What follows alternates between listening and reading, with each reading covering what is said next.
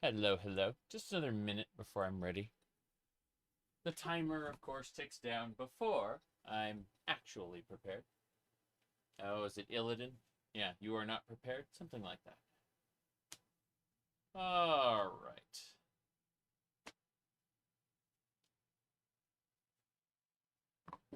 It's not too hot here today, but it's still pretty hot. So, anyway, we should be good to go. There we go. Hello, hello. I have done absolutely nothing, 0% towards setting up Morrowind today. Or, before in general. Good ventriloquism skills. Yeah, yeah. I got this Powerade grape drink. It's just kind of okay. But it's got essential shenanigans, yes. Let me see what else. I'm skimming things before we get started properly.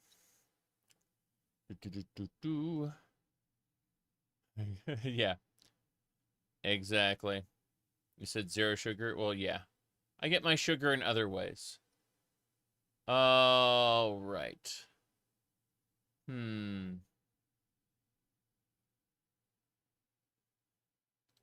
Let me see. Anything else we got going on here before I get started? It's nasty. Yeah, exactly. It's cheap and it's got the things I need from it. Put it like that. Anyway, let's see here. So what we're going to be doing is I've got a document. Can we pop this open? Hold on. That didn't do it. I'm trying to find it right now. Go figure. I need... There we go. Perfect. You see, I've got a document up there, and I'm going to be placing the... what do you call it? I'm going to be placing the URLs for things there.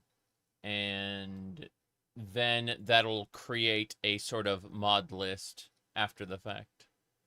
All right. Can you use OpenMW if you don't own Morrowind on Steam? Yes.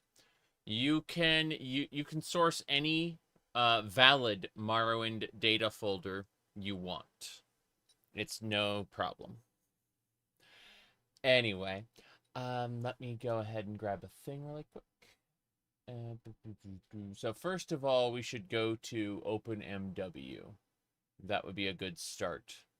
So this is Light of Magnus, what's coming in OpenMW version 0.52. Let's have a look. Right. So, this has to do with the clustered lighting system. Let me go ahead and get talkie on this. Give me a sec. Split view makes it easier to multitask. Show me how, remind me later. Imagine that Google's becoming like Microsoft in the sense that they don't understand consent, right? It's like you can either say yes or remind me later. Those are your choices. What if I don't want to use your stupid new view? Well, too bad. Get fucked. All right, let's see. Okay. Talkie. Let me see here. I'm just really quick gonna install Talkie for teeny tiny websites. There we go. All right. The quick brown fox jumps over the lazy dog. Perfect. The quick brown fox jumps over the lazy dog. All right. Now, this should work. Maybe. If I copy this text and then I click.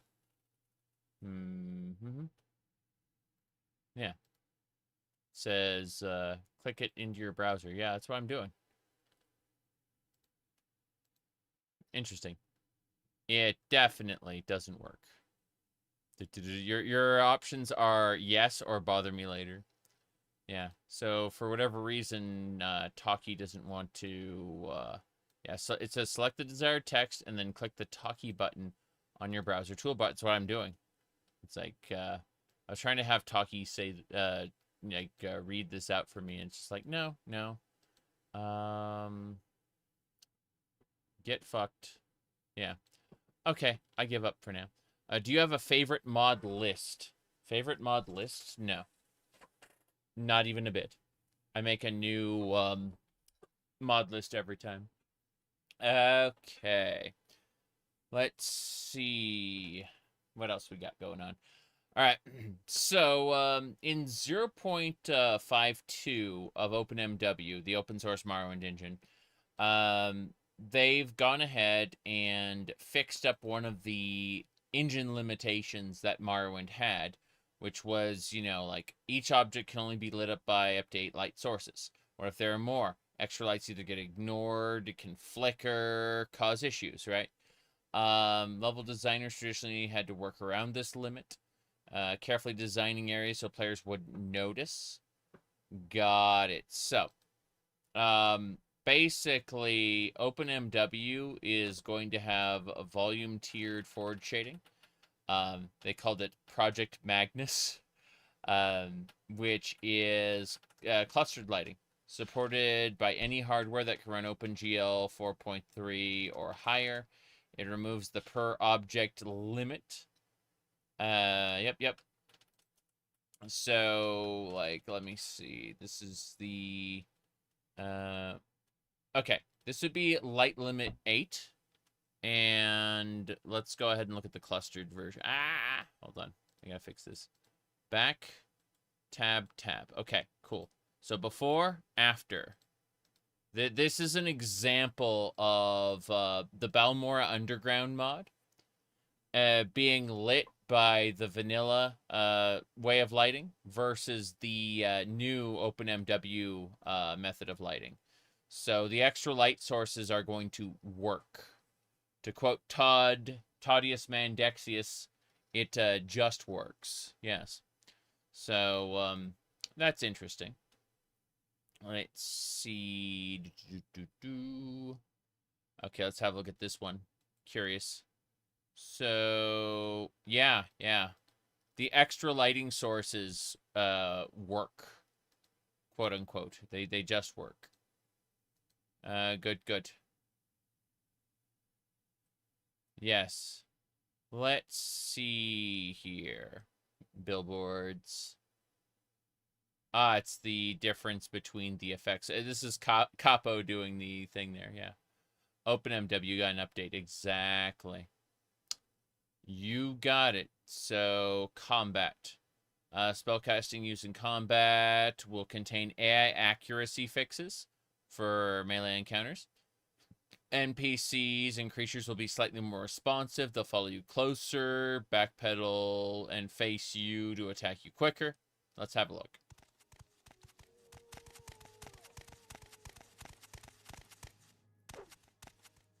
Oh, yeah. I like how Fargoth is the attacking NPC. Yeah. That makes sense. Very good. Run while you can. Run while you can. Yeah. That makes sense. So, custom records. Back to Lua. The indexing system's being expanded further.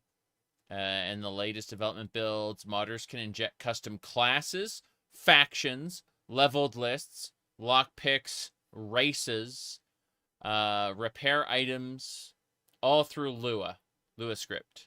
Yeah, that makes sense. Okay. So that's pretty good. So we've got a new version of OpenMW that's coming, 0.52. Downloads. Yeah, it's 0.51. And then the development builds, of course. Because, yes. What do they call it? GitHub or GitLab. I don't need either of those. GitHub. Okay. GitHub. Got it. So this is the one we were looking at. 0.51. Okay. Cool. Cool. Just checking. Just checking. The On Guard mod. Yes, but you don't have to use On Guard if you don't want to. There's actually a different mod that's based on like On Guard. It's pretty cool. Let me go. Hold on. So the interesting thing is, if you go to the main page for On Guard, give me a second. I'm gonna tab up there. Okay, if you go to the main page for On Guard, and you scroll down, there's a different one. It's hold on, should be around here somewhere. It's by the can't touch this. So if you want a vanilla friendly version of On Guard by the same author, Can't Touch This, will give the NPCs dodge animations when you miss them. They'll move out of the way, right? And maybe you don't want the entire revamped combat system of On Guard, right? Can't Touch This is a good alternative, which still the NPCs will move, they'll back up to kind of dodge your attack. Yeah. It's really neat. I recommend it. I recommend Can't Touch This to basically everybody. Whereas On Guard is only if you want an overhauled combat system. Just depends what you want out of the game, basically. Anyway, let's see. I'm not entirely sure what I want to do for the combat system at the moment. Let's see here. Okay. So, first and foremost, we need to go to OpenMW's website here, openmw.org. And we're just going to go engine, whoops, hold on. And then openmw.org, no problem there.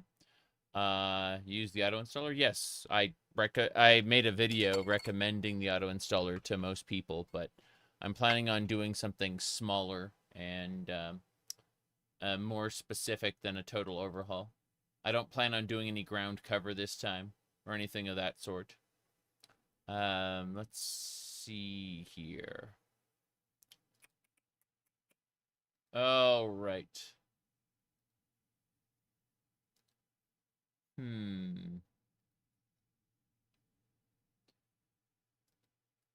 What else? What else? Yeah. Unrelated. Does a perfect sphere have infinite surface? Right? That's pretty impressive. The AI training data for that is yeah. Does the perfect sphere have infinite? And this is part of the AI training data for the AI overview there. Apparently, they reference this specifically when you ask this question. Google's AI will insult you. That's great. Okay. So, honestly, AI has progressively ruined Google. It's great. It's getting worse and worse. You said clickbait thumbnail. What's clickbait about it? It's real. Yeah. You always use DuckDuckGo, and their AI doesn't generate images. Yeah. I get that. Jeez. Let's see. Hello. Okay, so we added OpenMW to the list, obviously. Let's go ahead and close the other stuff there. No big deal. All right, Tamriel data is important. Yes. Ah, yeah. Superior training data, you bet. Okay. Mm-hmm.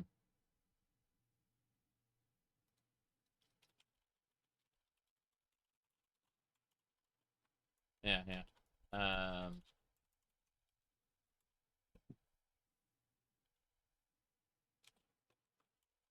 okay.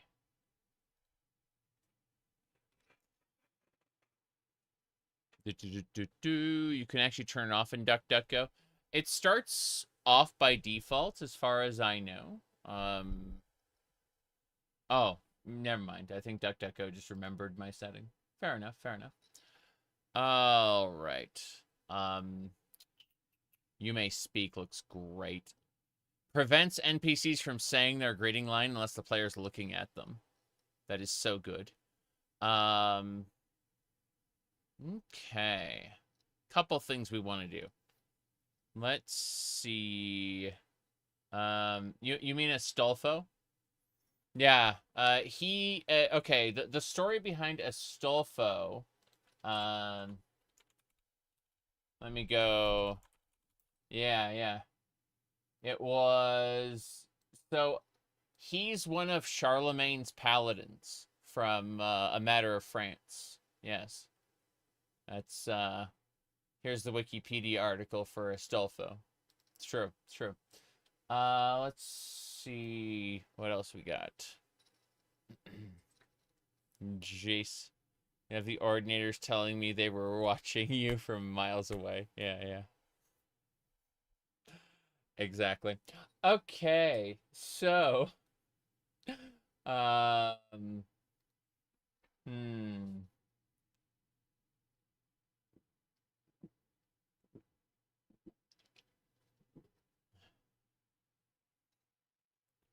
Sorry, I got horribly distracted. Okay. First things first, let's grab Tamriel data and some of the others and add them to the list.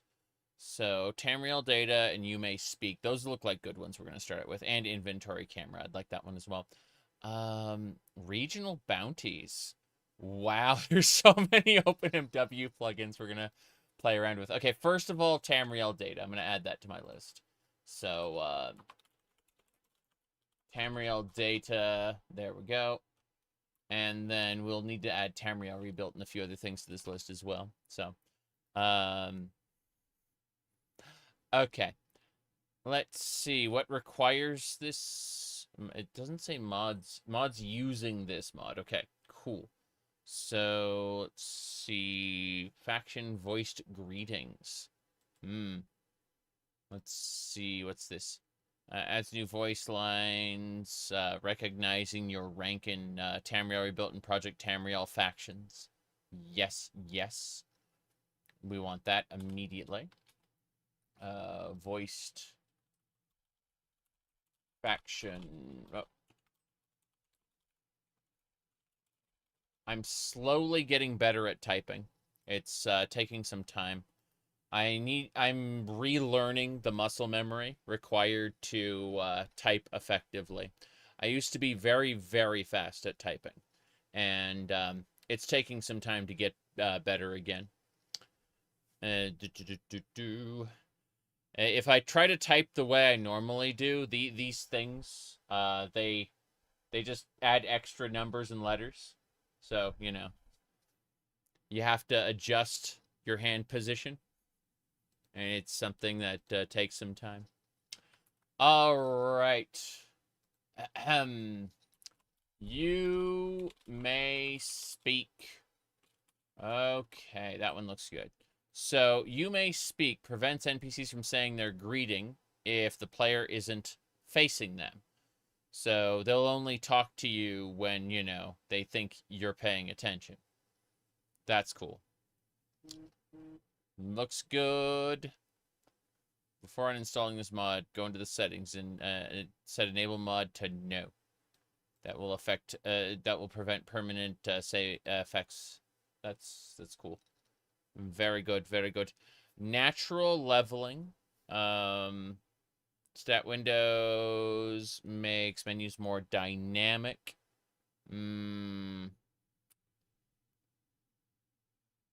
I was thinking about changing the user interface for OpenMW. Isn't there like an inventory window mod? Something like that? I thought there was. Let me see.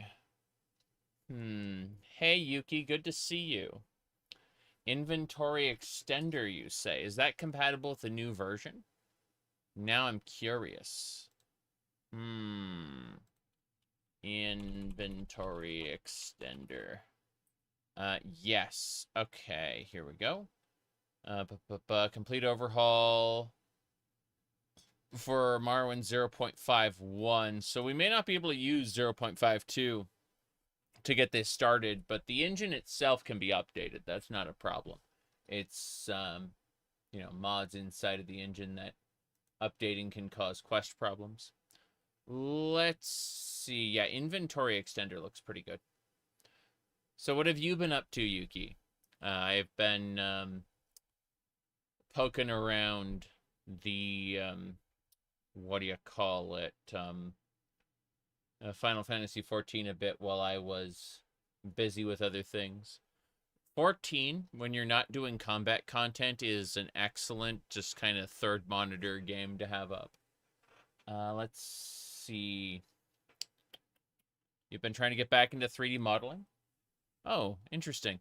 I know you've been up to pixel art every once in a while, and I was interested in that, but I didn't know you were really into 3D modeling as well. Okay, so let's look at the inventory extender. This looks spectacular, actually. Yeah, that's great. Different categories. Let's see. Otherwise, it keeps the menus pretty much the same. Let me see here. Copy. All right. I think that'll do it. NGCDMW Lua edition. Interesting. Hold on. You lose your paper doll model. Isn't there a mod that, let me see here. Isn't there like an inventory camera? Like, yes, inventory camera is made for this. That's great. Hold on. Okay, so you have your enhanced interface, but then you also have a an inventory camera. That's like Oblivion, you know? That's pretty good. That's pretty good. Do you think TR will ever have a main quest? They might, but that's not really the focus of the mod. Yeah. Okay. Anyway. Let's see. Okay, voice acting cutscenes? What? There's no voice acted cutscenes except for Azura. Azura does like the blight is gone and all of that, you know. Let me see. Yeah. Okie dokie. So yeah, inventory camera looks great. We're gonna add that. So it's inventory camera. And then we need to add that in conjunction with the inventory expander. Yeah. Inventory expander. Good. So we got the OpenMW engine. We got inventory expander, inventory camera. You may speak. Tamriel data and voiced faction greetings right now. Okay. So, what else do we need? Let's close these up first. Tamriel data is good. We'll be using that later. Regional bounties. That looks pretty good.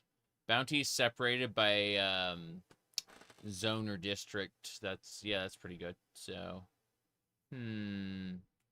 let's see. It is optional. Pale bounties. Clear your name.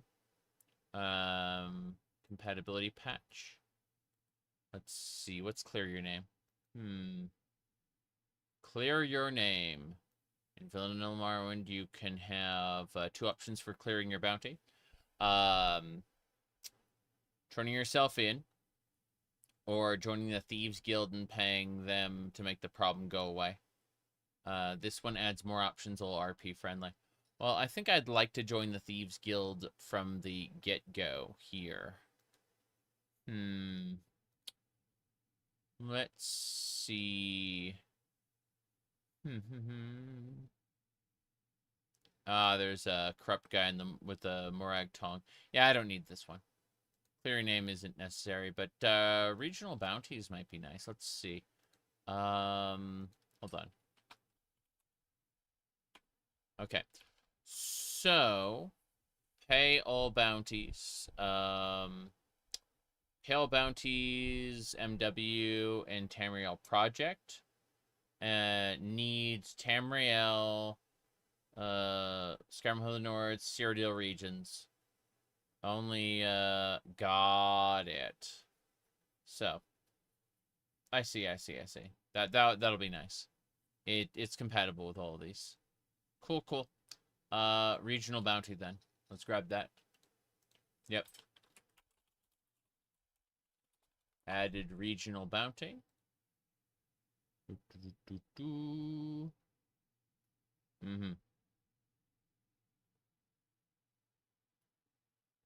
You said there's a UESP article pre-Skyrim? Pre-Skyrim? When? Where? You said pre-Skyrim.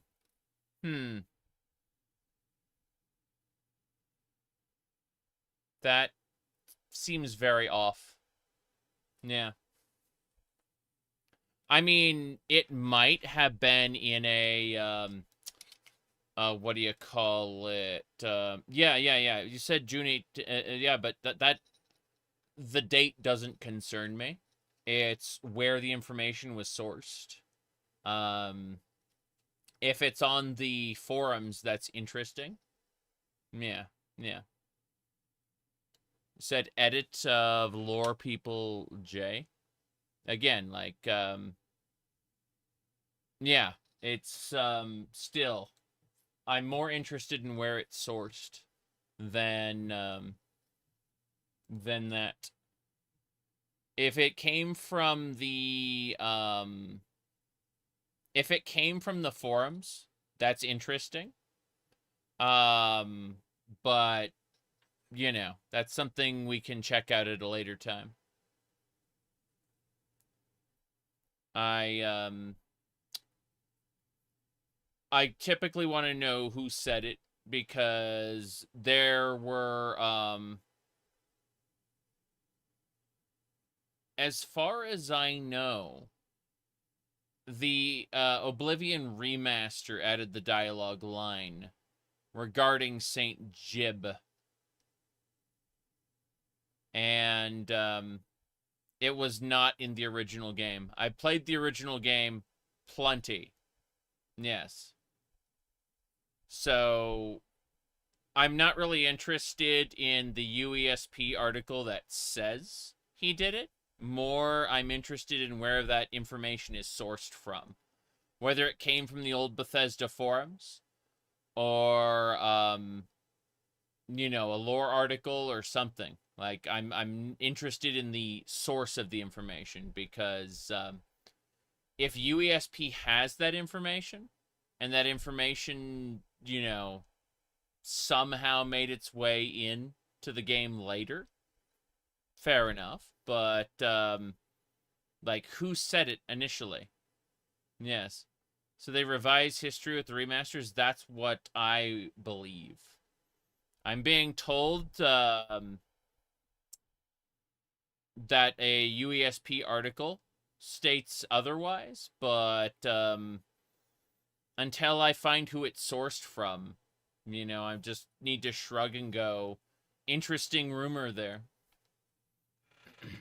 Let me see here. It is cool when stuff that someone said on the forums becomes, real. Let me see. You double checked? Uh-huh. The article says rumor. Many are dead. Even St. Jube, who drove the cliff racers from Vardenfell, has fallen to the Daedra hordes. Yeah, that's that was added in the remaster though. I've never heard that. Let me see here. That's the current version? Yeah, yeah. Let me see.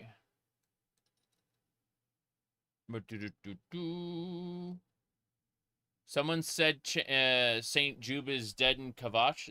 Yeah. Well, that one we know about. But I'm trying to find the many are dead in Kavach line. You remember the Navarine rumor? But yeah. So that the Jube's current article was created after Dawnguard. That's what I'm saying. Yeah. Yeah, that's a retcon. That's that. So I mean, the UESP article is trying to piece to it. It sounds like anyway.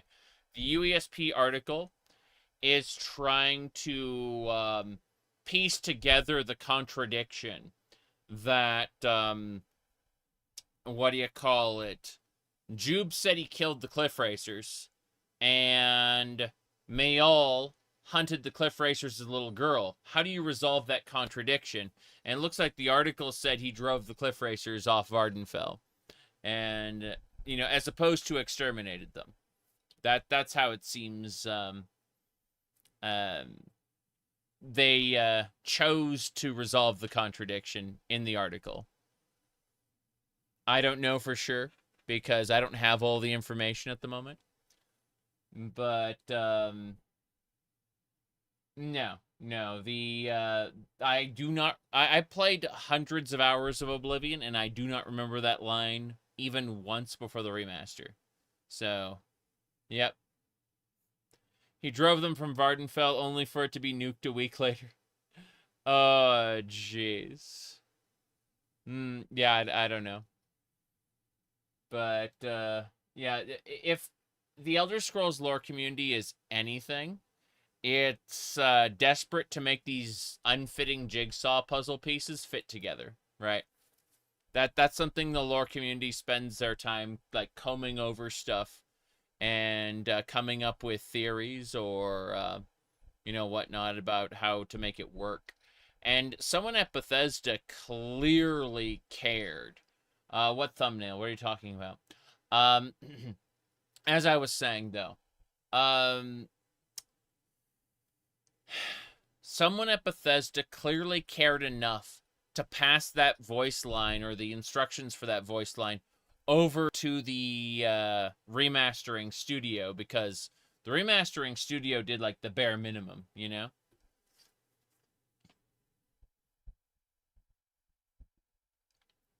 So this, like, that topic was obviously important to somebody. My goodness.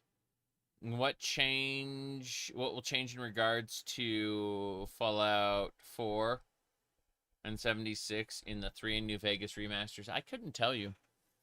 I don't know who's doing them, because right after the Oblivion remaster release, they laid off like a good chunk of the people who made it. At least that's what I've heard.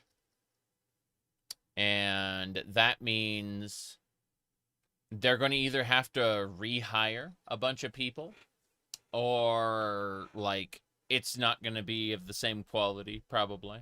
Who knows? Druid, hello. All right. So let's see here. Yeah, regional bounties looks pretty good. I think I like this. Gonna close that up, though. Inventory camera. We got that set up. Okay. Let's have a look. I'm going to mess with a couple things.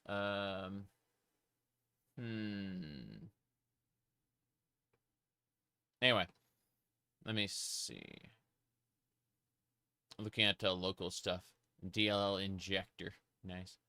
Alchemy, Overwatch, light rebalance. We're gonna see what that's up. Yeah. Ordinator of Vec. Interesting. Jube was added to the USP. Okay. Vardenfeld distribution. Nope. Just looking. Wearable first-person gloves fix. Okay. You're scouring now. Thank you, Yuki. All right. Still skimming. OpenMW Gothic-style bystanders. Let's see. The Last Ember. Daggy tail retexture. Yeah, I don't care about that. Before we do anything else, I'm gonna really quick poke at my UESP page. Account settings, security billing. I don't care about any of that. I'm fixing a thing really quick. Okay, my mods, site preferences. There we go. Site preferences, content blocking, show adult content with blur. Yes, that's all I wanted to do. I just wanted to be able to search freely without adult content like flashing me on or flashing the stream, I should say. You know, controlled listings of adult content. Thank you. Let's see. Oh, they have Naga. That's nice. They're a subrace of Argonians in ESO. Let's see. Astolfo, adult content. Yeah, I have no idea what you're talking about at all. Yeah. When you mean Astolfo, do you mean Astolfo? Yes, of course. Right. So, let me see here. Did I ever mess around with the tiny plesiosaur mod? Let's see, it was PT. Sorry, it's not TR. It's called something else. It's called Tamriel Data. Here we go. Yeah, we got it. This is the one. It was all races and classes unlocked. That's the one we were looking for. Yeah. This one in particular has Naga, but what we're going to be running is the Ohm's Rot Khajiit. Yeah. That's what we're going to be running. So for that one in particular, we're just going to copy. And there we go. Oops.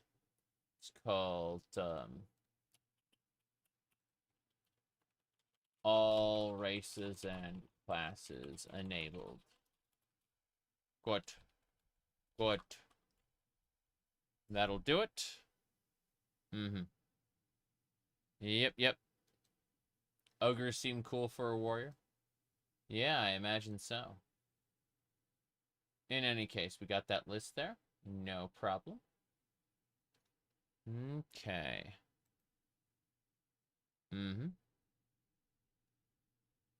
Yes.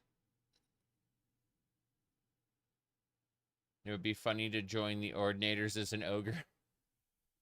Yeah, I've seen some people play Morrowind as like a Maumur or a Snow Elf, and I just think, okay, but are you disguising yourself or something? Because I imagine that would kick up quite a fuss, you know? Let's see. I need to really quick enable a thing. So I'm just going to go Copy. Okay. Putting together a mod list for Morrowind bit by bit. We are chatting and poking at mods. Yep. And then link. Send link. Good, good. That should do. The Indoril is willing to take advantage of orcs. I mean, the Dunmer are generally opportunists when it comes to who to take advantage of, that's for sure. Let me see here. Ah, yes. Morrowind.txt. Always count on this particular channel, what do you call it? This particular page to kind of say disgusting thing. Leave now. You know these what say you, Argonian? Saint Dellen the Wise is the patron of potters and glassmakers. Saint Dellen was of House Indoril, a skilled lawyer and author of many tomes on tribunal law and custom. You see all these different ones. Now, the one that, yes, exactly. I think the one I popped up with was this one in particular. Yeah, that one right there. No idea. Okay, so as I was saying, let's keep looking through this. Okay. And vertical movement control, DL injector. Alchemy Overwatch. Seen any elves? Yeah. In the Elven province. Seen any elves? Okay. Beyond the firmament. I see. Pimp your Beyond the Firmament mod. Nice. You should add gold white. And then use the bank consistently as we're over encumbered forever. Yes. Alright. A true blue Dunmer character has a lot going for them with all the new Temple, Indoril, and Ordinator quests. Yeah, true. Alright, we got inventory camera already. No big deal there. Mournholdier Indoril. Got it. A palette swap of TR's Indoril tile set to be more Mournhold-like. Fair enough. Adds cockroaches to the game for an ingredient. That's great. Archibald. A 1% chance he appears. Nice. Ring of Chim. Nice. Still just skimming through for a second. 3 playable races. Bitter Cupheads. No one cares about that. Okay. I think this is good. You said, are the Ordinators and House Indoril separate questions? I believe that, I know the Ordinators have their own quest line, but, I was told that you can, wear Indoril armor once you've officially joined them. It's kind of nice. Move to the mainland. Let's see.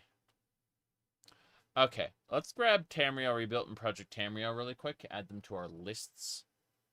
Let me check a thing really quick. Tamriel Rebuilt. Project Tamriel. Good. And so, let's have a peek. So this is Tamriel Rebuilt. The idea is it adds the mainland of Morrowind, or as much as they've finished up till now. Noting that each release is separate. So if we go to Tamriel Rebuilt UESP. Got it.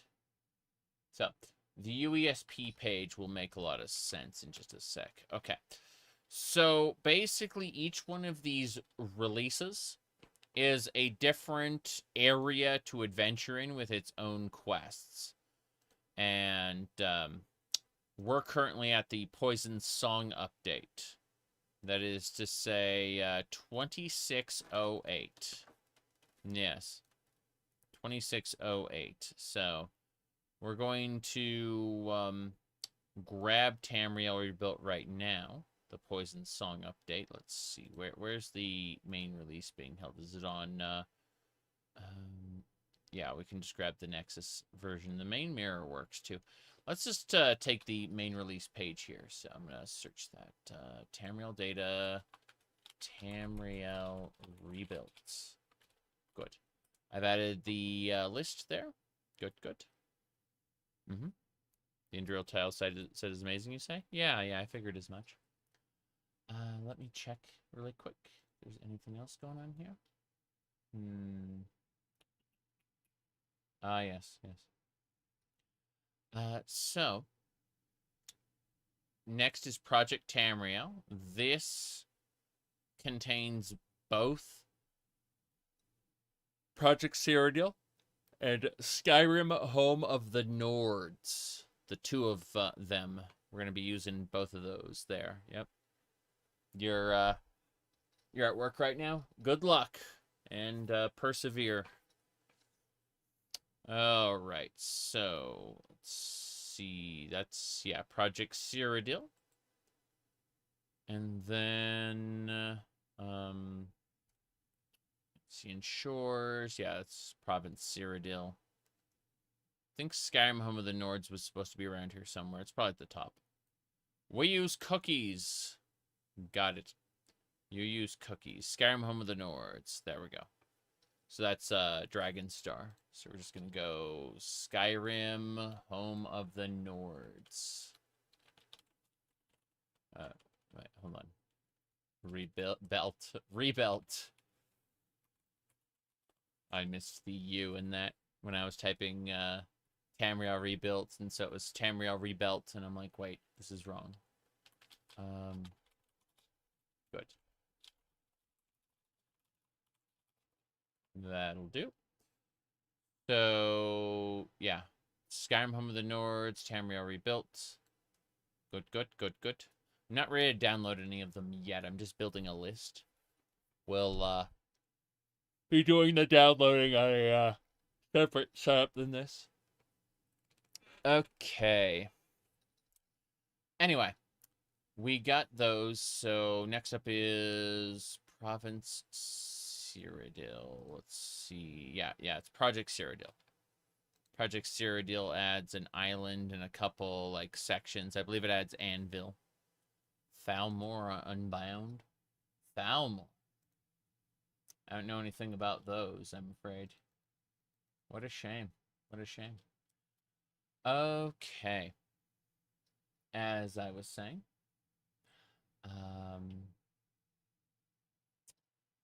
That should do it. Good.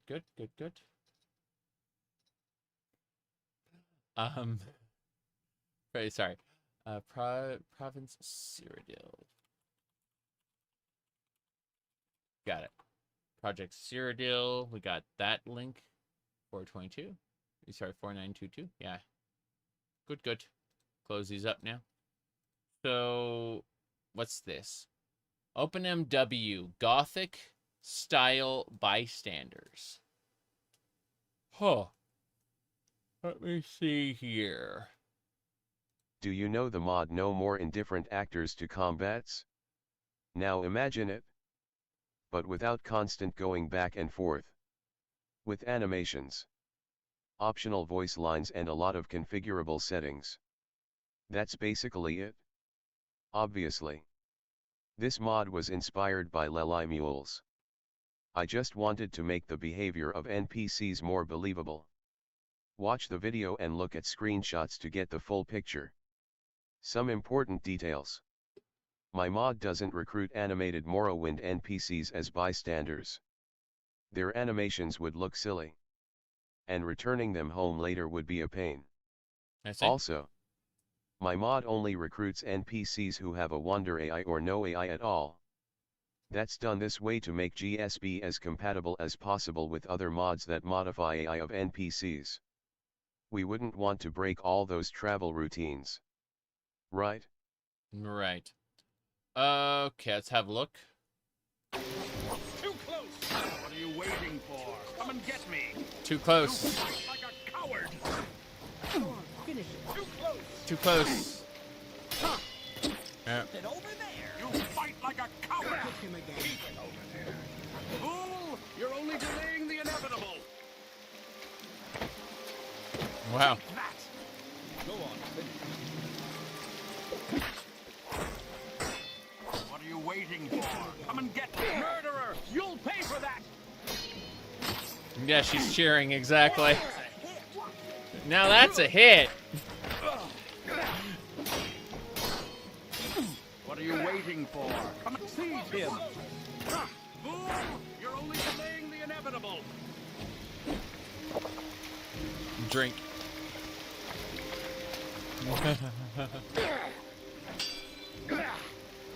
That is pretty What are you interesting. waiting for? Come and get me! You fight like a coward! Get over there. Fair enough. He did. Whoa. Escape me that easily!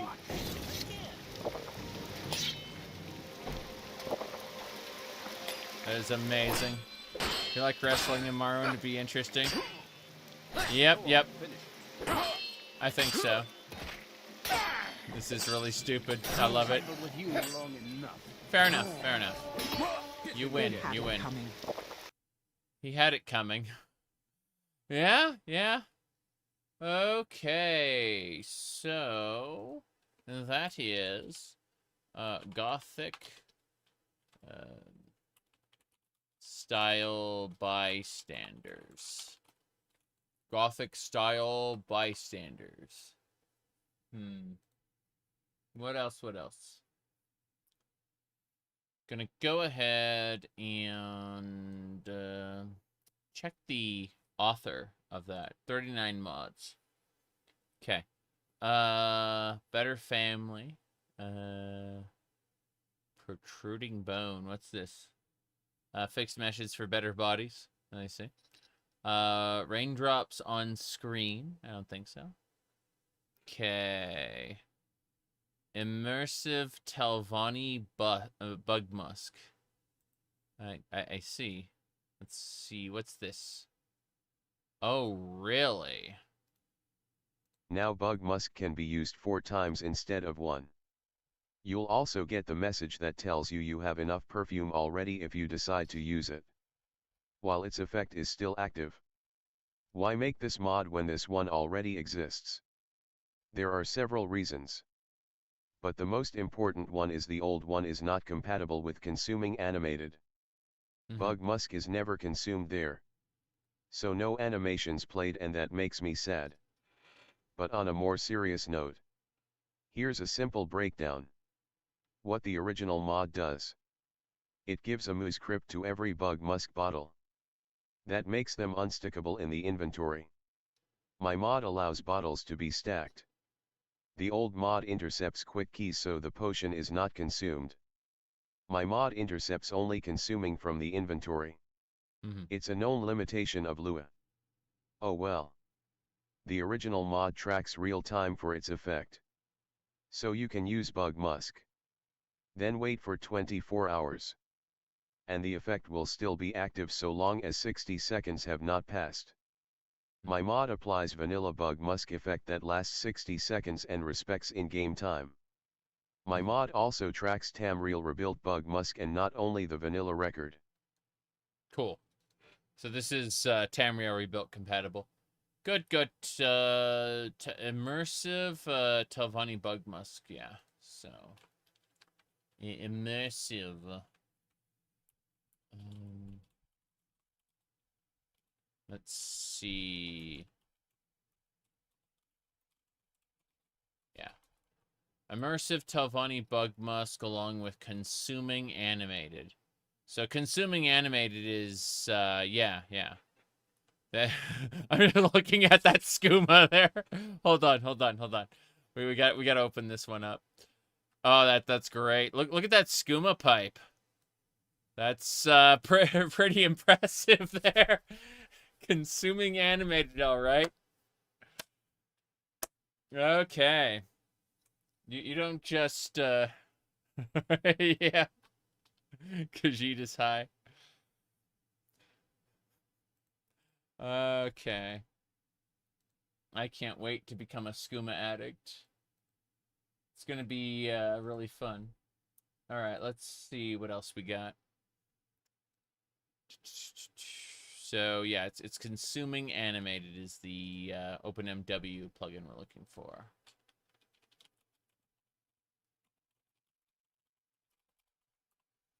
Okay.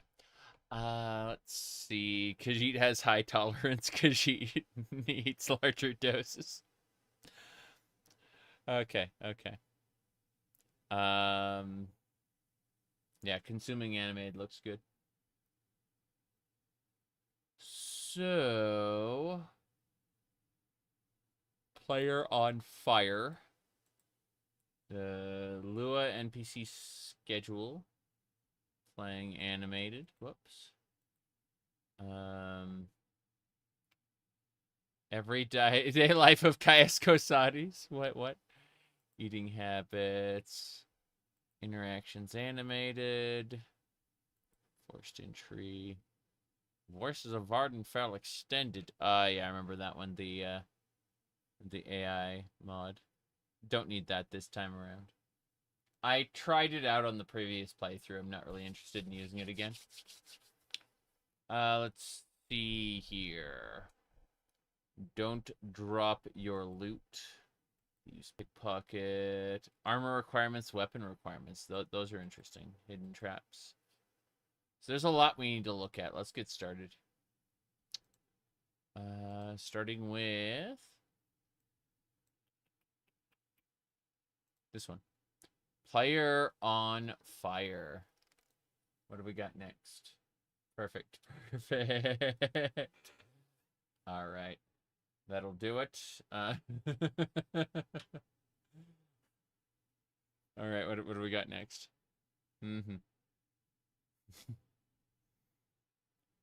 What else? Enable or disable the mod entirely. Damage interval. So when you get set on fire, basically. Okay. Perfect. Standing too close to fire will burn you. Got it. Yep.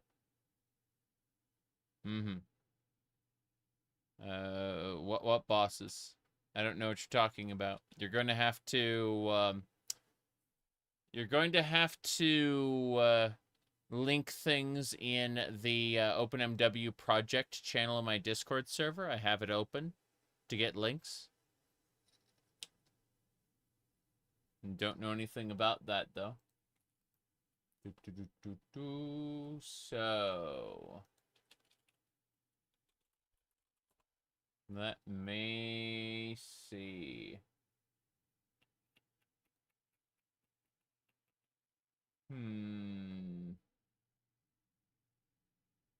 Nothing. Okay. You linked it last year in the server? We're starting over, but I didn't see, well, I may have missed it, so. I've got a channel there. He said Eternal Flame's a good mod that turns off your lantern light when going in water instead of burning out. Interesting. Devil Spire, can't say I have. No. Let me see here.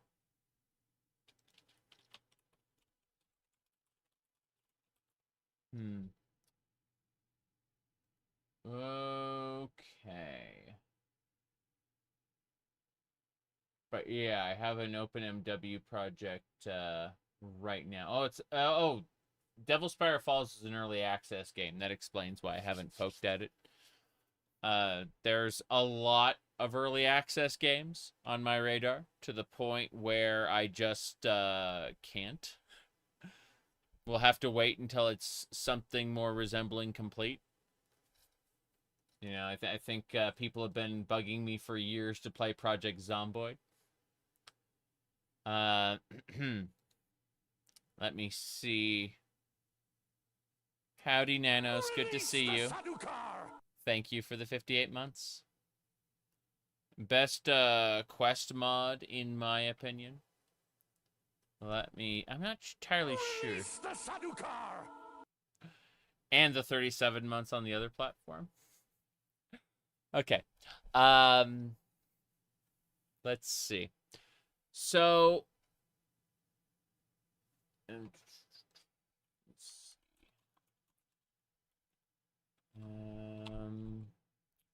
I'm checking.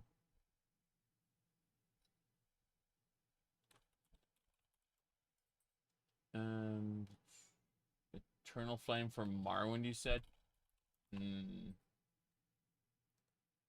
Okay. You mean the one that unequips lights in water and optionally gives lights infinite duration. I really don't like the way lights can't be repaired in vanilla Morrowind. That always bugged me. Like, the duration of lights always felt too short. And, like, your only options were to give them infinite duration, basically, or not at all. Always bugged me. Let's see. Okay.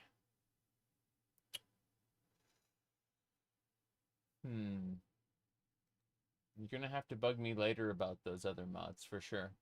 I'm going to, at some point, ask for suggestions. But for now, Player on Fire. Let's grab that one. So, Player on Fire.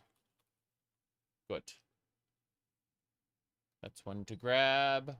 Perfect. Now then, if you're going to suggest mods, I have an OpenMW project channel on my Discord server, which is in the Microslop and Bethesda category. It's where I'm gathering mods for this particular playthrough. If you've already linked stuff in the modding forums, link that thread in the OpenMW project, because I'm trying my best to check there first. It's going to be a few days before I'm, like, done. And if you are suggesting stuff now before I have the time to go over said things, your suggestions will scale off and be lost forever. They need to be somewhere I can go back and look at easily. Let me see here. Because I'm going to be at this for hours, and I guarantee you that, let me see here. Okay. You need to do another OpenMW run as well. You need to check the expansions more. No, you were found some bizarre lines in the voiceover folder. Yeah. All right, so we got the Player on Fire done already. NPC Lua schedule. What's this? Here we go. Gives NPCs a schedule.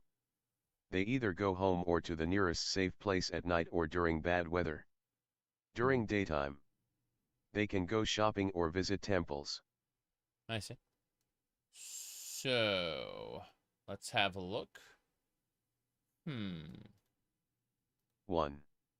Dynamic daily routines. NPCs standing outdoors will begin heading home at 2300 hours and return to their original positions at 6 o'clock, configurable.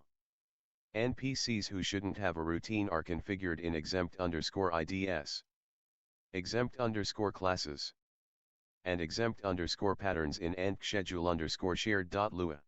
Fair enough. NPCs who provide travel services are excluded. NPCs with quest exceptions are in quest_exceptions. Unlike Go Home, this mod doesn't load interior cells unless the player enters them. That Okay. means no saved load. 2. Mhm.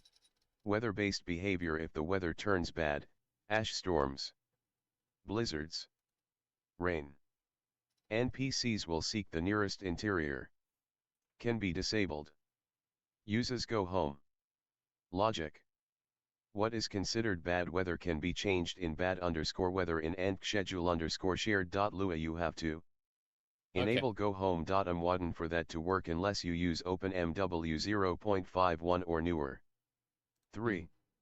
Safe places and reservation system. Unlike some other mods where NPCs simply disappear if they don't have a designated home, Lua NPC schedule searches for the nearest safe place. The list of safe places can be configured in safe_keywords in schedule_shared.lua. That's neat. You can also add. Okay. We're stopping really quick. Let's see. Compatibility. Beautiful cities of Morrowind fully compatible. I'm thinking about using BCom. And that would handle it, wouldn't it? Don't really have to add a whole ton of things, but BCom would be nice. So let's go ahead and just get BCom ready before I forget. Cause yeah, let's go ahead and do this. Beautiful cities of Morrowind, throw that on, and then yeah. Bam. Done. Now I can go back. And so yeah, Lua NPC schedule looks pretty interesting. Let's go ahead and grab that. Add that to the list. So Lua NPC schedule. Good. That'll do it. 635. Okay. Beautiful cities of Morrowind is something we want to grab.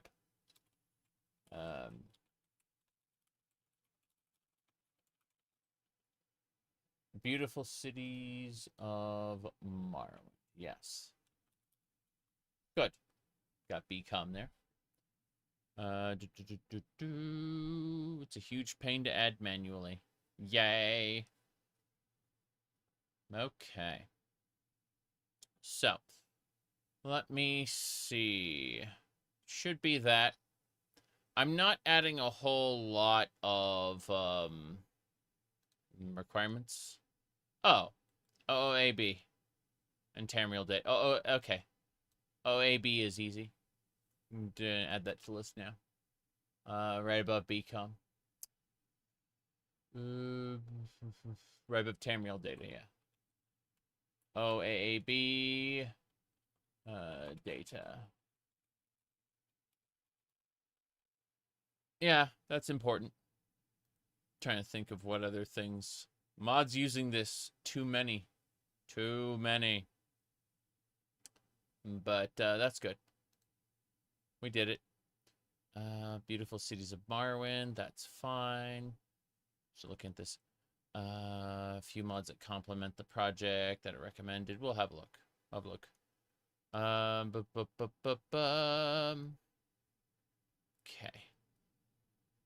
Let me see. An alternative to Morrowind Rebirth. Yes. We're not doing Morrowind Rebirth right now. Let's see. Mod list focused on location and dungeon mods. Okay, that could be pretty fun. Yeah. Beautiful Cities of Morrowind. Then, let's see. Yeah, you want to do your current playthrough before the update. That was my issue with the last update. I haven't done any of the last two Tamriel Rebuilt updates. Neither the, so like Grasping Fortune, I haven't done either. All right. Pre-release Prison Moon. Let's see. Vivek Lighthouse. It's interesting. Margan. Tamora, Grayslands. Tomb of the Snow Prince. Got it. Well, I mean, Yeah, I haven't done Narcissus. I've done Necrom. That was the last big thing, big addition. That and the edits to oh, what is that place called? Firewatch. I played the revamped Firewatch. Immersive Mernhold, Dark Brotherhood, headquarters. Nah. Nah, let's see. I'm not doing those. Not doing that. Yeah, I don't care about any of that. So, Anvil's huge. Yes, haven't done Anvil. Anvil is new. Yep. Okay. Yeah, there's not a whole lot I wanted to add, to be honest. I was just checking that anyway. Good, good, good. Poison Song doesn't work with PT provinces yet until they put an update. Well, I'm not going to be playing for several days, maybe even a week or more. So, they got time to do an update, for sure. I'm going to be poking at mods for several days straight, so there's always an opportunity for them to update this stuff. We'll see, we'll see. Tomb of the Snow Prince is something we need, though. Hold on. Should be under Beautiful Cities of Morrowind, yeah. That's just Mornhold. Jeez. That's an overhaul for Blood Moon. Yeah. Checking this. Graphical replacer? Oh. Right. Okay. Tomb of the Snow Prince is what we needed, though. Yeah. Trying to see if there's anything else. What will we have for... I guess for Tribunal, we'll just do Sothasil Expanded. Yeah. Sothasil Expanded is fine. I last downloaded it November 5th, yeah, November 15th, 2024. And it was updated, July, 21st, 2025. Yeah, the last time I played it, what do you call it? Trainwiz contacted me and said, "You're playing the old version." It's like, it's too late. It updated after I started my playthrough. I'm, months, if not years behind when I, like, do a playthrough. Because, I don't update mid-playthrough, and I take my time. So, you know. All right, let's see. Yeah, Sothasil Expanded is good. So let's see. Okay. That means... I'm gonna check. Got it. Okay. So, Beautiful Cities of Morrowind for the base game. Sothasil Expanded for Tribunal. And then, Tomb of the Snow Prince for Blood Moon. I'm just gonna keep it simple, stupid when it comes to, you know, big overhauls like that. I don't really want to change anything about the Sanctus Shrine or very much of, like, the mainland. I just want, like, the cities. So... that's fine. Thinking if there's any dungeons in particular I want to, like, mess with. I guess we should look at maybe a dungeon pack or something. But, every dungeon mod by Sealoff. There we go. OAB, Tombs and Towers, Glitter Gear. Yeah, okay, so these dungeons in particular, in other words. Let me see. Okay, cool. So, these are a series of dungeon mods, I take it. Yeah, Morrowind. Okay.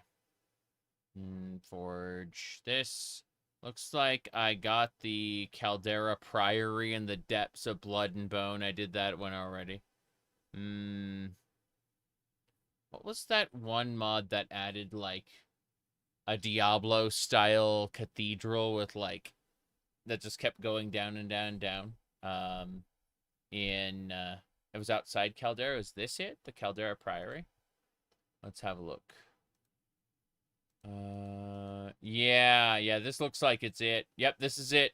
Yeah, that's the one. Okay, I've downloaded this one before. Let's go for it. Caldera Priory. Yeah.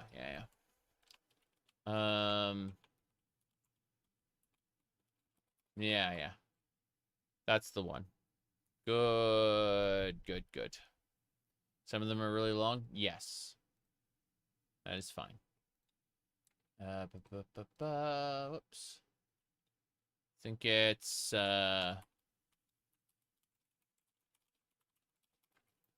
maybe Tombs and Towers. Glitter Gear. Mayrune's Razor. How about we go with just Morrowind? Thank you. That is just Morrowind. Damn. The Thieves Guild. Heist. Not happening.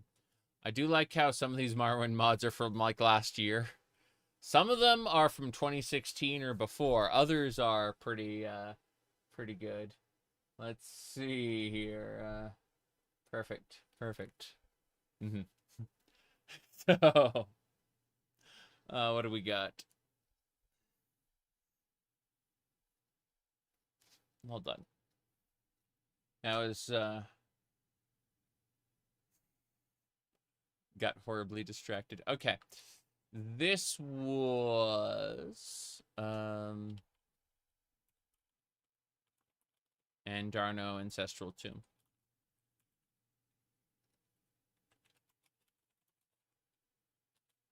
Andrano Ancestral Tomb. Okay. That is done. Next is Marin's Misfit Merbegash. I have no clue. What a lovely name. Okay. Oh, this is an Ancestral Tomb from Mod Jam 2020. What do you mean we've been doing Mod Jams for over 6 years now? What nonsense is this? I see. Okay. Close that. Endorse. What should I endorse? There are no big booby mods here to endorse. I'll endorse Blockhead. And Kavach Rebuilt. Hemingway's Capes. The Female Adoring Fan. I can't say that was very good, no. More Heap, yes. Streamline, yes. Oblivion Character Creator. Yeah, Overhaul, sure. Enhanced Economy, sure. Yeah. The Blunt Weapon sucked. Scares Oblivion Overhaul, sure. Why do they do this to me? It's fine, really. But, yeah. Sure. Okay. The Serrano Overhaul mod? Which one? Are you talking about the Adoring Fan? Bayazora. Let's get drunk. Yeah, that Serrano just, that Serrano Overhaul, she's just obsessed with getting drunk. That's it. So, yeah, I'm not going to be touching cities outside of the BCom. I think BCom's basically it. I do want to check out, like, more stuff mod. I'd like to look at more clothes. More, like, generic junk items. Stuff like that. Yeah. I don't know about, like, player housing. I feel like that would get in the way of things. Let me see here. Okay.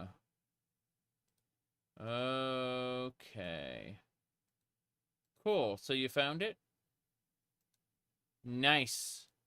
So it's in the basic construction set. That's cool.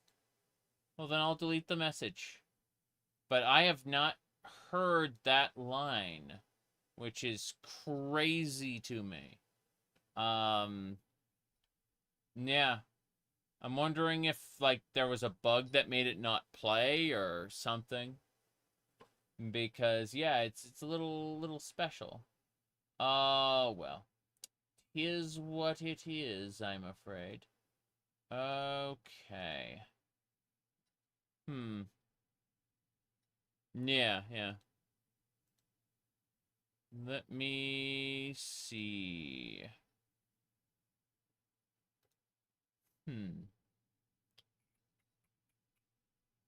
Anyway. Let's see. In order for a vampire to get drunk, they need to have their last target be drunk. Yeah, yeah. He spent most of the time trying to understand how the dialogue was organized. Yeah, it's busted. Okay. That's really weird, though. Like, I played Oblivion for hundreds of hours, and I'm pretty sure that line never played. Let me see.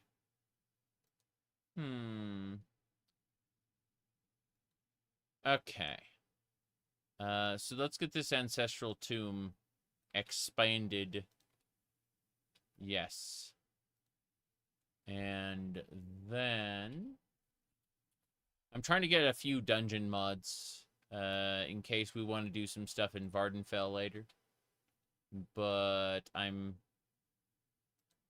just, yeah, Marasa reawakened. Good, good. Is there any equivalent to Kolgaroon? I know wait, hold on. Let me think. Okay. So we had what was the Dagoth Ur mod? The one that turned it into like a gigantic fortress. Was that like Darknuts thing or was it a different mod? Trying to remember which one. What was the like mod for that? You said Unholy Trinity? Interesting. Anyway. Let me really quick put this one in. Weekend. Kogaroon, City of Ash and Sulfur. Nice. Yeah. I need a Kogaroon mod, and I need a mod for Dagoth, the actual fortress. Not Dagoth himself, but like, yeah, you know, his citadel. And I think I'll be satisfied once I get done with these like other little dungeon mods. Let's see. Okay. Yeah, it should be fine. Dungeon details. Okay. If you install Unholy Trinity, don't do what you did, which is activate all the individual mods at once and got confused why objects are duplicated. Let's have a look. Unholy.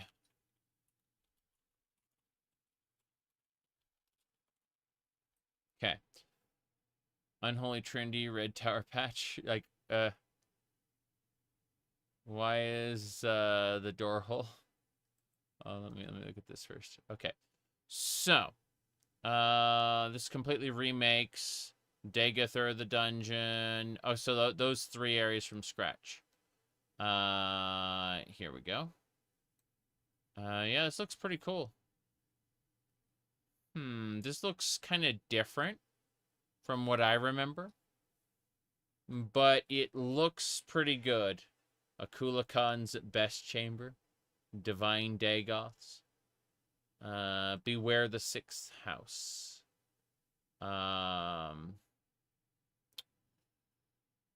Dagoth welcomes you. Might be it. Hold on. Hold on.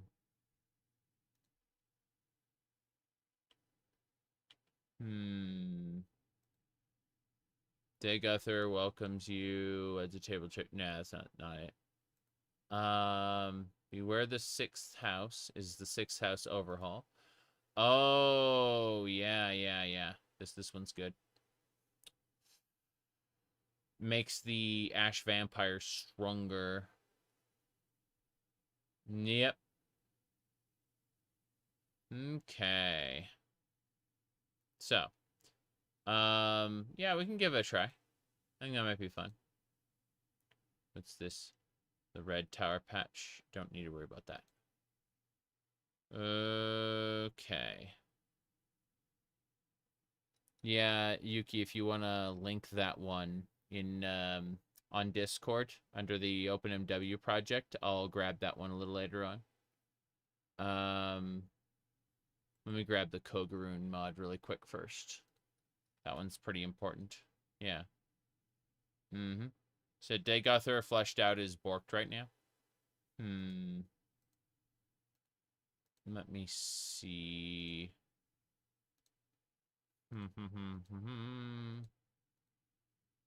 Okay. Beware the Sixth House, Divine Dagoths. Kulakan's best chamber is yeah, I need to worry about that one. Let me look at Dagothra fleshed out. That might be okay. This is looking more. Yeah, I think this is what I used last time. Was Dagothra fleshed out? Thank you, Yuki.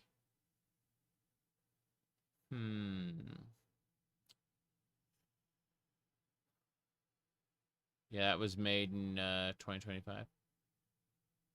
Increasing the difficulty more. Hold on, let me see. Yeah. This is what I used last time. Was Dagothra fleshed out? Okay. Well, in any case, we can try other stuff. First things first. Kogaroon. Yep. I always thought, like, lost Kogaroon. What is it lost from? People just not, like, searching the terrain? I don't know. It's kind of funny. Because, like, one guy stumbled upon it and died. Let me see what else we got.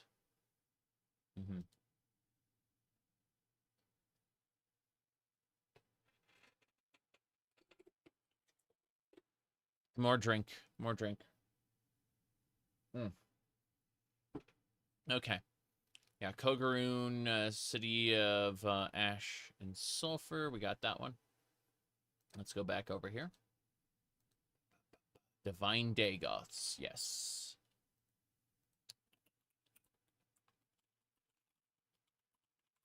I've seen some crazy fan fiction, complete with artwork,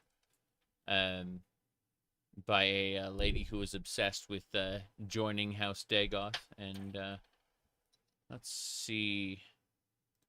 It just reminds me of like seeing this kind of artwork. Kind of reminds me of her fan fiction-y stuff. All right.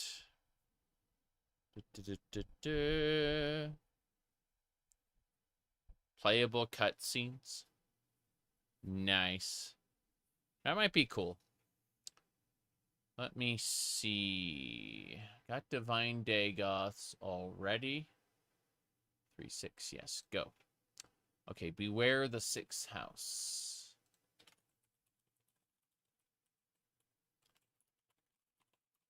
I love it. I love it. I love it. Then, to back up, where were we again? It was, we had Kogaroon. Let me go ahead and do this. Okay. Divine Trinity and Lucid Dreams. Let's start with Divine Trinity. Oops. Beware the Sixth House, Kogaroon, Divine Dagoths, Divine Trinity. Sorry. Unholy Trinity. Good. And then Lucid Dreams. Okay. Yeah, it makes a lot of sense. Disturbing dreams. It's fine. Good, good, good, good. All right. I just want to flesh out a little bit of the main quest really quick. So that when I want to finish up the playthrough, I'll have something interesting to do, you know? That's why I wanted these, like, Dagoth dungeons, like Kulgrun stuff, kind of fleshed out. Because when I get done with Tamriel Rebuilt and I want to finish the main quest, I want to have, you know, something definitive. So, that's what we'll do there. Lucid. Disturbing. Oh. Dreams. There we go. Cool. And that should do it. What else we got here? Let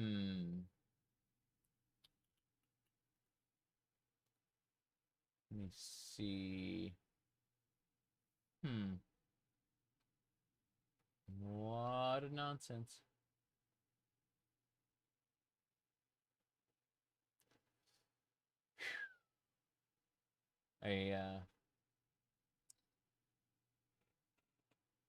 Should be good to go. All right, let's have a look at some more OpenMW plugins. And that we've got a decent list. Like if I pull this open here, you can see we got the engine, inventory expander, inventory camera, Gothic style bystanders. I guess we should go with On Guard for this. Be silly. So hold on. Was Morrowind. Okay, on guard, Morrowind, block and parry. Yeah, that's fine. So let me pull that up really quick. Not praying animated. Good. That should do it. Yeah, on guard is pretty simple. If you look at Fargoth here.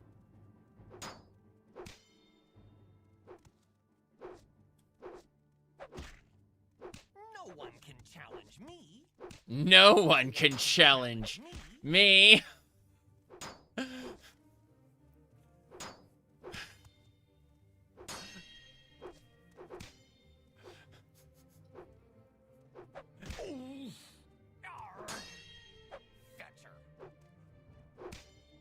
You can't tell what my wallpaper is. There's too many windows in the way. I understand, Yuki. You chose the wrong Bosmer to mess with.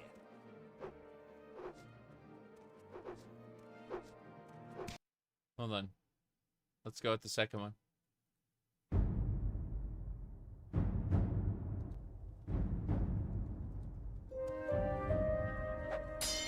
Nope. Nope, nope, nope, nope, nope. There we go. Cool. Let's see. It's pretty good.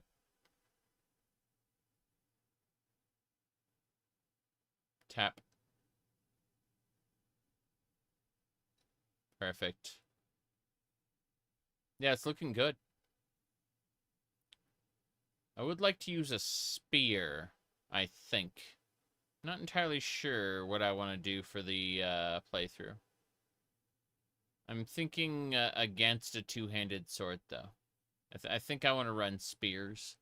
How are spears looking in Tamriel Rebuilt? I'm wondering now.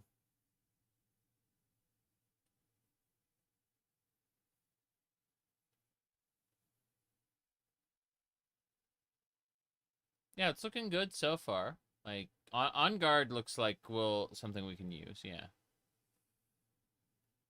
Add Vivek Spear. I'm not gonna get Muatra all over my hands. Thank you very much. Let me see. You were so mad when you found all the cool new spears? Why do you mean mad? Are they they're there, right? That's my concern. Like, I was thinking about running Conjuration initially. They have halberds. Good, good. That's neat. Rowing arena. Rowing arena's fun. Trying to think of the other one. Welcome to the Arena needed a little more fleshing out, I think. Got a little silly. But yeah, Roaring Arena was good. I like that one. Is there a Roaring Arena BCom patch by chance? Let me see here. On guard. Gonna go. Hold on. On guard. Oops. Take off videos there. Good, good. We got on guard. You've wanted one-handed spears, so you can play role play your Elden Lord. I see, I see. Okay. Let me see what else we got. Bloodstained Ritual of the Night. Topless Miriam, one of the best mods ever. We actually not we keep the top on, but we adjust other parts of the outfit because like Topless Miriam is actually a completely modular mod. It's kind of funny. So it's like you can manipulate the different body parts in different ways. And, you know, you leave her shirt on, basically, but adjust some other things. So they're cool. Let me see what else we got. All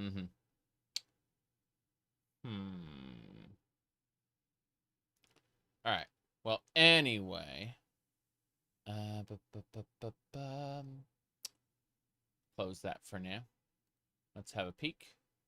So, praying animated. What's this?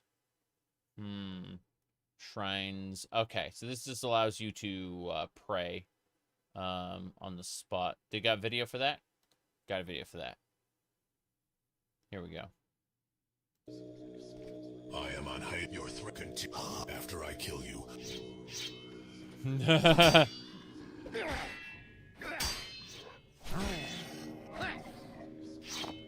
Good. Now pray to the shrine.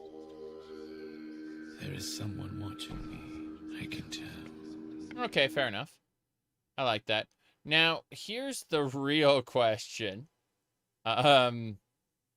This collection interface, what is this? I can see the health, mana, and stamina there. Those are nice. But what's this collection interface here? Someone had to have seen this one before. I'm interested in this. Yeah.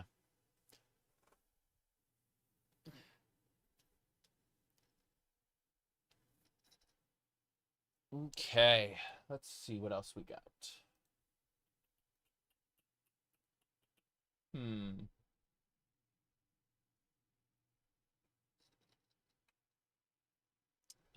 Pretty loot. Open MW. I see. Let me check a thing really quick. Pretty.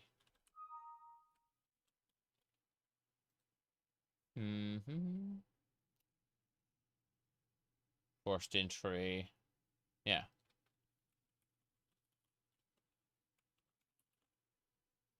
Pretty loot. That looks good. What's this? G1 Jobasha that? Jobasha's bookstore. Huh. It's a is there a mod that redoes Jobasha's bookstore? I was just thinking about that. Like, and is it BCom compatible? Let's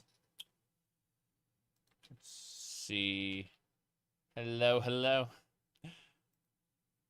Okay. Gonna start here.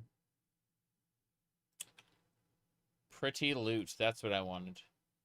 Yeah, I was looking at that. That's cool. So as you pick up things, it shows that the ordinator in Jobasha's bookstore is funny. He's really bad at his job. Yeah, I did notice that. Jobasha's rare books expanded. Fresh loot. Fresh loot. Oh, Diablo-style dynamic loot. That's pretty cool. Let's see here. Yes. The myth of the consensual internet. Of course. Thanks, Cloudflare. All right.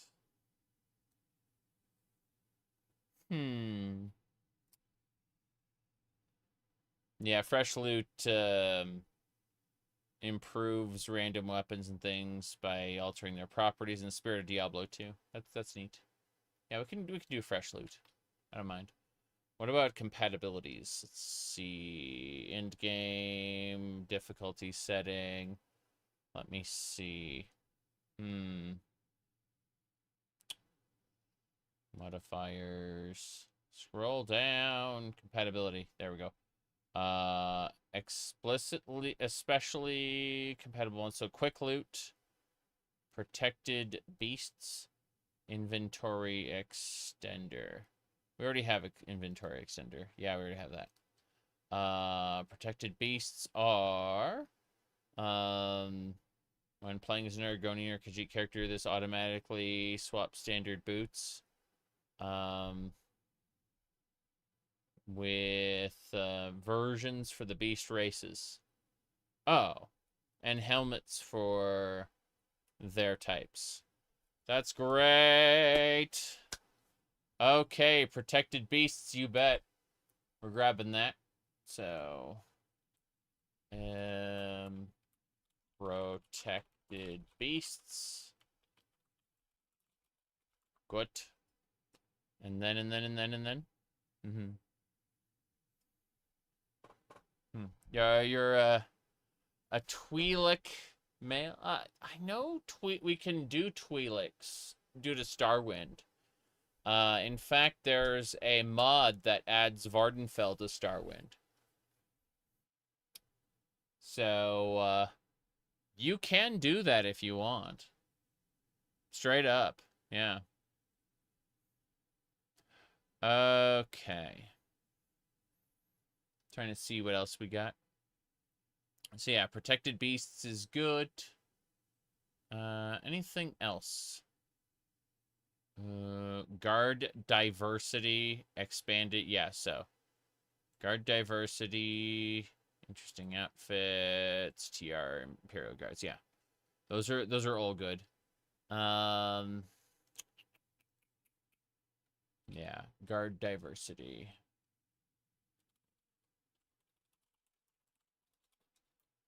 I need an especially compatible version of the Wares mod series where I can get all those fancy costumes and stuff. All the alternate armor types. I need something along those lines. Oh, right. Yeah, guard diversity is fine. Close that. What's this? Mod is currently not supported. I see. What a shame. Interesting outfits for Solstheim. Yeah.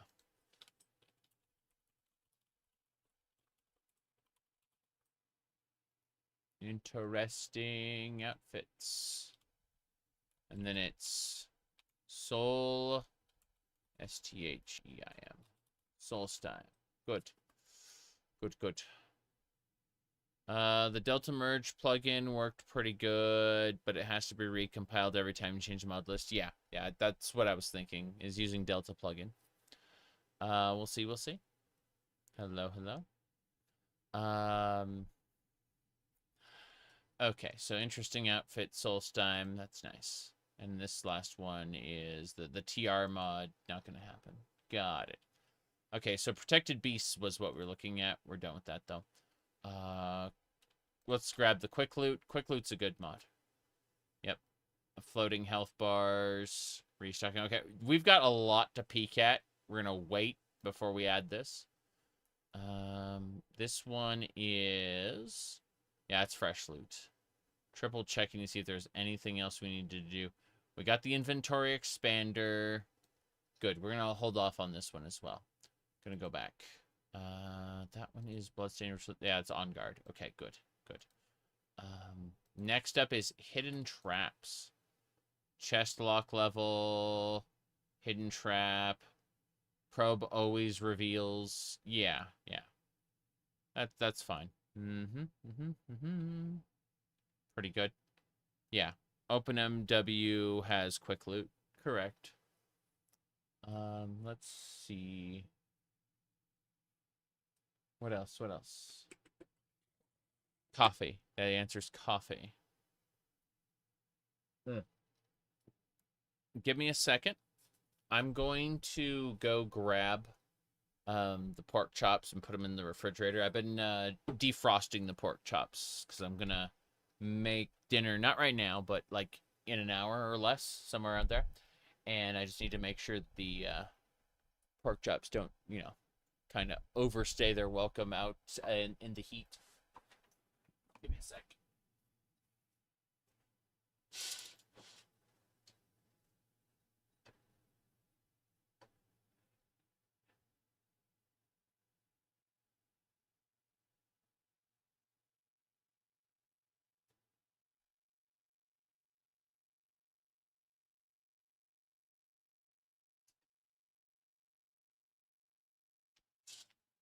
Okay.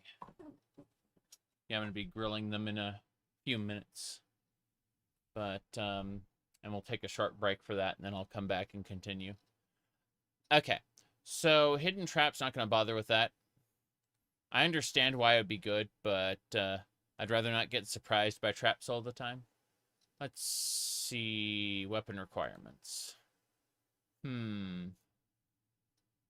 Interesting. I feel like that too might be suffering. What a shame. Okay. Oh, harvesting mushrooms? No. For mushrooms, you there's something called graphic herbalism, where instead of opening the mushroom as a container, it simply picks the mushroom up off the ground. Hello, Sterner Cat. Yes.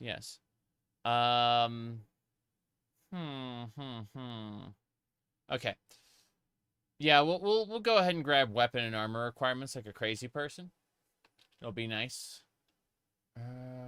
Weapon requirements.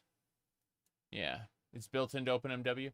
You have to have graphic herbalism installed in order for the plant to not just disappear, but rather for like it to pick the flower off of the plant, right? You need to have the meshes installed. Like you don't need an external plugin for it. Uniques. That's cool. You should go ahead and link that in the OpenMW project channel of my Discord server under the Microslop and Bethesda games category. Cool. Thank you. Let me see here. Yeah, I won't be using nearly everything people are linking. I'm looking more right now at OpenMW specific plugins. But let's see. Okay, so weapon requirements. Yeah. That looks good. Then there should be an armor requirements. Yeah, same deal. Good. Weapon requirements, armor requirements. Yes. And modding Kingdom Hearts. You should try the Kingdom Hearts mod called Nobody May Cry. They've added Devil May Cry style mechanics and built the game around playing as Roxas in his 2 Keyblade super mode.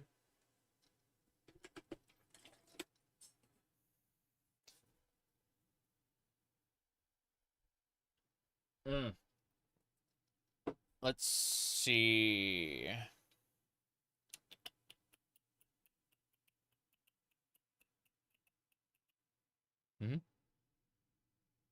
Okay. Isn't Kingdom Hearts with Devil May Cry mechanics basically FF16? Kind of, but FF16 is like really like grounded in the way Clive and acts or sorry looks. Roxas is over the top, like he a little crazy, Yeah. If you have the PC version of Kingdom Hearts, you should be using refined. I see. I don't have Kingdom Hearts at this time. I have the PlayStation version of Kingdom Hearts and Kingdom Hearts 2, the PS2 original games. I've never played the what do you call it? The 1.8 Final Mix Baconator Edition. Never touched it. I have messed with Dream Drop Distance and the other the other parts of the Xehanort saga, but I've never touched Kingdom Hearts 3 because I was very uninterested by that point, like super uninterested. So when Kingdom Hearts came out for the PC, I just kind of shrugged. Yeah. I've seen some of the like altered cutscenes. They're a little weird.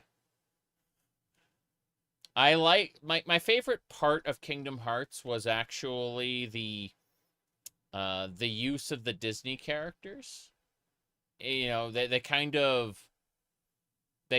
of meant something to the plot.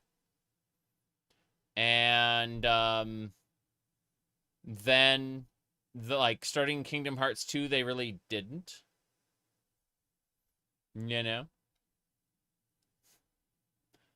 All right. Let's see. Kingdom Hearts is a funny series. Takes itself super seriously. And then you have Goofy and Donald singing Under the Sea with Sebastian. Yeah, well. I quite enjoyed the original Kingdom Hearts. I thought that Roxas and the Nobodies were really interesting in Kingdom Hearts 2. And then I feel like they lost the plot with Terra Ventus and fucking Aqua, Like it just kind of or Xehanort and all the mastery X-Blade darkness, heart darkness. Yeah, I was already kind of done with that. Yeah. Exactly. So they got rid of the Final Fantasy and Square influence for exclusivity Disney. No, they got rid of the Final Fantasy stuff and they got rid of the Disney stuff. Like the Disney stuff was still there, but it was like obligatory. You just kind of used it as like filler between like the original content, like the original content to the Kingdom Hearts universe. And again, it felt like all the Disney stuff was just obligatory. It wasn't actually plot relevant anymore. Like, there was a really cool moment in the original Kingdom Hearts where they explained that, like, Beast had crossed the boundaries of time and space all on his own to rescue his princess because he he basically overcame all odds in order to break through realities to reach his goal. And it was amazing. It was incredible. And then the plot was dropped. We will never see anything like that again from a Disney character. Not even a bit. My goodness, you hated the shipbuilding into the gummy ships? Yeah, yeah. Let's see. You liked how Chain of Memories, the Disney worlds were thematically relevant. Parallels to the situation struggles of the characters. Yeah, yeah. What I'm trying to say is that there was a point in time, you know, in the original and Chain of Memories where the Disney stuff was relevant, and then it became like obligatory in the later entries, you know, in the spin-offs and everything. It was like, you have to go through this Disney world because it's a Disney world and it's here. What about the main characters? Oh, they'll show up at the end of the world, or you know, something like that. You hate how the Disney worlds were just to summarize the movie in a 30-minute level. Yeah, that's what I'm saying. You'd rather just watch a movie? Yeah, exactly. Exactly. I mean, Hollow Bastion / Radiant Garden was super interesting for that game. Yep. There was a balance, but over time they just made it the Kingdom Hearts original content just kind of overruled everything, and it got lost in the sauce, so to speak. Anyway, let me see. Armor requirements. We got that added. I got that added. Close that up. What else? I'm gonna start over here. Everyday life of Caius Cosades. I see. I see. I'm just an old man with a skooma problem. Okay. Yeah, yeah, yeah. I'm just an old man with a skooma problem.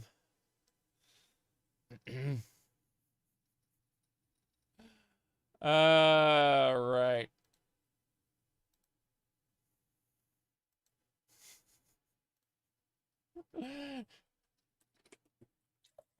Jeez. So, there's a 33% chance that Kaya smokes skooma. 20% chance he eats raw moon sugar and drops unconscious. What'd you expect? He's a drug addict.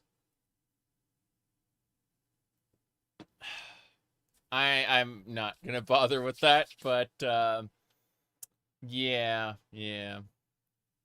Praying animated is something I'd like, though. Hold on. Yeah, I'll grab that. Good, good, good. You smoke skooma? Yeah, you smoke skooma. In later games, it's an injection. Not an injection, sorry, a potion you drink. But it's made very clear that in Morrowind, like, they have skooma pipes as like an alchemy tool, an apparatus. Oh, what's that mod we were going to use to upgrade weapons?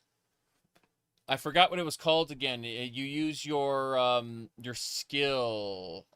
Shoot, I had it. Like, I used it in my last playthrough, and it was great because I was able to upgrade some of the crappy weapons. You drink it in Morrowind. I think you drink everything in Morrowind. I think you drink like a like raw ore and diamonds. Being a potion is a limitation of the game. Same way Telvanni Bug Musk is a potion. It's actually a perfume you apply to yourself. Yes, yes, yes. That is correct. That is exactly yeah, crunchy diamonds. Exactly.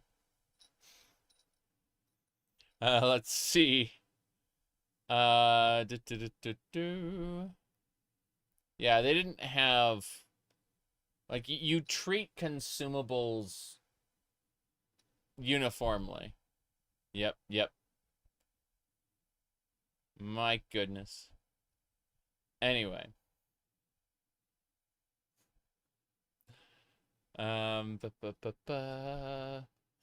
Drink the bong water, gross. Yes, exactly.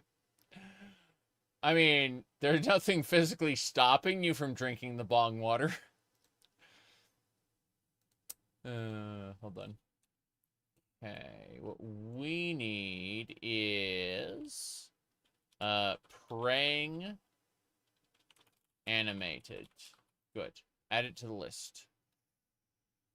That's 8-2, 8-2, yes. Bam, done. No thanks, Caius. Eating habits. All right, what's this? NPC will eat twice a day. If given enough time. They'll even drink. Paupers can smoke skooma. Some people can smoke hackalo. Hackalo. Good, good, good. Did you see that people made a remake of KOTOR 1/2 in the Baldur's Gate 3 framework? That sounds really cool. I would definitely want to play that. For sure. Okay. So yeah, NPCs will eat. That's nice. Let's go ahead and grab that. Eating habits. Eating habits should be next. NPCs may speak. Yeah. Good, good, good. Now, I do like KOTOR quite a bit. Yeah.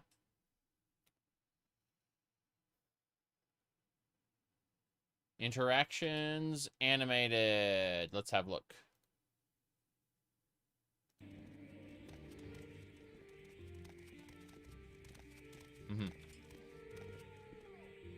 Yes! Perfect. What's this about? If I can help, I will, but don't take too much time. Hold on. Barrel? I love it. Just hand comes out. Grab.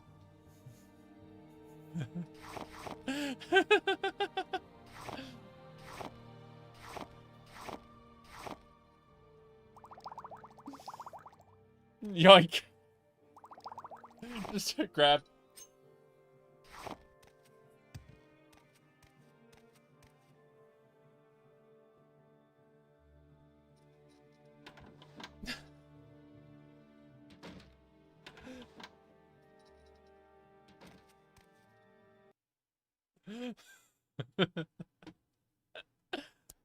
Okay.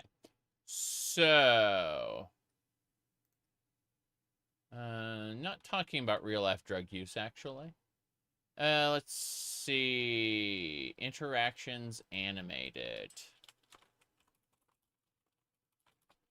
Good, good, good. So, that's set. Yeah, we got interactions animated on that list. Perfect, perfect. Yeah, we're slowly going down this list of mods. I'm quite happy about it so far. Let's see, what else we got? Everything should be fine. Should be okay.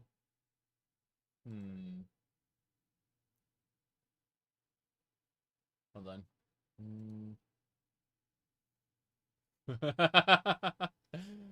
Okay, so I kind of sort of advertised the stream a little. And when I did, we got, hey, so, from this thumbnail. Nothing out of the ordinary there with that thumbnail. Yep. Okay, perfect.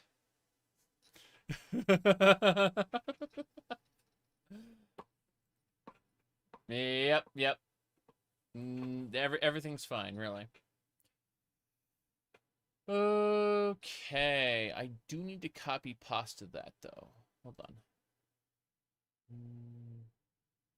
Yeah, I think I'll link it properly after I get back, because I need to, like, start cooking the rice. Oh, my goodness.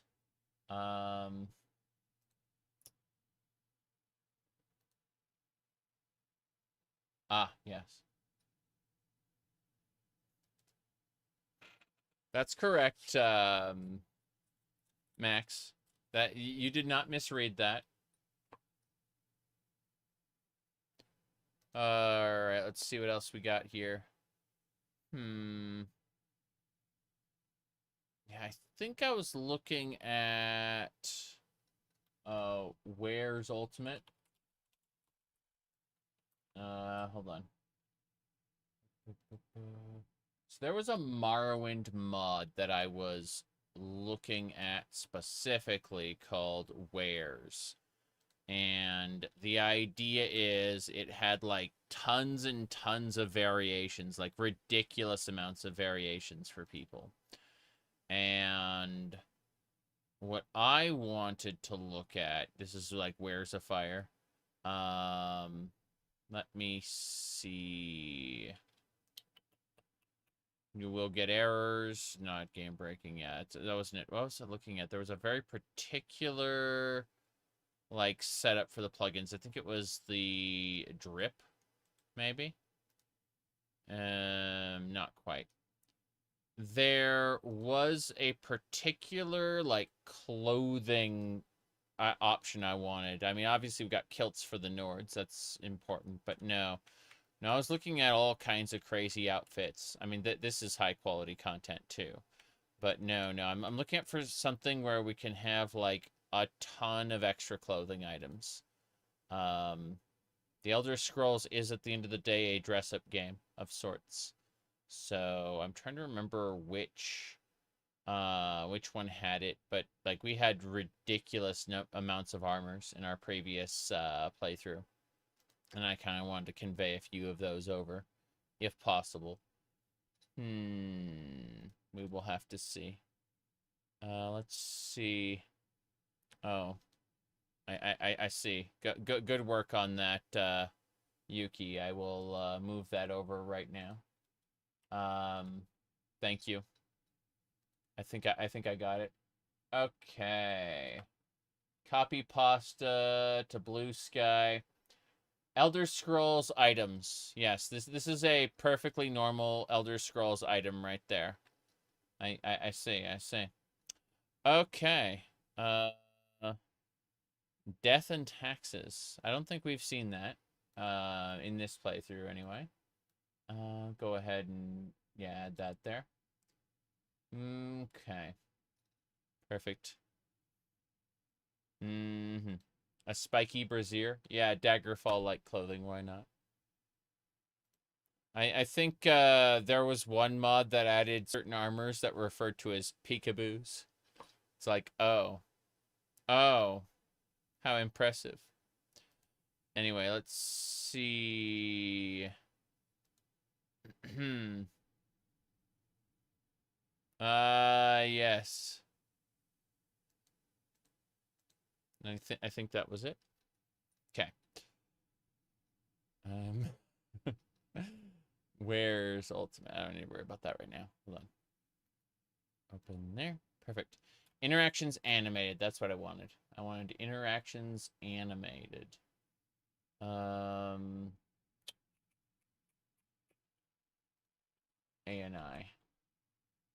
Good. That's praying animated. Interactions animated.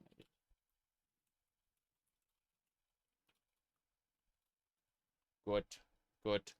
Wait, move that back. Delete the videos tab. Sure. Got it. All right. Who drew a what now? You mean this is a Pix Crew image. It's a mixture of things. Yes. Where do you find the images? Many images have been found and sent to me. Most of the images that were sent to me, unfortunately, are not suitable for YouTubes or Twitches. I picked the images that are. Yes. We're doing well. Cheers, everybody. More coffee. What are you looking at? You're looking at a Stolfo. One of what do you call it? Charlemagne's Paladins. Here, hold on. I'll pull it up for you. As you can see, Astolfo is a fictional character in The Matter of France, where he's one of Charlemagne's Paladins. He's the son of Otto, the King of England. All right? So, Yeah, that is Astolfo, one of Charlemagne's paladins right there. It's true, true. Anyway. What do we got? Good, good, good. Good, good. Now. We got interactions animated added. We can close this.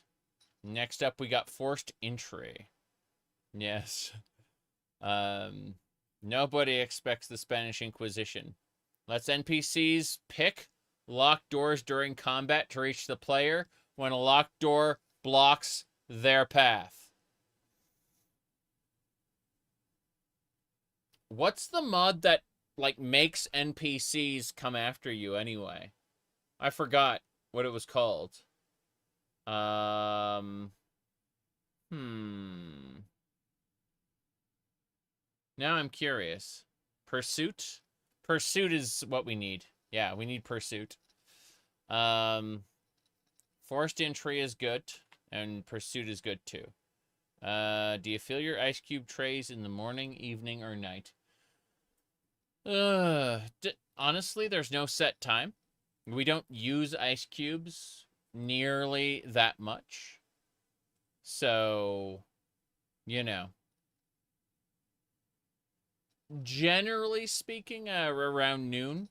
But that's, you know, like, sometimes it's either or. All right. Yeah, you fill them whenever you use the ice cubes. Basically, yeah. Yeah. Because we have, like, an ice cube container, and we have ice cube trays.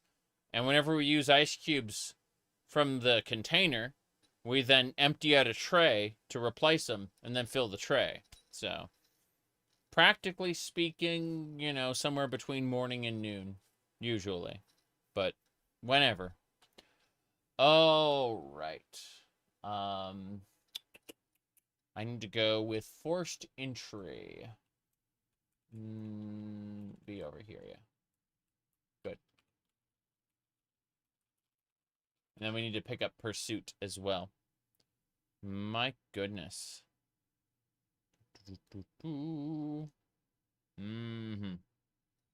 Madness. Madness.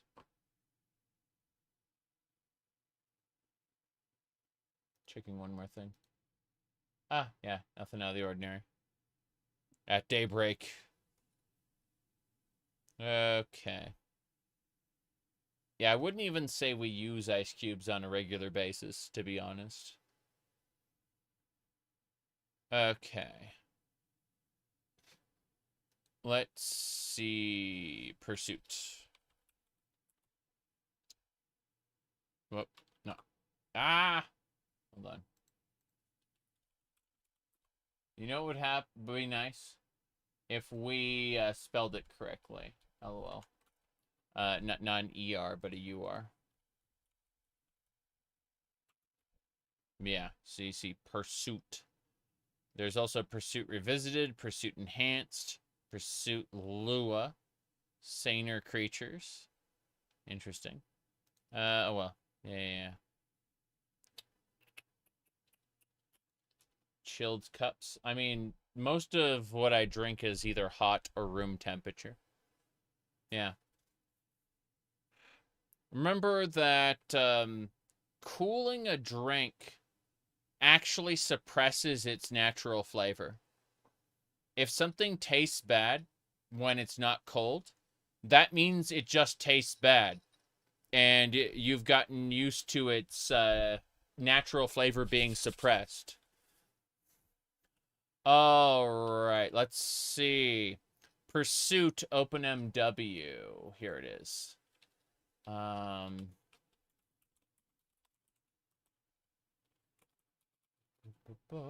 Good.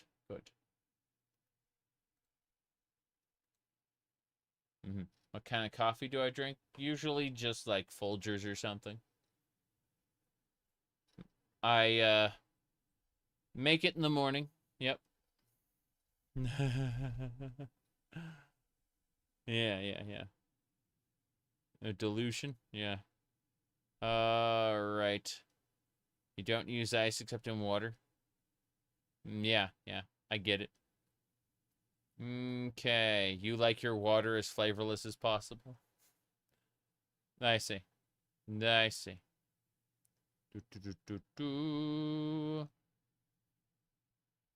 Folger's incest ad? No, I haven't.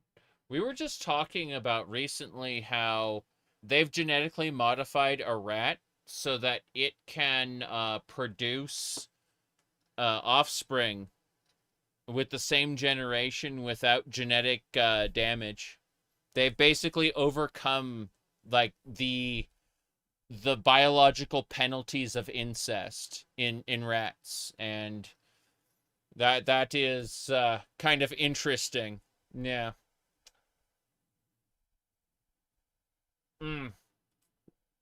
Let's see here. Pursuit. We already got that added. 7-1, 7-1. Yeah.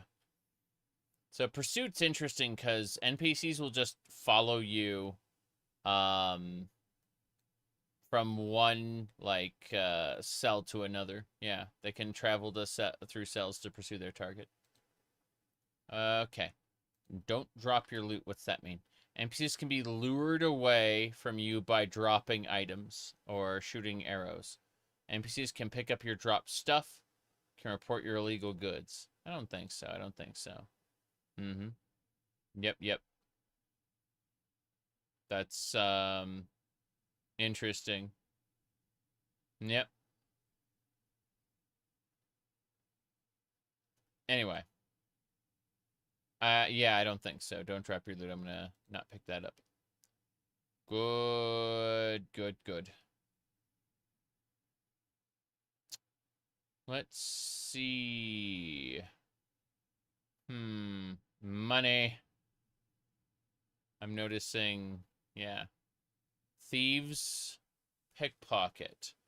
Members of the thief factions will attempt to steal gold from the player. I see. That's kind of horrifying. Yeah, your gems or gold can just get nabbed from your pack if you're hanging around certain NPCs. I don't think so. Okay, fresh loot's what we're gonna grab now that we've cleared most of our stuff. In emulator, compatible for the flight stick. Oh, yeah, I get that. Okay. Fresh loot. We're grabbing that right now. Let me see. Loot. There should be a pretty loot. Yeah. Pretty loot's what I want to grab first. So this adds a little bar in the corner where you get stuff. So let me do that right now. Pretty loot.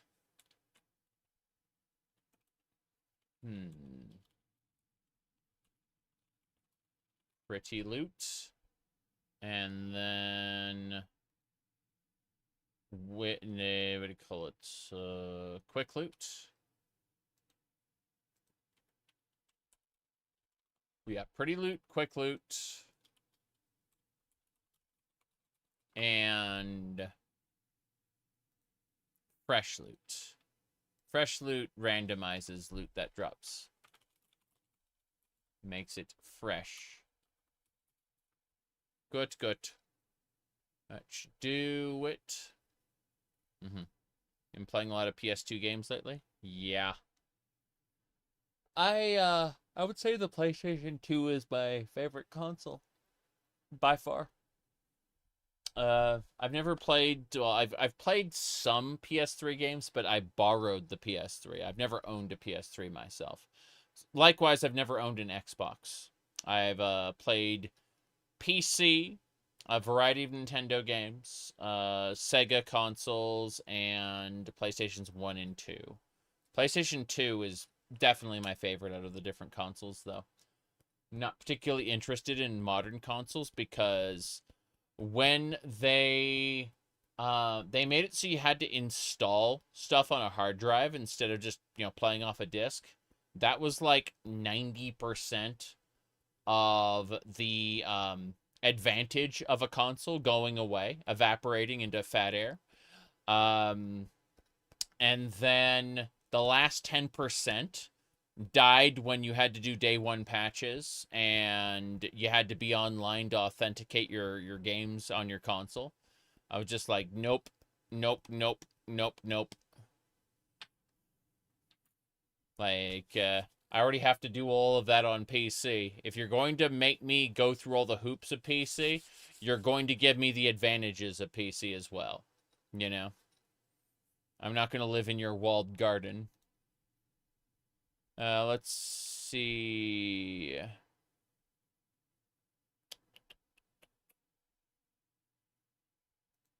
Oh. Oh, no. Oh, no. It looks like... Ahem. Okay. Get this, get this. Ubisoft has apologized after forgetting to include the actual game in its Heroes of Might and Magic. 3 Steam release players received a 23.49 KB file containing only a dummy executable that opened a CMD window. You purchase Heroes of Might and Magic 3 Remaster, and you don't even get the game. Good work, Ubisoft.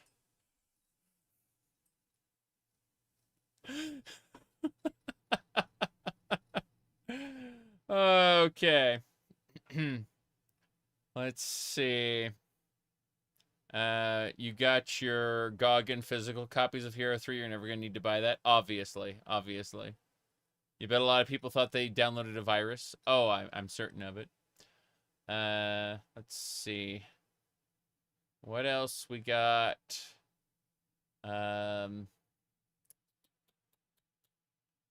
Oh, by the way, did you know the death generator has been updated and you can now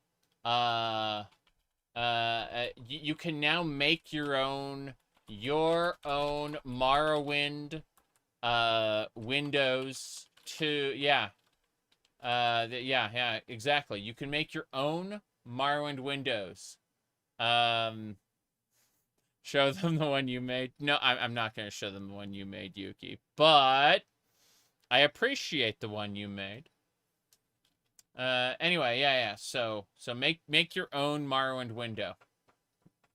It's I'm gonna go ahead and link it in chat there for people. If they are interested in making their own Morrowind windows, you can use those in memes. Everyone loves memes. Okay.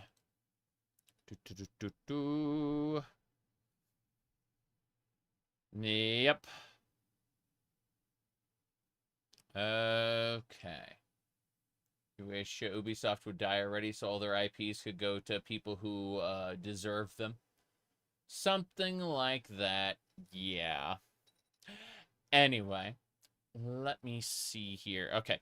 I have to take a short break. Did I add fresh loot? Yes, I did. Okay. Cool. So I added fresh loot to the bar right here. Means we can start looking at other things. We've got a lot of mods to look at. If we go over here, yeah, we got a lot of mods to look at. And we're basically looking at OpenMW plugins there. And yeah, so I will be right back as soon as I get, some stuff cooking. And then I'll be leaving again to grill the pork chops. So I'd say give me like 5 minutes. Let me see what's on the AFK screen real quick. Okay, oh yeah, that one. Uh-oh. That's where Oblivion came again. The other one was, I guess we're making Skyrims now, and then all right, I'll be back in like 5 minutes probably.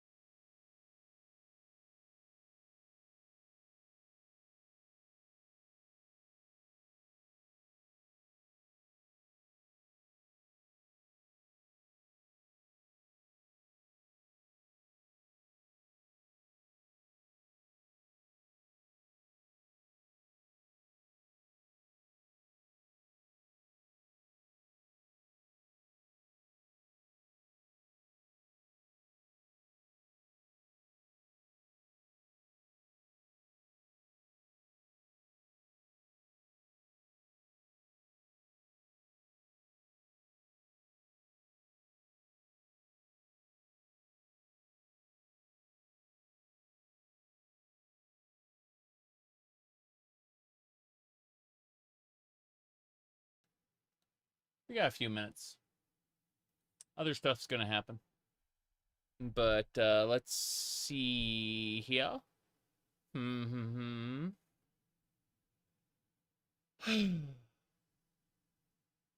Yeah, yeah.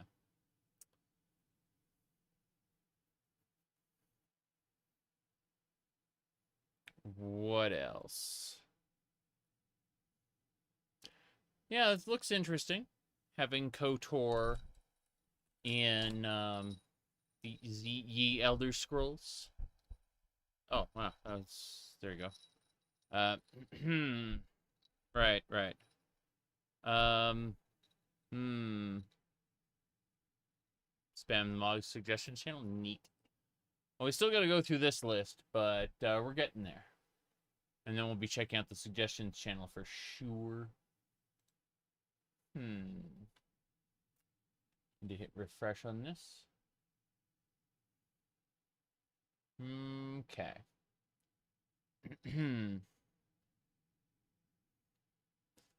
What else?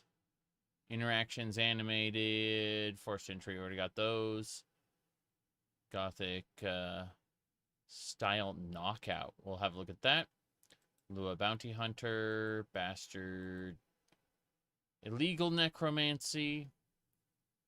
Real weapon range. Extended.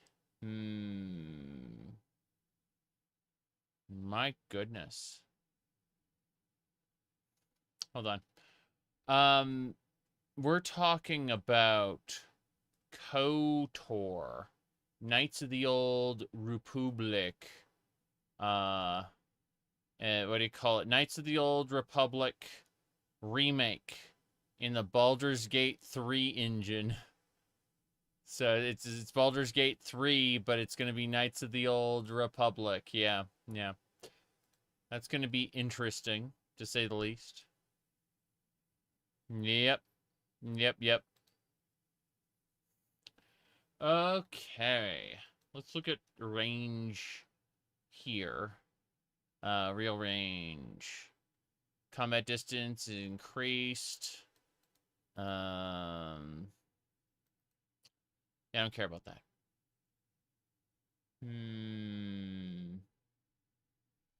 Dagger knife. Okay, so certain things are shorter, certain things are longer. In terms of reach, yes. That's fine. Illegal necromancy.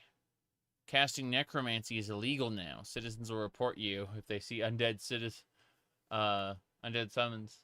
Wow. Okay. I don't think so. It's an open MW version of illegal summoning. They will no longer turn a blind eye. Makes sense. What about bastard? Rob everyone. I see. I don't think so. Lua Bounty Hunter. You can now send criminals to prison instead of killing them. Requires Gothic style knockout. Interesting. So we can knock people out and then yeah, that one looks good. Let's look at Gothic style knockout really quick. Here we go. Now you can knock out NPCs instead of killing them. And they can do the same to you. Oh. And NPCs drop their weapons when they're knocked out. They also loot you while you're out cold. Only works with melee weapons that deal no magical damage or paralyze effect. Yeah. Okay. A Lua mod that replaces lethal melee kills with knockouts. Instead of dying, NPCs collapse, drop their weapon, and get back up after a configurable duration. Angry, humiliated, but alive and not aggressive. If you deal damage to an NPC knocked out by the mod, when the message about that is shown, they die instantly. Same logic applies to the player, can be disabled. Guards will kill the player instead of knocking them out anyway. True. Alright. For better immersion, use this together with sheath your weapon. Okay, let's have a look.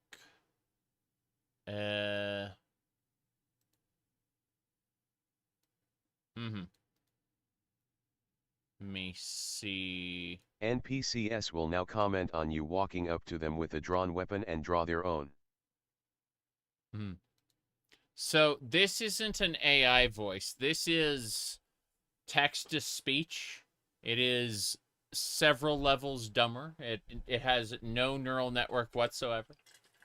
Get excited for that. It's based on a dictionary, so it'll say things in kind of weird ways. Microsoft Sam. This is my take on Django's Sheath Your Weapon mod. This mod will work for all NPCs of all races and all genders. Mm-hmm. It can't cause compatibility issues. I only used the voice lines from Django's mod, so our mods do different things and are in fact complementary. Mm-hmm. All right. What does it do? NPCs will draw their weapon if the player has their weapon drawn and is nearby. They'll also say something appropriate for this situation. Guards will arrest you if they warned you 3 times with a drawn weapon. Watch the video showcase for more information. I see. Video showcase.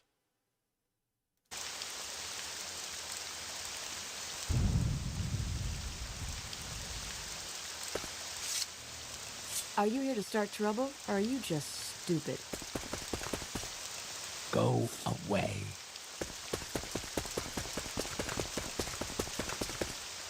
Don't bother me.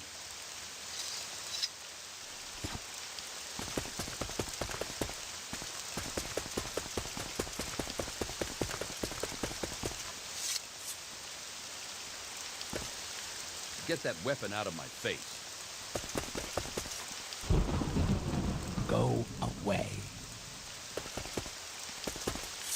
Don't bother me. Fair enough.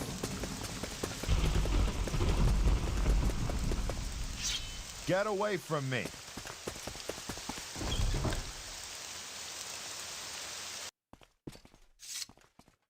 Put your weapon away, citizen.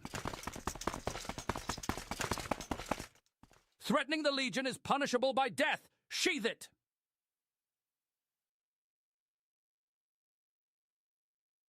Will it cause trouble in some quests?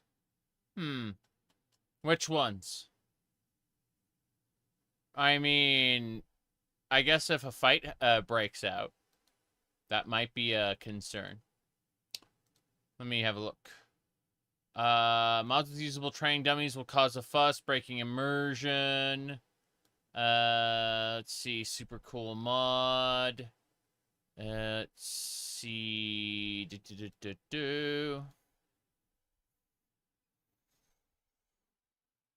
Yeah.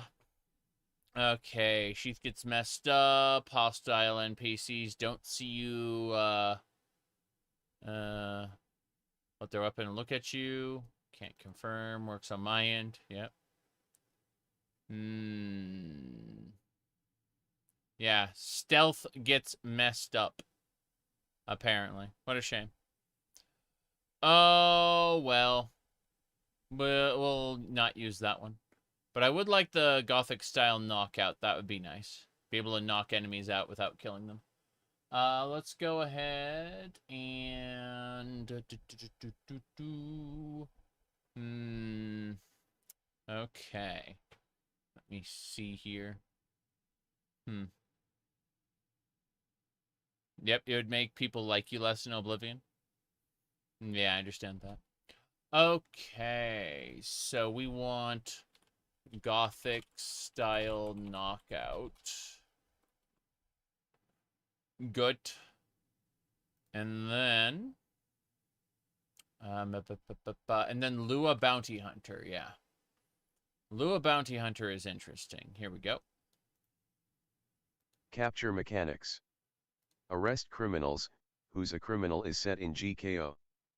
Basically, criminals are hostile NPCs with original high fight value, knocked out via GKO. They will follow you to a supported garrison. Dynamic rewards. Earn gold based on the prisoner's level. Default 50 gold per criminal's level. Can be upped. Escape system. Long journeys increase the chance of an escape attempt. If you leave a prisoner behind, change cells without them.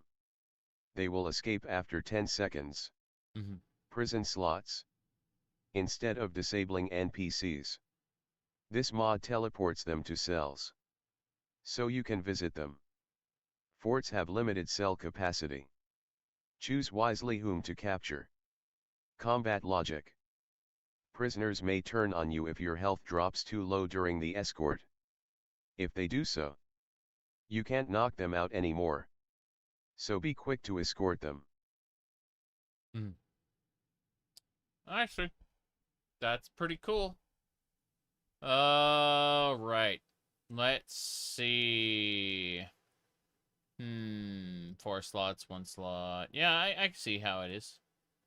Yep. Commit crimes to stop criminals from committing crimes. Lua Bounty Hunter. Yeah. That's kind of nice. What else? Player on fire. Yeah. Already have the consuming stuff. Surrender Outlander? What? Hold on. Real weaponry. Yeah, Surrender Outlander, Night Patrol, logical damage to the undead, another HUD, don't tread on my ancestors, no more excessive healing, Challenge of St. Felms, Blessing of Realms, Eleanor, Dangers of Broken Artifacts, the Lazy Atronach Birth Sign, Animated Morrowind, and OpenMW and BCom patch. Interesting. So, what about this animated Morrowind? This prevents sitting animated Morrowind NPCs from clipping through chairs in BCom City. Okay, so this is like a fix for BCom.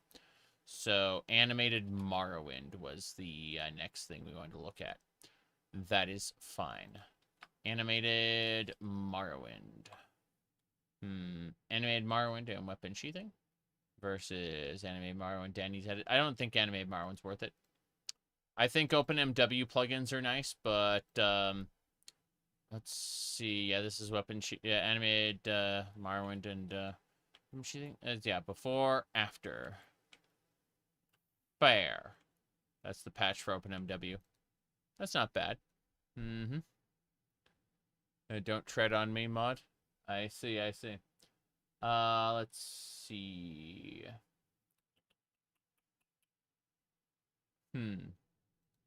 What this one? Lazy Atronach Birth Sign. What's this say? Ancestral Ghost. Hold on. Oh. So if you get the Atronach Birth Sign, you automatically get something called a Cursed Ancestral Ghost, which will just continually, like, cast spells on you to let your Atronach sign absorb it. So you don't have to make the spell yourself. Terrible. Alright, let's see. Hold on. No more excessive healing. What's this? Makes healing meaningful decision rather than a free resource. What's this? Every time you rely on restoration magic, your body pays a price. I'm not going to do that right now. That sounds like a challenge run to me. Don't tread on my ancestors. Stepping on Dunmiri ash pits has consequences. Summons a group of hostile undead to punish the desecration. I see. Okay. Let me check what else we got. Yeah, that one's pretty funny.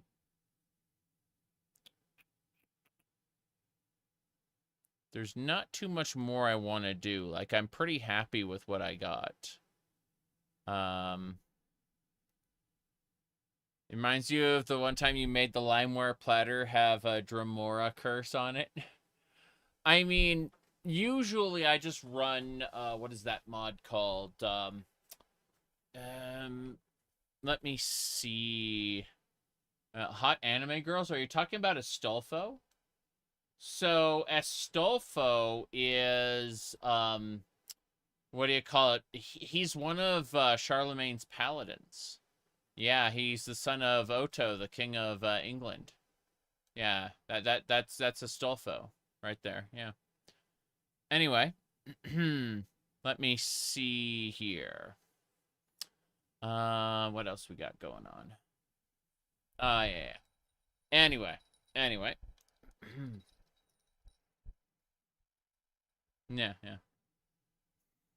It's true. Let me see here. Yeah, I remember changing the limeware platter to a redware platter, and that was pretty good. I think Morrowind Rebirth does that. Let's see.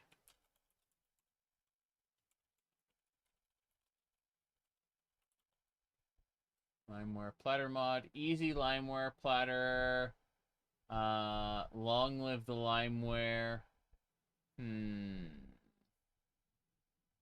Let's see. Functional drinks tray. Wow.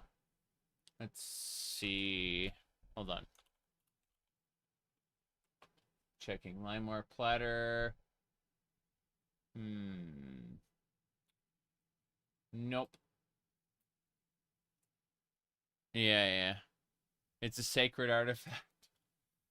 Jeez. Okay. Yeah. Easy limeware platter. Very professional. Yes, I endeavor to be extremely professional. As you know, all of this just works, as they say. So, very good. Now, any interest in an alternate start mod? Yeah. We should probably start somewhere in the Tamriel rebuilt region. We should probably consider that. Yeah. We are extremely professional, as you know. Give me a sec. More coffee. Said linked. Thank you. All right. What do we got? Mutiny. Oh, nice. Let's have a peek. Wrong thing. Hold on, let me put it here. There we go. All right, so, you can start in Vardenfell? Yes. You know what they say? You don't need pants for the victory dance. That's right. Vardenfell, Solstein, mainland, foreign lands. Very good.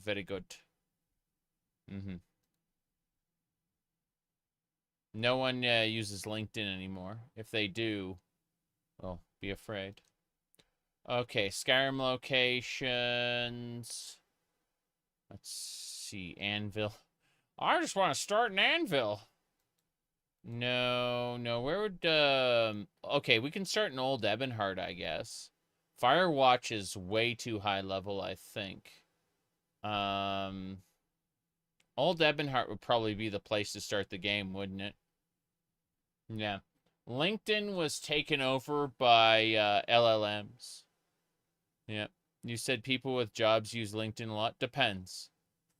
People who are comfortable with their current job and don't look to, what do you call it? Yeah. Wait, where now? Trying to figure this out. I don't know where you're talking about. Old Ebonheart is a good way to start. You said there's a noob island. Yeah. Okay. East of Tel Benora. Oh, over here? Strange. Interesting. Okay. Yeah, yeah. But no. People who are looking to move up from one job to another were using LinkedIn. It's not people who are happy with their current jobs. It's people who are eager to move on from where they are. Anyway, let me see here.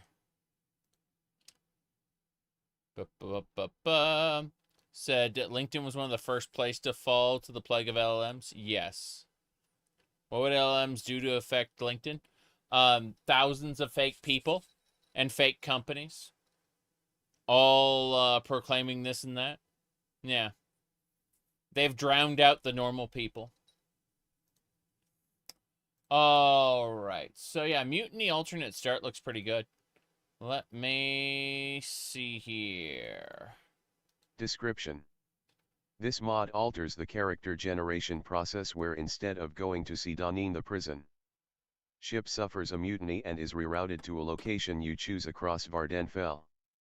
Tomb of the Snow Prince. Tamriel rebuilt. Project Cyrodiil and Skyrim home of the Nords. It is a way of alternate stating that tries to avoid as much immersion breaking as possible. It also awards you a small amount of starting gear for certain skills over 35, weapons and utilities such as alchemy. The main quest can be continued by speaking to Celis Gravius in the Sedanine census and excise. There is a journal entry pointing you there along with a note. There are 47 locations available in the extended version ranging from small villages like Hlaod or Karthgad to towns such as Roadyr or Lithanese to cities like Anvil or Narcissus. Fair enough.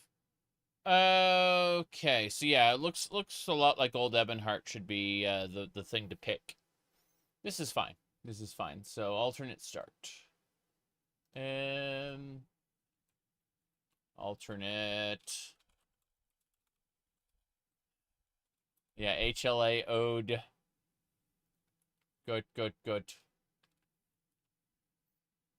Now then.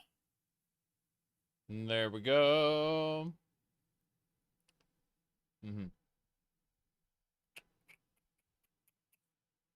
Let me see. Most of the visible internet is scams now. Yes. Yes, it is. Seems to conflict with the death and taxes mod. It starts the character gen process. Can't seem to replicate the glitch. Let's see. Anvil is not the best starting area. Lots of high-level content. Yeah, we figured that out. All right. My goodness. Let me check a thing. All right.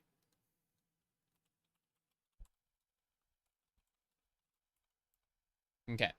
So yeah, what we need to find next is difficulty mods, added monster mods, anything that's compatible with our existing stuff. Okay. I need to step away again in order to continue work on dinner because I'm taking what do you call it? I'm cooking a good deal of that.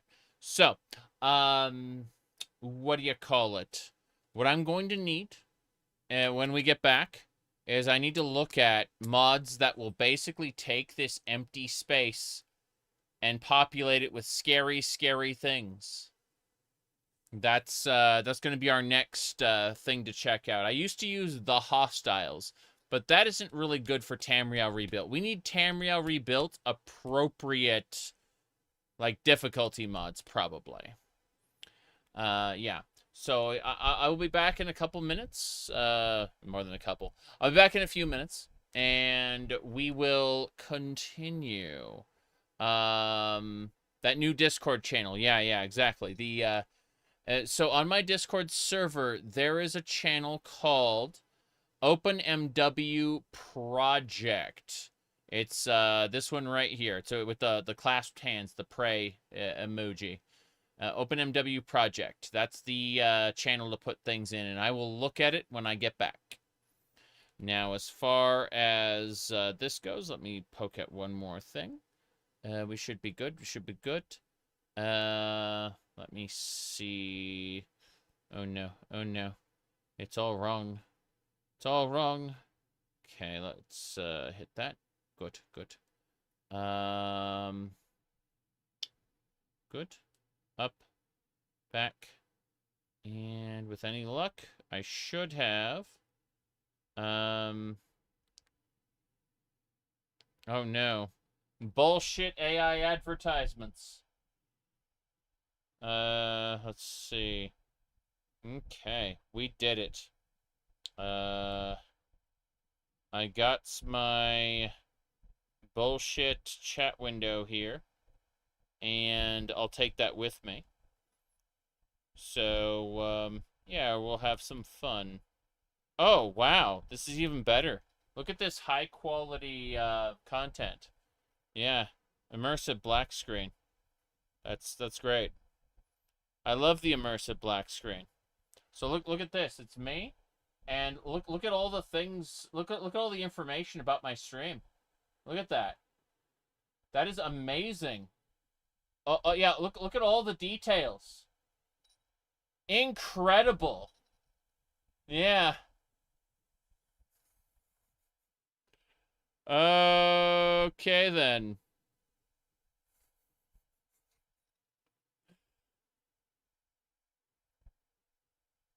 Got it. Got it. I got the actual chat now. So, I'm gonna go make dinner, and I'll be back in a few minutes, and we'll be we need difficulty mods basically that are Tamriel Rebuilt compatible. Be right back.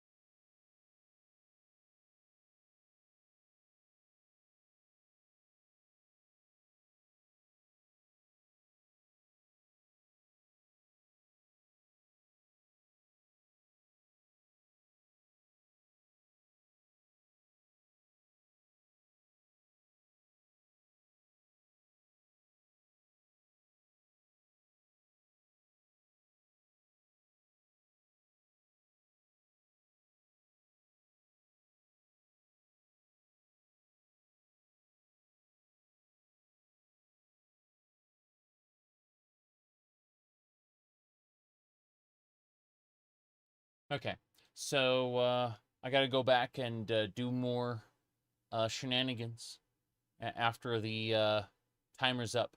But let's have a peek. Let's see here. Stranger in a hostile land. That looks pretty cool. Yeah. I would like to be An Ohm's Rot Khajiit. Let's see. The Excel spreadsheet. This is the Tamriel Rebuilt map. So, yeah. There we go. My goodness. Well, we just delete that, obviously. Now then, let's see here. What do we got? We had the mutiny alternate start. Okay. Slows and slavers. Don't care about that too much. Yeah. Real disposition. Gabber speech. I don't care about that. I need to figure out Doors to Oblivion. That's a good suggestion. Let me see. RPG. Don't know anything about that. Morrowind mod. Doors to Oblivion. Doors of Oblivion. Yeah. So, this one's fine. Like, stranger in a hostile land makes them hate you, so let's go. That one's easy. But then we want to check out Doors of Oblivion next. Doors of Oblivion is journey through the realms of Oblivion, new items, quests, creatures, so on. Yes, that's fine. So, we'll grab that one.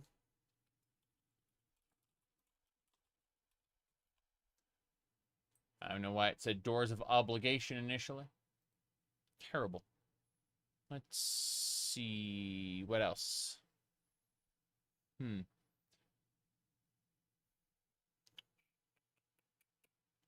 Yeah. So let's go ahead and look at more OpenMW plugins while we're busy doing this. Alternate start is there. We got that already. 02. Yeah, we got the alternate start. No problem. Doors of Obligation. Yeah, I don't care about the animated stuff. The Doors. Empty Walls. Surrender Outlander.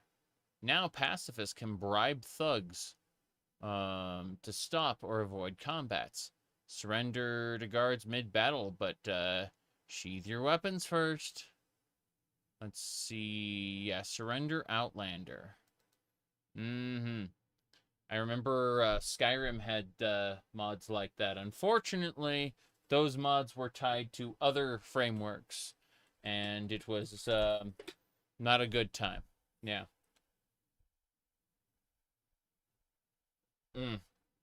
Okay, let's see what else. Yeah. Temporary ceasefire. Option 5, you run fast. Yep. Okay. I think that, yeah. Night patrol. Guards don't tolerate loitering.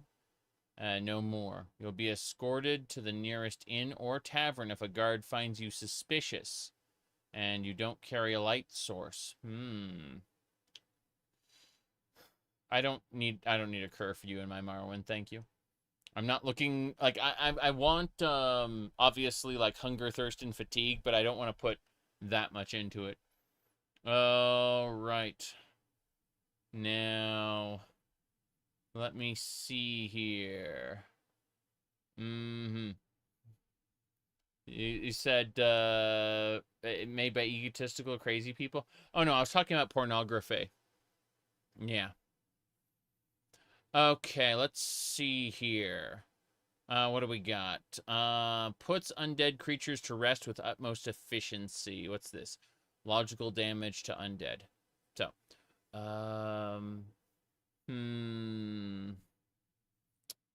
yeah. Okay.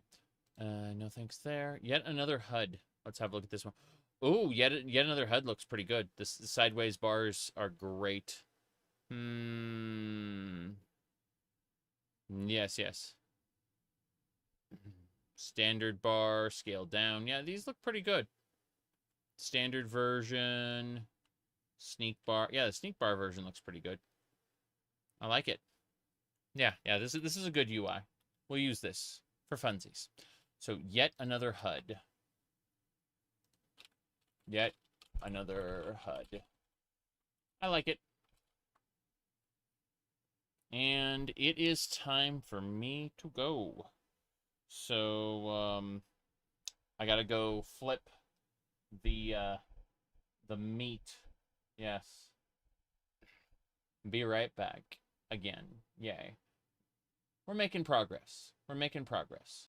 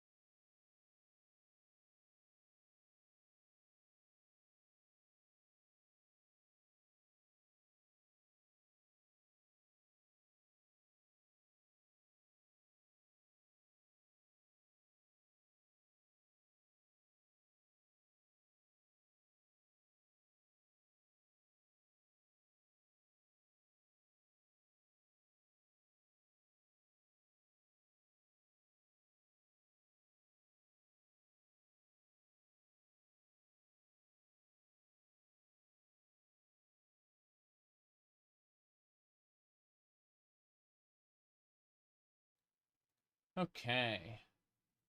Got about 4 minutes before I gotta flip again. But we're getting there. We're almost done. So, yet another HUD looks really good. I'm going to use that, definitely. No question. What else we got here? Let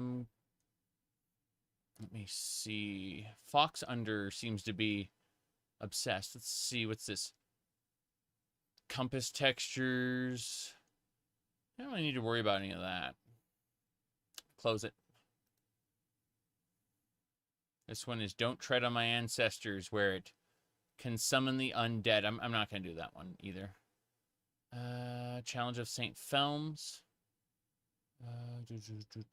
That's just like a side quest. I'm not going to worry about these little side quests. Dangers of Broken Artifacts. A broken enchanted item will spawn a hostile Daedra, like in Daggerfall. But if you're skilled enough, you can tame it. I see. Yeah, that's a bit more than I want to do here. I want to explore Tamriel Rebuilt and Project Tamriel for the most part. I added some extra mods to spice up the mainland just to spice up the main quest in Vardenfell when I go back to it. But, yeah, I don't need, like, a complete overhaul, so I don't need the Becom patch either, yeah. I was looking at Ware's Ultimate, though. I was looking at, like, the different clothing items. I'd like to get, like, a handful of other clothing items. I also need, like, harder enemies, but that's neither here nor there. So let's see. Yeah, we got the Lua Bounty Hunter already. We're not doing the Surrender mod. We have the Consuming Animated already. Yeah, I don't need to worry about that. Okay, let's go look at OpenMW specifically. Oh, yes. Yes. Mod has wares if you have memory space. Jeez. Morrowind Interiors Project OpenMW. Protective Guards is good. I like that. Stats Window Extender. We're gonna have a look at that one. Sure. Pickpocket rebalance. Possibly. Pursuit we're using. I'm using that already. Practical necromancy. I'd like to poke at that one. I guess we're not playing a necromancer this time, so no practical necromancy. Turn that off. Practical necromancy was amazing for my evil Bosmer. A lot of people didn't realize my Bosmer was evil, but yeah, he was a real bastard. Okay, auto-equip ammo. We'll grab that. Got on guard. I think Sun's Dusk would be preferable over the other survival mod. We'll have a look. Bardcraft. MIDI-based performances. What's the Gerudo Desert? Do. Yeah. Let's see. Magic window extender, that's good too.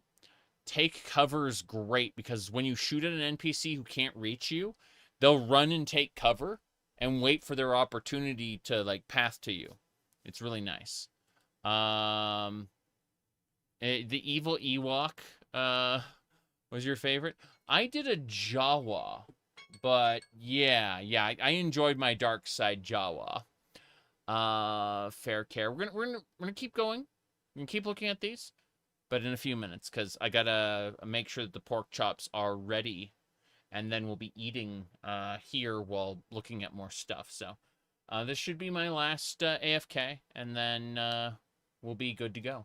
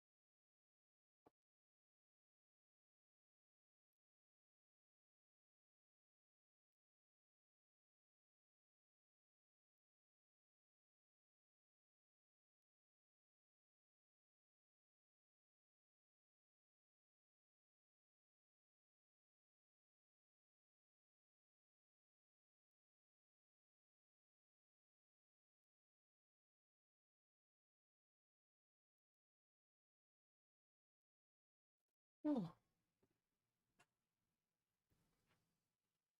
Okay. I'm back-ish. Just sat down.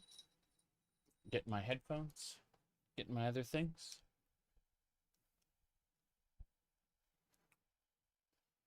You're talking about the Red Guards of Hammerfell? The, yeah. The Crowns versus the Forebearers. What's for dinner? Oh, just doing the regular pork chops and rice and stuff. Yeah. I helped get stuff down from the upper shelves. And then I cooked pork chops, yeah. That should do it. Okay, so, yeah. In any case, I just got the Instapot insert here for the rice. I plated everything nice and neat for the wife, and then I just, you know, for me, who cares? Anyway, let's see. We got fresh loot. Got protective guards. HUD markers. Detect spells. Detect spells on your HUD. Crazy. Devilish needs. Nope. Not doing that. Got the inventory extender already. Oblivion style lockpicking. That sounds horrifying. I wouldn't want a minigame. I want my character to perform the act of lockpicking using the skill. Yes. My goodness. Where's the beef? I've seen like old recordings. But yeah. A beef is what for dinner came later. Dun dun dun.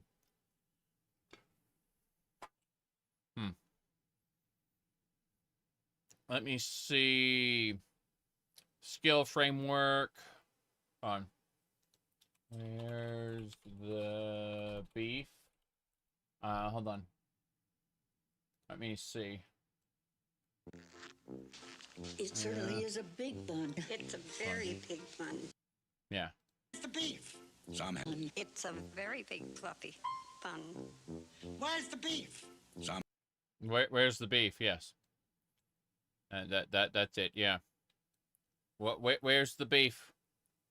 Let's see. The meat between the buns. Yeah. We know about that. All right. Now then, what are we talking about? Oh, yeah. So, skill framework. We need that. We're going to do the skills, of course. Let's see. Skill evolution. Yep.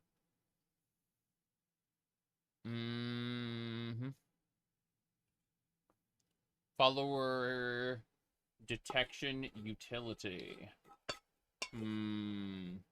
Convenient and efficient. Oh.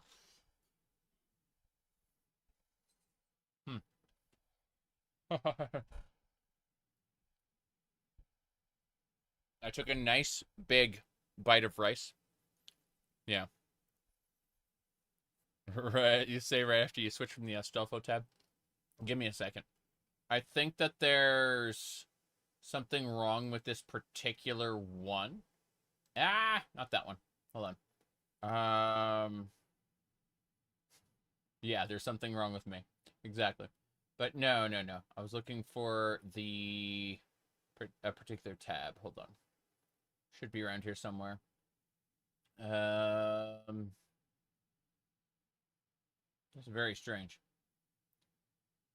I could have sworn... there it is. Okay, main desktop. Give me a second. You binge watched a lot of my videos. Oof. May Bob have mercy on your soul. I'm glad you were entertained, though. The pink shark? Yeah, well, we got the blue shark here and the pink shark. Yeah. We got both sharks. Yeah. Anyway, let me see. Give me a second. Nonsense. Lots of nonsense. No, I'm trying to fix a thing really quick. Okay, so, let me see. Display wallpaper. Yeah. We're almost ready to go.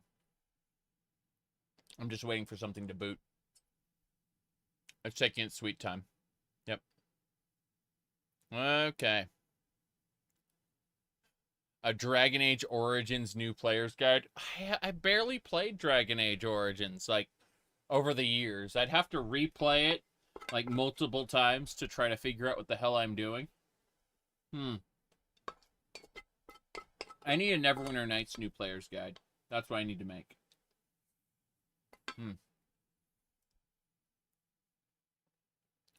Ortano for Digama. What? Give me a second. All right, we go over to pictures, wallpaper, and then it should be. Okay, I found it. I found the one I want to use. It should be under pictures wallpaper. I'm changing out the Astolfo wallpaper. There will be no more Astolfo of that type. Instead, let a whole new... Really? I'm waiting for it to apply the wallpaper settings. Good.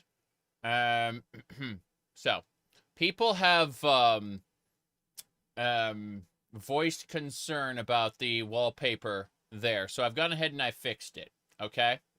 There you go. No problem. As we can see, everything is just fine. Yeah. Perfect. All right. So with that fixed, we can now continue. Yeah. No problem. So closing that. I'm closing up a bunch of stuff, and then we'll move on. Where was it? It was the desktop main. By the way, Cloud Strife over here. Yeah. Yep. That's he's dancing on using his Buster Sword instead of a pole. Yep.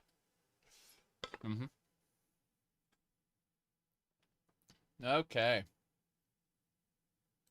The shark is more pink? What are you talking about? Blue shark's here? Pink shark's here. Yeah. Which one are you talking about? Yeah. Anyway. What was that story again? Yeah, with Vivek at Red Mountain. It was, trying to remember it now.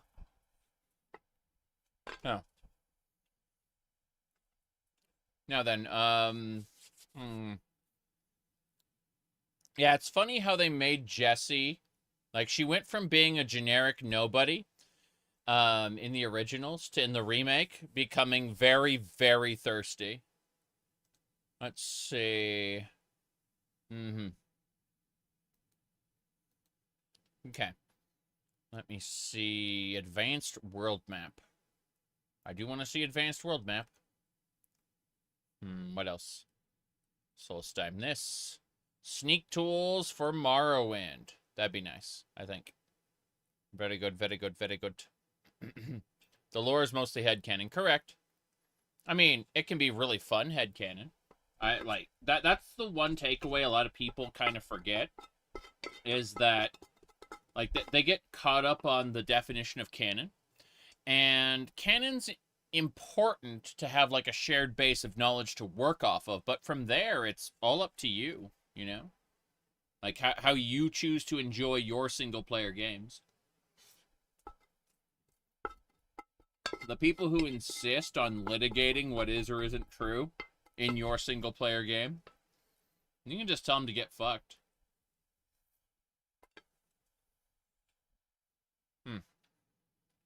All right. Leave the lights off.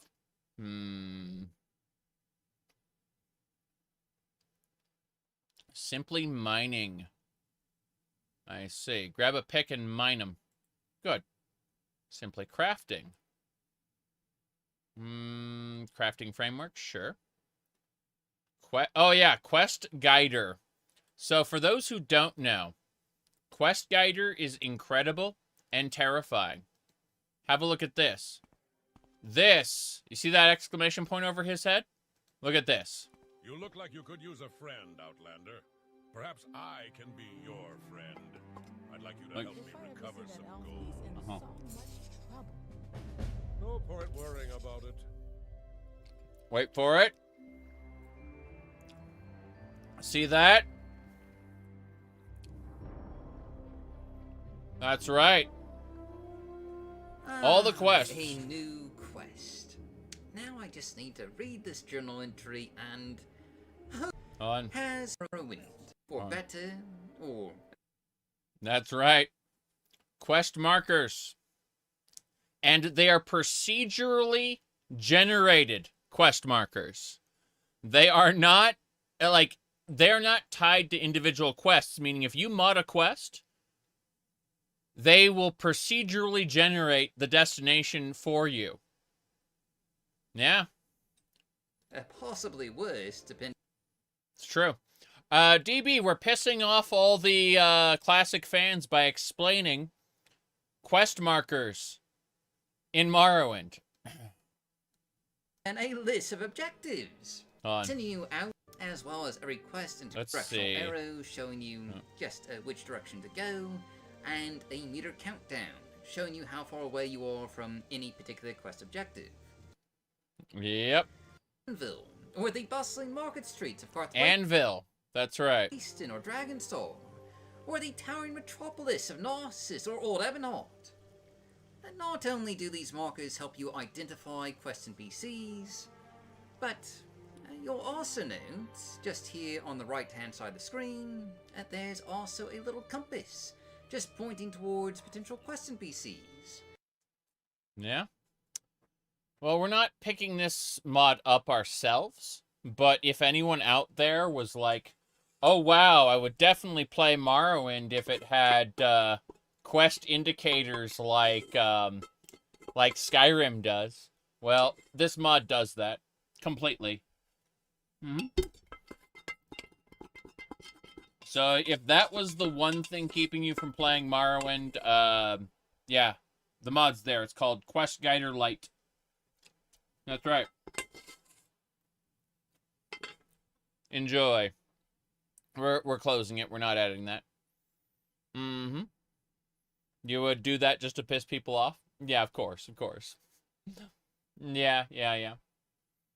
Let's see what else we got.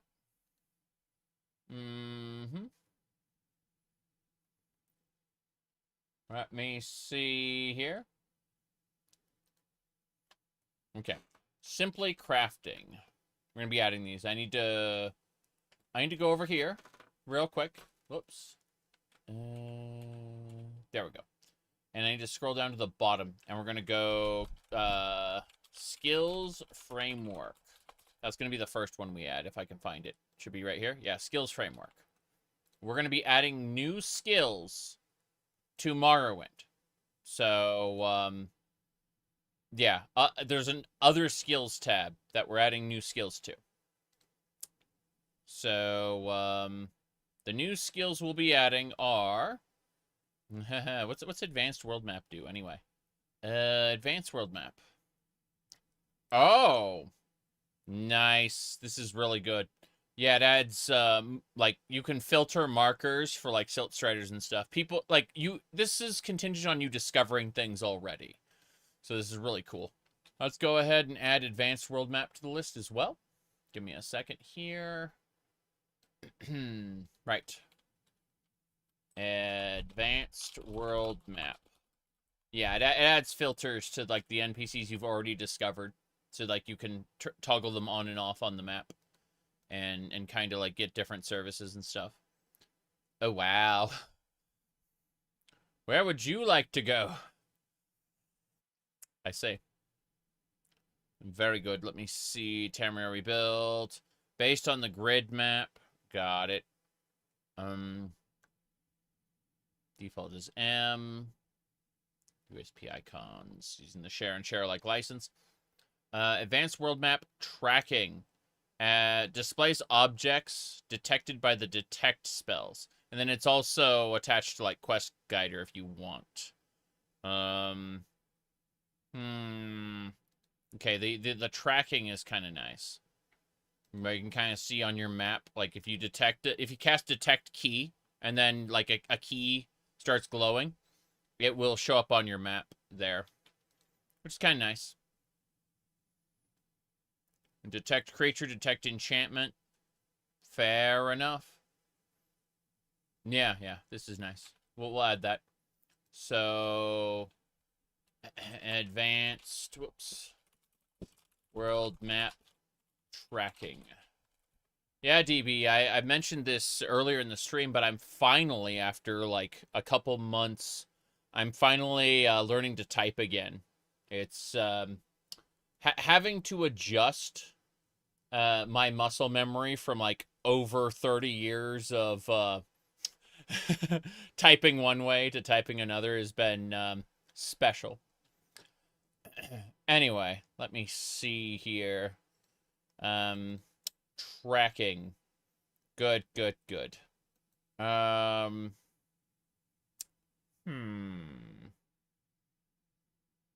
Let's see. Yeah, we got the tracking already. We don't need this. Go 10 times faster with the premium. Did Mario teach you to type? No, I'm afraid not.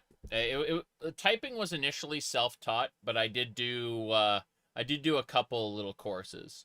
But yeah, you're stuck in your ways. You only type one way. The way Mavis Beacon taught you. Yeah. No, I'm afraid it's just that if I try to like move my fingers in the way I moved them before, the nails hit extra keys. Yeah, that's it. The nails will like type extra keys for me, so I have to like reposition my fingers. Yeah, complete like it like conflicts with my muscle memory, and for the last like couple months my typing's been shit. I mean, it's, you know, just really funny. Okay, let's see here. Okay. Looks like we got what we need. You said just the tip? Yeah. Well, imagine that you go to type Y, and then all of a sudden, your nail hits 6. You know? That's an issue. My goodness. Thank you, DB. I'm going to DB's thing here. Yeah. DB sent me this on Discord just now. Yeah. So that's what he sent me. Okay. Yeah.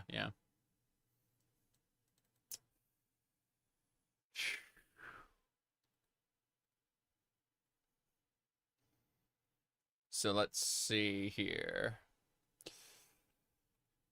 Okay. We got the advanced map. We got the advanced map tracking.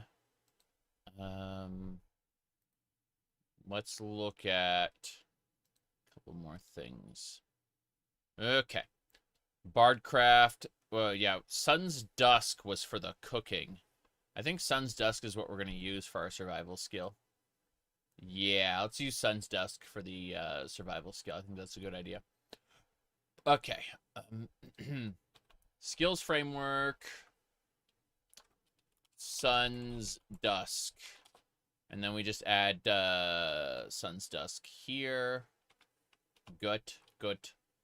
And that is the drink from a cup. Eat a meal at an inn. Bathe at a water basin. Bathe at a bathhouse. Refill your water at a well. There we go. Purify your water. Purify salt water and suspicious water by interacting with a fire. Let's see. Good. Receive salt and other ingredients. Good. These are the climates of Vardenfell, which makes a lot of sense to me. I know what the Ashlands look like. Okay. You said the Bardcraft developer forked OpenMW, but it's vibe coded and you're scared. Yeah, there's a reason. There's a reason why it's really good that these plugins are being made in Lua script and don't actually have access to the core engine, because these mods are coming out at an incredible rate, far faster than is expected by a normal human being. So either there's like a cadre of geniuses, or more likely everything's being vibe coded, which means it's being generated by like an LLM, right? And what we refer to as AI, even though it's not intelligent at all. Point is that with all these mods being AI generated, it's a lot safer with them being Lua mods because they don't really have access to the core engine. If the Lua mod crashes, the Lua mod just stops working. It doesn't break your game. In the event that that if your like the core engine were vibe coded, then there's all kinds of terrible things that could happen to your game, you know. And that's why when, you know, Max here said that the Bardcraft dev forked OpenMW, I'm just like, well, I'm not touching that. Nope. Nope, nope, nope, nope, nope, nope, nope. And that's it. That's the beginning and the end of the conversation. You know. It's just kind of funny. All right, so oh. I'm noticing that there are hot and cold points in Tamriel rebuilt. That's really good. Cool. So yeah, we're grabbing Sun's Dusk and we're adding that in with the skill framework. Good, good, good, good. Now, I gotta mess with a thing really quick. And by a thing, I mean, yeah, how I'm sitting. All right. The shark is about to fall. I need to, like, move things around. There we go. Cool. So, let's see. Oh, you're talking about GZ Doom. Yeah, thankfully the core engine isn't being vibe coded. Like OpenMW is looks to be pretty safe. It's the it's, you know, when people fork it, they're forking it using AI code, and it's like just don't touch those forks, really. All right, let's see here. Okay.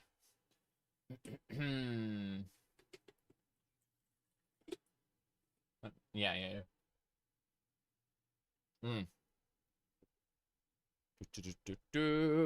Even you're not moronic enough to put vibe coding on a source port. Yeah. I mean, Z-Doom's a little off. Just a little off when it comes to those things. But I don't know. I think it's a good it's a good cautionary tale. Yes. How the entire team just quit and immediately kind of did their own thing, right? And I appreciate that. Ashfall was the only thing preventing you from OpenMW might to ship with the survival mods. Yeah, exactly.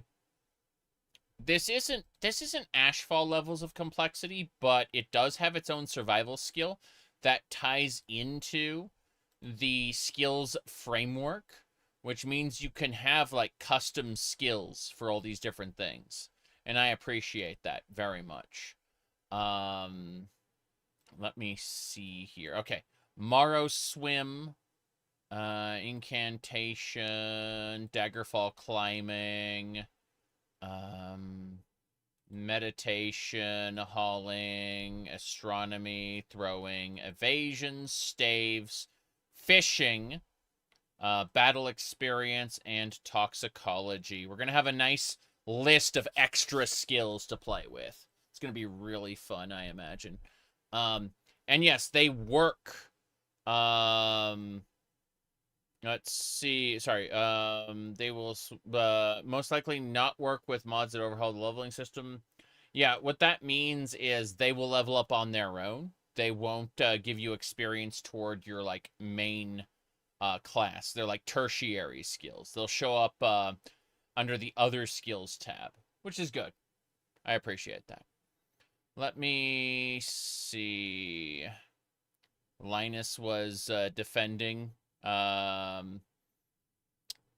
Linus does what's in his best interests, like as an individual, right? I mean, at the end of the day, he has his own platforms, his own businesses, his own everything. And so if it's in his best interest to support AI, he'll probably do it. Like, I'm not surprised to hear that he was defending, you know, like AI coding. It's just a big shrug to me. I say that the proof is in the pudding.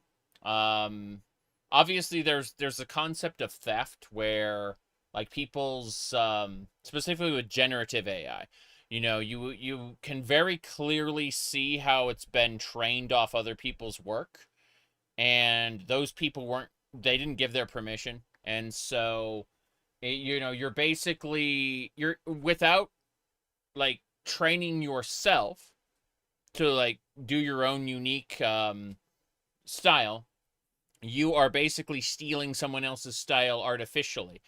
And that is, how do I put this? That is definitely a moral problem, I would say.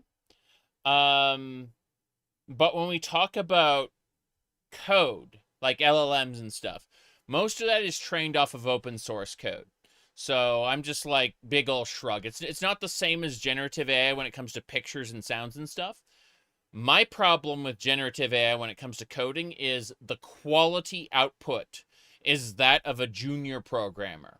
Meaning a senior programmer needs to step in and, like, vet all that code, right? Needs to investigate it to discover any problems with it. The problem with that is the people who are using it are not senior programmers. They are not going and fixing up the code after the fact. They are just releasing it to the internet. And this is a problem because it's shit. LLMs have a 20% delusion rate. We know that. The creators of LLMs know for a fact, like, have stated it is like, it is how neural networks function. It is impossible to completely remove delusions from like how LLMs work. So in other words, it will match patterns incorrectly. It is core to how they work. There needs to be oversight when it comes to, in air quotes, AI coding. Otherwise, you're getting crap. And again, the people who are using it don't actually know how to program, meaning that they cannot fix it. And that's the issue I have. And that's why I will not use an OpenMW fork if I know LLMs are being used in the process. Because I would not want to give an application access to my PC if the person who made it or commissioned it made has no idea how it functions. And no one intelligent, no one with human intelligence investigated it to discover problems. Anyway, let's see, because that makes the beta tester me. And I don't like that. All right, let's see. Morrowind. Okay. This is a swimming skill. It's almost like you shouldn't use stupid shortcuts to get out of work. Correct. The real issue is that hobbyists don't, hobbyists have a lot of trouble convincing other people to do things on their behalf for free. And I understand why, right? The ideas guy has always been a turbulent part of the fan projects. And now, rather than bugging people with skill, they, yeah. You said you don't know how much is delusion, how much is it just not caring? Oh.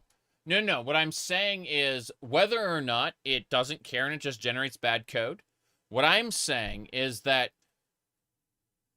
there is a 20% delusion rate, roughly, with those. No matter how you want to, like, approach it. It's quite awful. Like, there have been tests. Yeah. Anyway, let me see here. You're talking about Corpse using Gen AI instead of hiring juniors? Yeah. Let me see. It's like people say they want to make a video game until any game engine is put in their lap, and they're like, never mind. The idea guys want credit but not put in the work. Yeah, exactly. Okay. Let's continue. So, Morrowind. I want to see what this is. Morrowind takes advantage of Ralt's incredible skills framework to implement a skill revolved around aquatic effectiveness in Morrowind. Aquatics, a swimming overhaul for OpenMW. I wanted more mechanical depth for my deep-sea explorer character. So I built a lightweight but systemic swimming overhaul for OpenMW. Aquatics is a new skill that expands underwater gameplay beyond simple movement speed scaling. Functionally comparable to athletics on land. Aquatics governs swimming velocity, active mobility, combat scaling, and breath management for a more rewarding and progression-driven underwater experience. Cool. Now you can create a true water-focused character. Badass. All right. That'll do it. Yeah, we're grabbing Morrowind. Good. Sun's Dusk and Morrowind.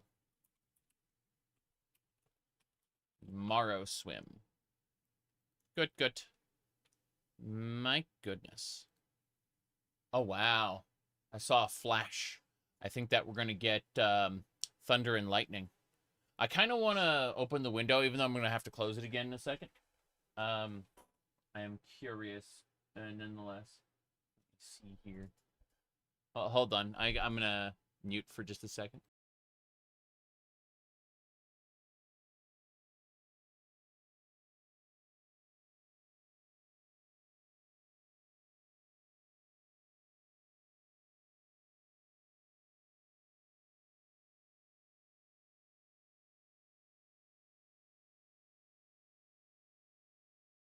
We have a new cat.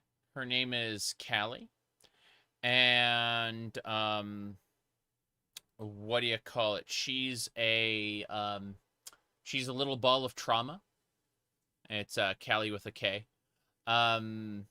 Anyway, she is, she's currently hiding because of the thunder and lightning. There we go. My goodness. Alrighty then. I actually, hold on a second. So, yeah.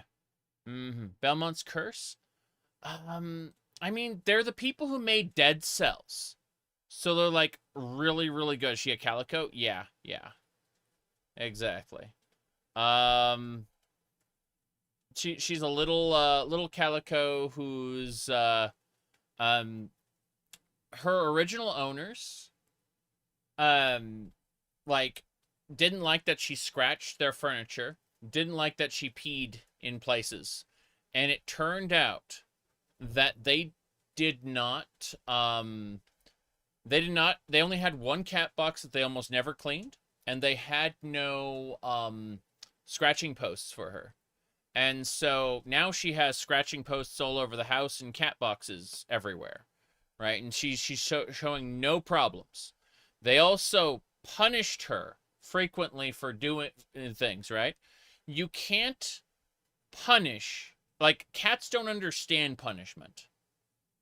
So she's just a bundle of trauma who thinks that for no reason people are going to turn on her.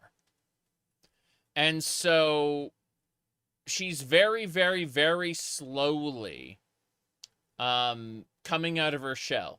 But the thunder and lightning is, what do you call it? Kind of making her hide right now. And that's why I muted it for just a second. I was talking with the wife. She was looking for the cat right now.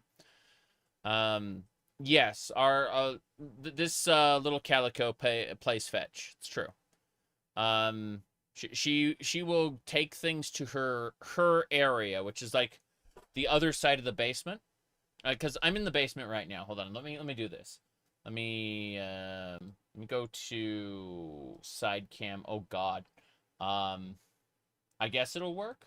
Get ready for like Breaking Bad. What do you call it? Breaking Bad Mexico or something. But yeah. So hold on. Let me try to fix this up.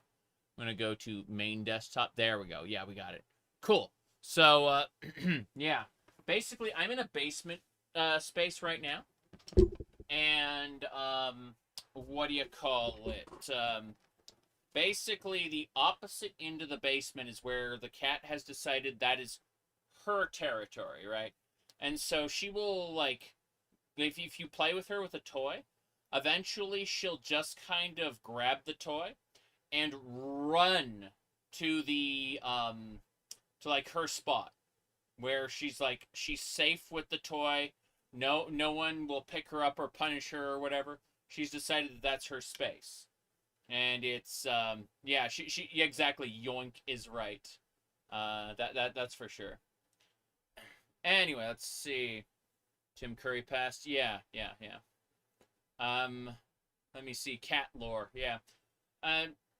We're not gonna be able to show her off right now because she's hiding. Otherwise, I'd grab her, and pick her up, show her off to the camera. But she's distressed right now due to the thunder and lightning. So, you know how it is. All right, let's see what else we got going on. Yeah, cats don't understand negative feedback. Yep, exactly. All right. Let me see here. Yeah, she's been having a good time. Like, she's adapted. She's claimed, like, the cat tray. Said, this is mine. She's a very happy cat. And, yeah, I think she'll be fine. But she's currently terrified of the thunder and lightning, and there's nothing I can do about that. Anyway.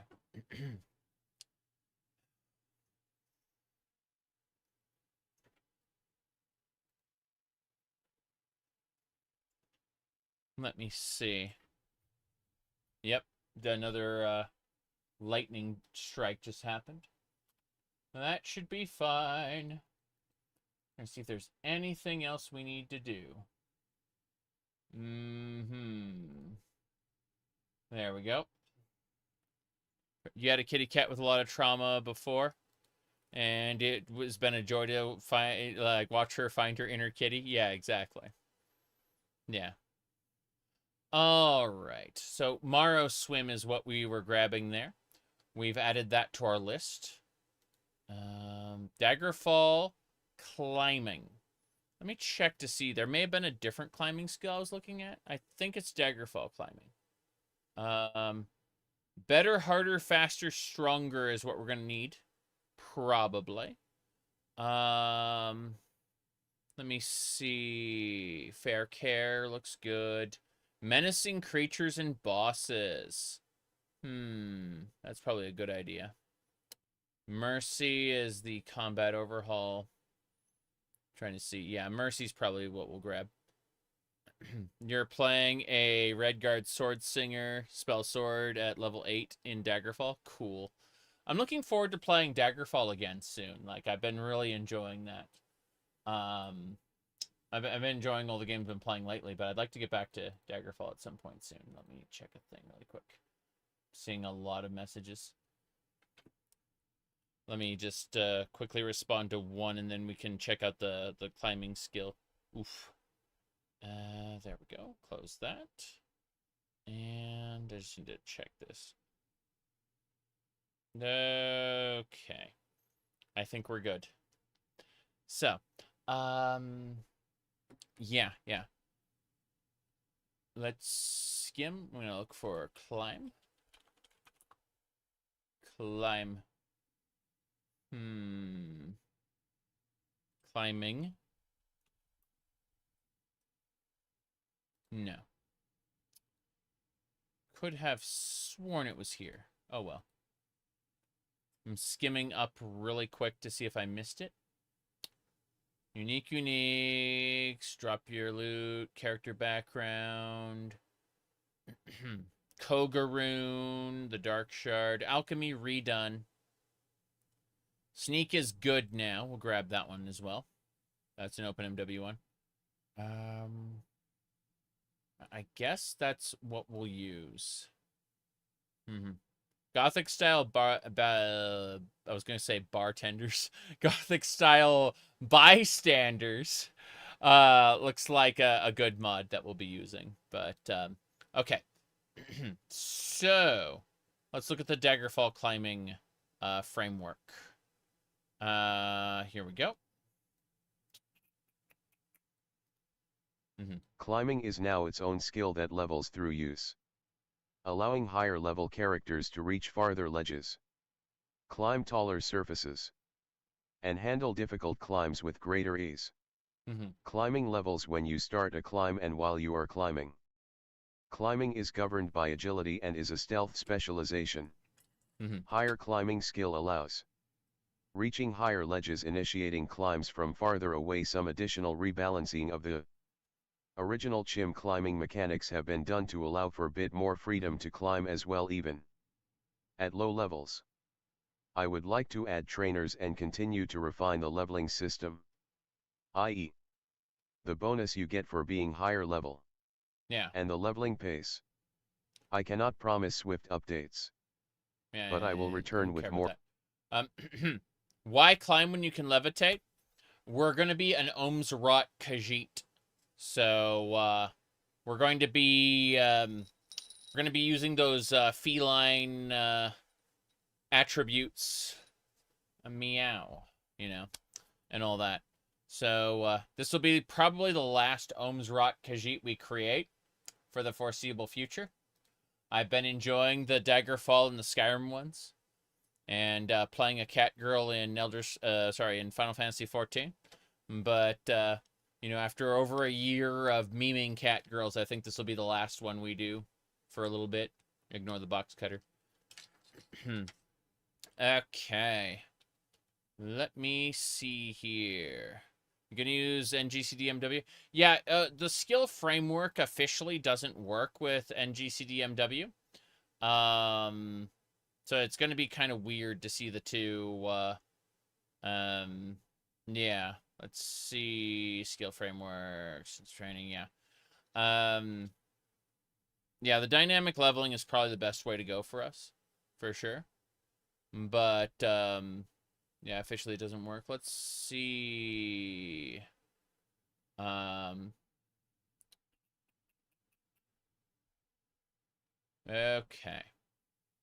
I'm checking a thing. Yeah. So, we got Morrow Swim. We're going to do Dagger Climb. Yep. Dagger Climb. Climbing. Daggerfall climbing. Okay, we got to add the original. It requires OpenMW chim climbing. Yeah. It, and the stats window extender as well. Yes. Okay. Sentinel is You keep calling it Sentinel. I'm going to call it Unreleased Elder Scrolls Game is unlikely to contain Ohm's Rot Khajiit for a while. True. Though I think enough people are going to want to play a cat girl or want to see other people play cat girls to the point where they'll make it. I suspect that's going to be a thing pretty quickly. Within, like, first of all, the creation kit's going to have to get released. My fear with Elder Scrolls 6 is that what they're going to do is they're going to release the creation kit in a closed beta to verified creators for like 6 months to a year. They're going to make it like exclusive. And so we're going to get mods, but we're going to get them at a much slower rate because people have to like jury rig the old creation kit or pirate the new one. You know what I mean? That's what I think is going to happen. Yeah. Anyway, let me see here. Oh. I see. I see. Okay. Thank you, Spider-Man. Right. Let's see. What else we got? Okay. Force secure boot because piracy. Yeah. Well, that's entirely up to them. I do not care right now. Let's see.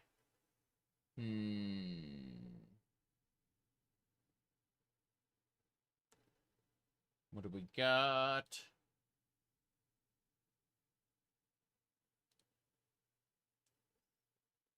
Anyway.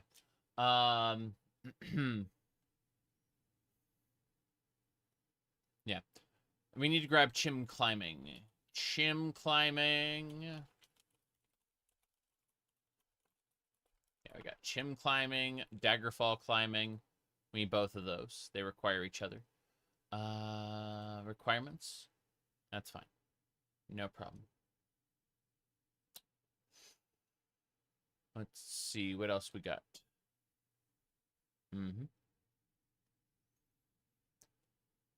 What do we got next? Okay, we got the daggerfall climbing. That's done too. Next up is meditation, magical regeneration skill. All right, I want to hear about this. This lightweight skill mod implements a progressive method of regenerating magicka via the new skill. Meditation. Huge thanks to Ralds who made the amazing skill framework. And to Onlim for allowing me to adapt his breath timing UI he made for the aquatics mod. With meditation, the player can press the I key, completely configurable, to begin a meditative trance wherein magicka slowly regenerates. As with meditating in real life, early attempts will yield poor results that increase massively upon leveling the skill. At low levels this will function as a minor pick-me-up, allowing the player to cast another spell or two. But by higher levels it serves as a massive reservoir of magicka an aspirant mage can tap into. Be wary however, for when one is meditating they cannot perform combative acts, and are much more susceptible to attacks from others. Meditation is measured by the concentration meter, essentially a separate quantity that determines how long one can meditate. It increases with the meditation skill. Concentration can regenerate via waiting/resting, or in real time, regenerating based off of your willpower level.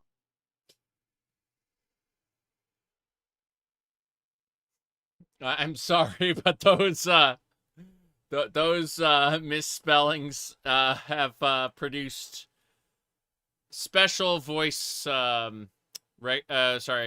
text to speech. Yeah. All right.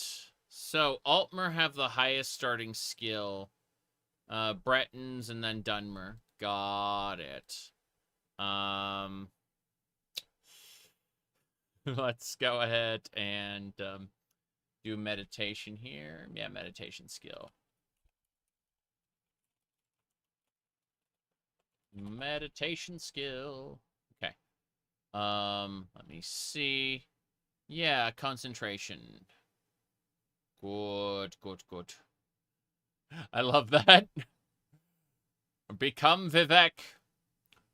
It's fine. Hauling. Okay. The hauling skill. An extremely simple skill. Hauling allows the player to naturally increase their carrying capacity whilst out exploring. Tamriel. If a player's inventory weight exceeds 75%, they will begin to slowly level up the hauling skill. The XP gained increases as the player nears 100% carrying capacity. Each level provides a silent feather buff. By level 100, the player will have an invisible 150 feather buff. This can be completely configured in the script settings. I'm still unsure if 150 is too much or too little for a level 100 skill. Picking up heavy items exceeding 15 kilograms in weight will also provide slight XP to the hauling skill. In this way you could technically drop heavy armor and repeatedly pick it up to level. But at that point you're literally doing weightlifting, so it's diegetic. Yes, yes, yes. Hauling. Hauling skill. Got it. That's neat. I like the hauling skill. I really do. Let me see. What else? So let's see here. Okay, okay.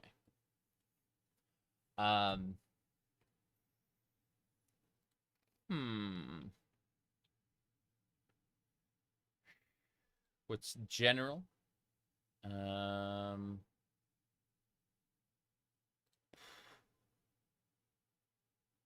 Looking at a thing really quick. Wait. Double Fine is releasing Brutal Legend for free for the next, like, 9 hours. Yeah. For the next 9 hours, Brutal Legend will be free on itch.io. I recommend this game. It's good. So if you haven't played Brutal Legend, you should pick it up. I'll go ahead and link it in the 8 hours, 55 minutes. Yeah. Here's the link for the download of Brutal Legend. Yeah. It's right there. Buy him. Yep.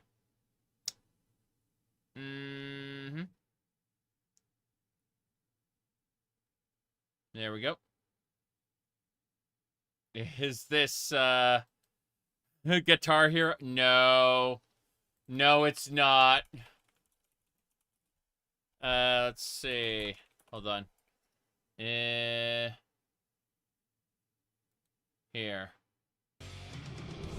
Let me mute really quick. Brutal Legend. Okay. So, Brutal Legend is an amazing, amazing video game that, like, trying to describe how, like, it's definitely a combat game, as you can see, but you're playing music to do damage. And so, you're dodging attacks. You literally do a slam with your guitar. You have a guitar and you have a literal battle axe. And yeah, this is not a rhythm game in the strictest sense. Rather, it is an action game. But it's kind of an amazing action game. Brutal Legend, I mean. Like, I recommend it to basically everybody. You can see, yeah.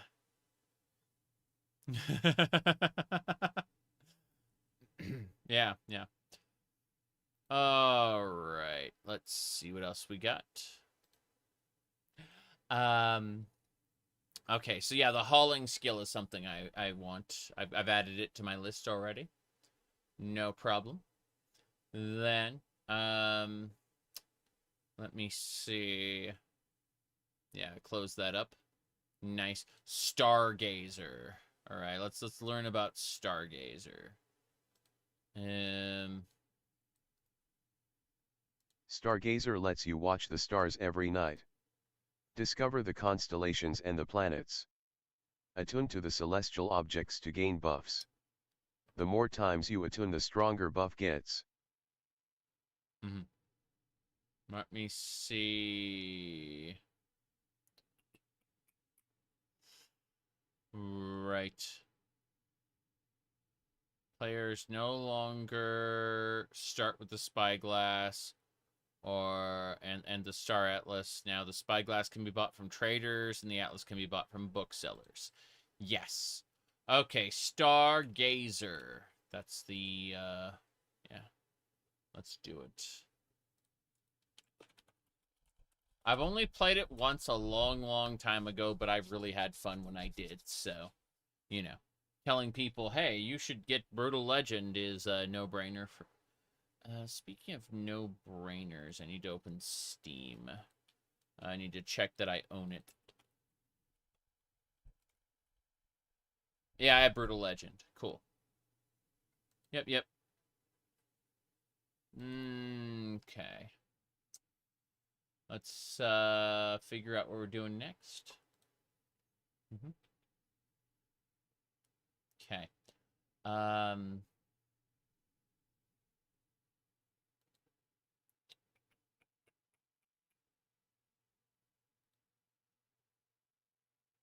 Yep.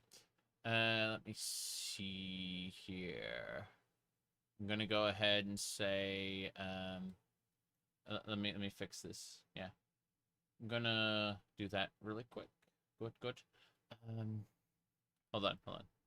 I need to, like, make a full screen. Ah! Wrong thing. Tamriel data? Yeah. Let me go. Copy source. Good. Yeah. And then I'm just doing a quick, like, copy of this. And then say, sorry.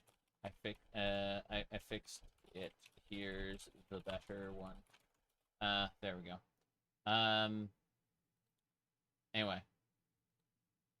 Yeah, she went, so I'm like, yeah. Anyway.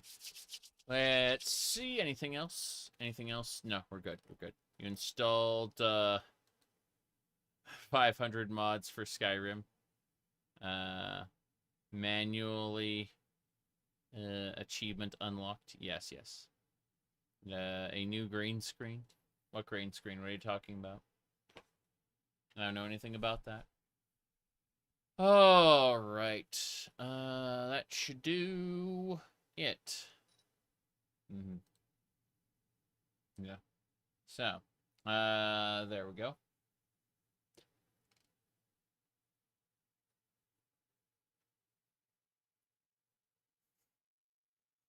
Okay. Stargazer, we got it. Moving on to the next one. Throwing skill. Let's have a peek. Throwing. Adds a new custom throwing skill for throwing weapons in OpenMW. This custom skill is governed by speed, specialized in stealth, and progresses when you hit enemies with thrown weapons. Throwing provides this weapon class with its own proper combat identity. Faster releases, stronger close range damage, fatigue damaging staggers, and an inbuilt perk ladder built around fast-paced, close-ranged combat. A perk ladder, really? Oh, yeah. Double tap. Chance to hit twice, bleed, paralyze. Cool. The post-apocalypse mod for Skyrim is outdated. Yeah, unfortunate, but true. True it is. Let's see. Anything else? Effort. Weapon. Yeah, so. Ohm's Rot gets a +5. Ohm's Khajiit gets 10. Cathera. Oh, God. Yeah. This skill takes into account the sub-races and stuff. Like, sea elves. Okay, okay. That's... Oh, it's based on your stealth specialty. Okay, okay. Let me see. Compatible with ultimate leveling. Ultimate leveling. We'll have to look at that.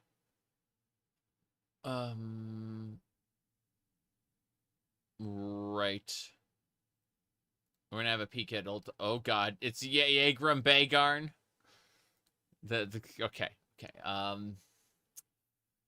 So not Stargazer, it should be throwing. Yeah. Stargazer skill. I'm gonna name this, yeah. Daggerfall climbing skill.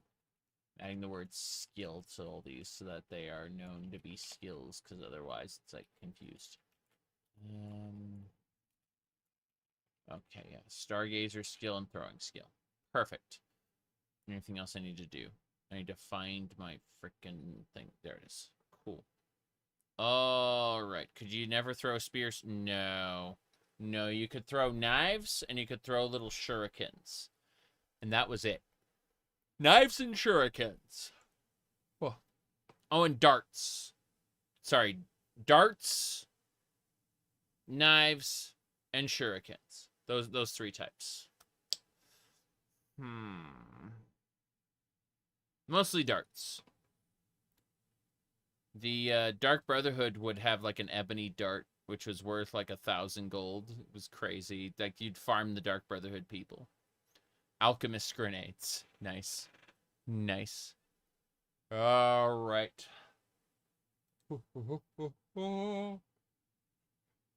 Okay. That'll do it. Yeah. You know what's funny?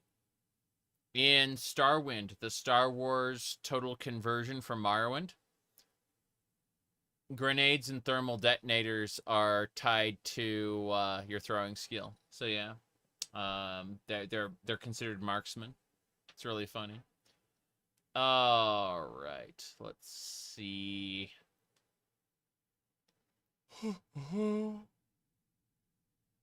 Throwing skill. I want to see if there's anything else there. Okay. Different things there. What it doesn't do. It doesn't edit thrown records. Does not edit marksman skill. Makes sense. Only compatible with OpenW.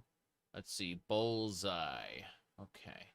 Abilities are modifiers. We'll see that in a second. Is that it? No. It's got to be this one. Yeah. Hello, hello, Lexa. Good to see you. We are presently, if we pull this up, we are presently looking at a list starting with the OpenMW engine, going into inventory expander, camera, advanced world map, tracking data for it. Advanced world map looks great, by the way. Like, I'm super happy about this. Like, there's so many awesome details. Like, here are the travel routes and things like that. Like, all this information is at your fingertips. And you can, like, toggle on and off certain services where you can be like, I want to track silt striders on my map. So, stuff like that, you know? It's really nice. Like, once you've discovered a particular place or a particular person, it records it, and then you can use these boxes to filter. Stuff like that. Yeah. I'm really excited for stuff like that. Anyway, so yeah, we're looking at the throwing skill right now. This is a skills framework. It's yeah. It fits in with everything else. Yeah. What's funny is it's actually, if you are so inclined, it's designed to work with a certain other mod that pisses people off. It's called the quest guider light. In other words, it can put exclamation points over people's heads and point you to quest destinations. So you can see those waypoints there. Yep. Like if you wanted to in Skyrim fashion be pointed to your destinations, even on like the mainland, and even in like Beyond Skyrim or not Beyond Skyrim, sorry, Skyrim Home of the Nords or like Province Cyrodiil, it will point you anywhere. I'm not going to use it myself, but there are tons of mods that work together. Yeah, the colors. Yeah, I get it. Let me check here. Okay, we got throwing. I guess that's it for that. Let's look at ultimate leveling really quick. I'm curious about this. A natural progression mod descended from the same time-honored lineage as natural character growth, NCG. NCGDMW Ultimate Leveling. And NCGDMW Lua Edition with a hot new take on what it really means for character choices to matter. I see. Fully compatible with skill framework, skill evolution, and character traits framework. I see. So this was a fork then. Interesting. Much like NCGDMW. Rather than having to manually allocate attribute increases on level up, attribute growth and player level are advanced organically through skill use. Yeah. Ultimate leveling comes with a slew of new features, each of which are customizable and /or toggleable using the mod's in-game settings menu, which can be found at Options Scripts Ultimate Leveling. That's great. The mod should ideally be installed on a new save, but it should function on mid-game installs as well. The mod's namesake and inspiration is one of my favorite Oblivion mods. Ultimate Leveling. A lot of the design ideas come from that mod, but were tuned with Morrowind's unique gameplay experience in mind. If you like what I've done here, I suggest you check out Skill Evolution. Okay, thank you. We'll look at Skill Evolution for sure. Natural character growth. Yeah, I don't care. Oh, this is an Oblivion. This is NGCDMW. Wait, by Johnny Hostile. I'm confused. Sorry. Morrowind. I know. Just the slightest misspelling causes the text-to-speech to just kind of go crazy. It's very silly. Okay. So, let's have a look. Skill evolution, it says. That isn't skill evolution, though. Those links are wrong. Skill evolution. Yeah. This mod author has incorrect links. That's good to know, I suppose. Let me see. Yeah, it's an old TTS engine prior to our neural networks that, do AI. Like, this is an old thing. Okay.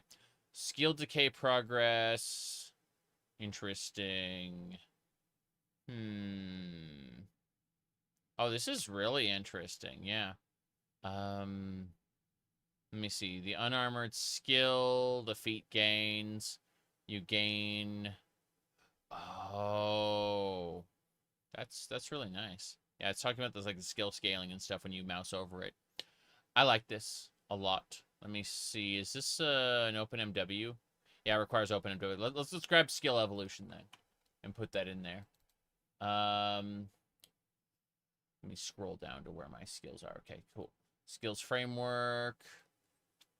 Skill evolution. Yeah, we're not using NGCDMW. We're going to use ultimate leveling instead. Just looking at the Yagram Bagarn setup there. Yeah. Yeah, decay's a cool concept. I'm probably going to turn it off. Everything in this mod is customizable. So you can, like, toggle on and off features you may not like. You know. And I think that's nice. Let's see. Yeah, skill. So this is compatible with the skills framework, unlike NGCDMW, which is not, most likely not. So we'll go ahead and grab this one. Ultimate leveling. Skill evolution and ultimate leveling. I'm not downloading any of the mods today. I'm just adding them to my list here. If you see what I'm talking about, I've got this list of the different mods that I'm planning on using, and so we're going with all these different skills and a skills framework and stuff like that. It's going to be very interesting to kind of poke at, I think, anyway.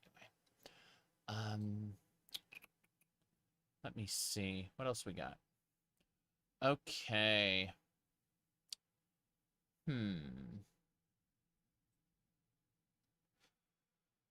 Yeah, skill evolution, ultimate leveling, we can close those. Bullseye is the next one. This is the marksman overhaul. I think. Let's have a look. Archers should control the battlefield through positioning and distance, Mm-hmm. while warriors should dominate close combat. Okay. Your goal is simple. Keep your distance and land your shots. I see. Let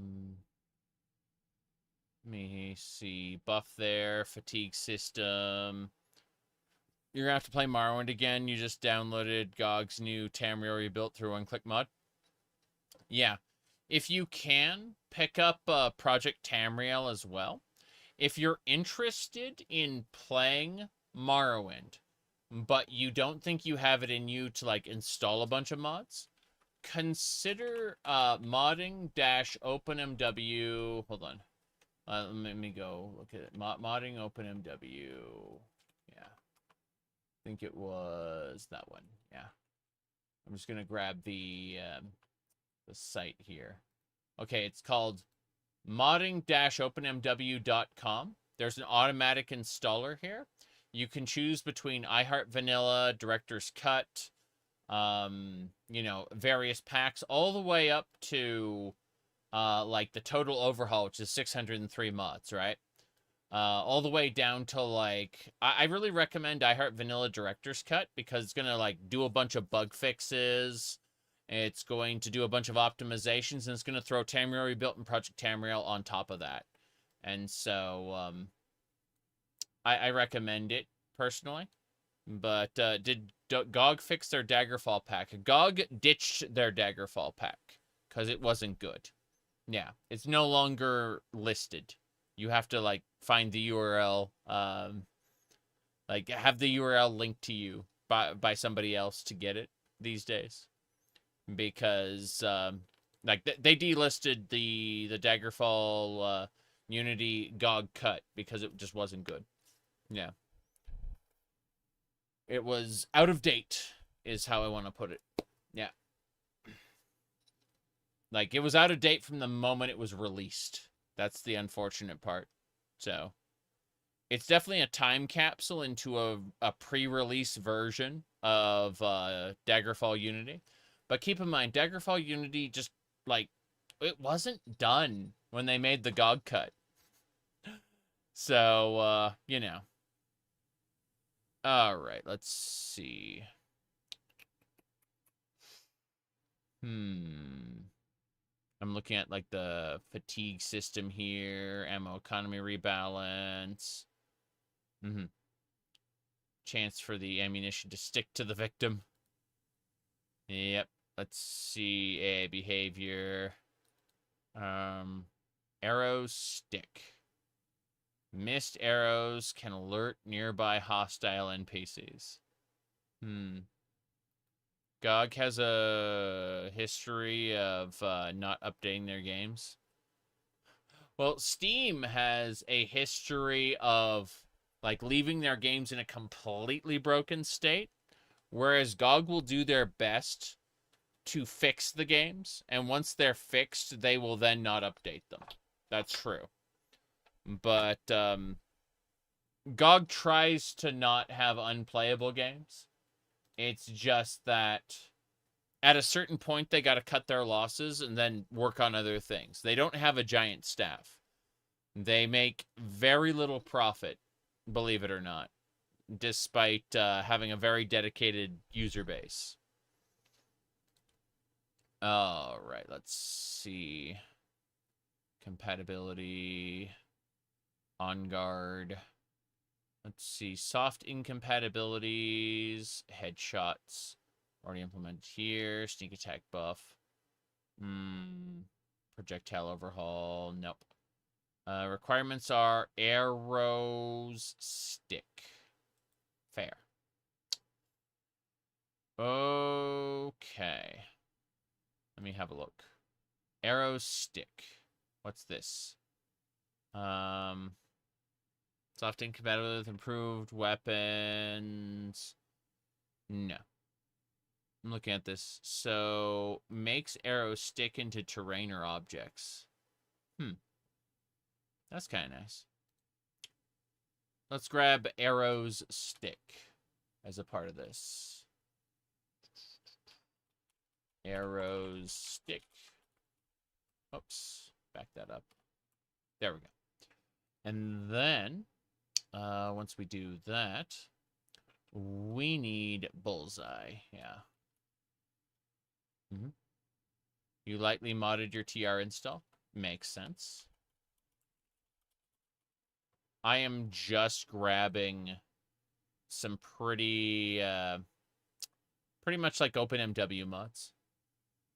And that's about it. Arrow stick.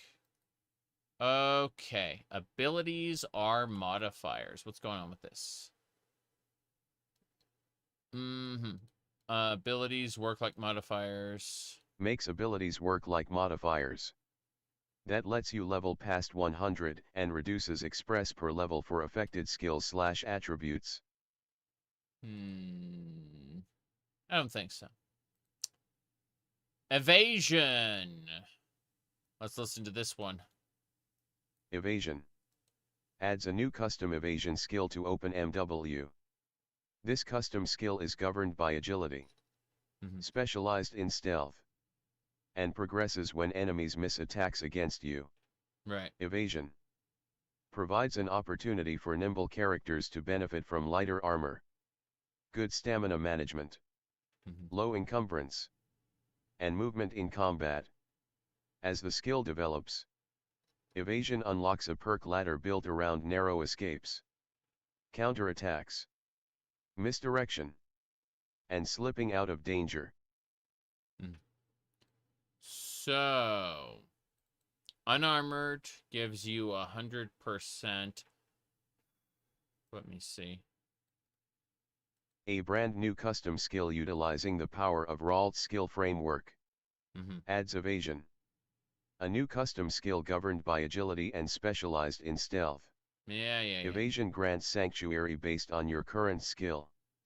Armor loadout. Fatigue. Encumbrance. And movement state. Unarmored characters receive the full benefit. While light, medium, and heavy armor retain progressively less evasion value. Evasion progresses when enemies miss attacks against you. Repeated misses from the same attacker in a short window still grant XP, but at a reduced rate. Right. Let's see. Second wind. Riposte. Pocket ash. Oh. Instead of pocket sand, it's pocket ash because you're in Morrowind. That's great. Yeah. Okay. This is fine. Evasion skill.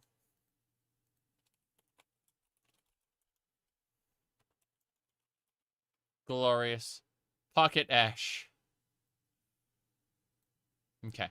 Staves. Staves. Adds a new custom staves skill for staff users in OpenMW. Right. This custom skill is governed by agility. Specialized in magic. And progresses when you hit enemies with staves and cast spells whilst a staff is equipped. Fair. Staves. Give staff combat its own proper identity. Better spell school handling while a staff is equipped. Enchantment charge efficiency. Magicka siphoning. Rare charge recovery. And a disruption-focused perk ladder built around anti-caster pressure. Fair. Okay, so... what's this? Staff hits train staves instead of blunt weapon when XP redirection is enabled. 4 hit chance. The stave skill utilizes blunt. And temporarily overrides the blunt skill with the value of staves when a staff is equipped. Right. This is required because stave's weapon hit chance is still calculated by the engine using the vanilla blunt weapon skill. Yep. I'll update once a workaround is no longer required. Non-staff blunt weapons still train blunt weapon normally, while a staff is equipped. All 6 magic schools receive a skill modifier bonus scaling with your stave's skill. Staff spell training. While a staff is equipped, a configurable share of successful magic school skill gain is duplicated to staves.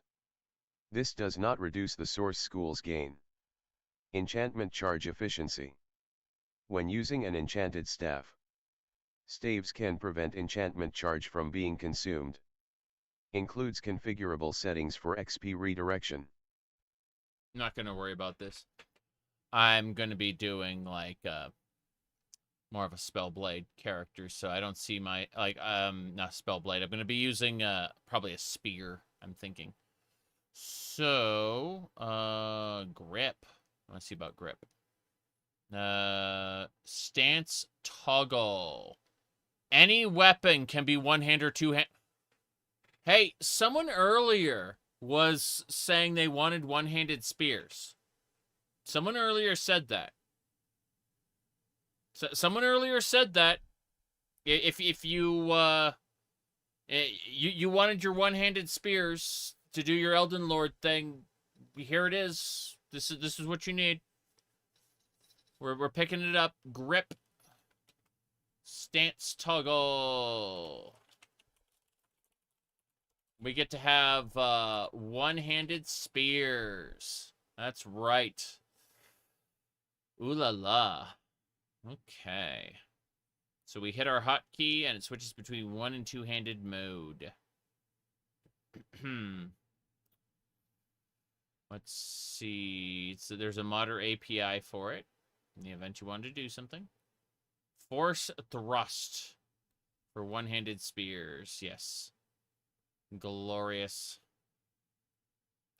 Do not enchant any one-handed, two-handed variant. Got it. Enchant the base item. Yeah, makes sense. Okay. My goodness. Alrighty then.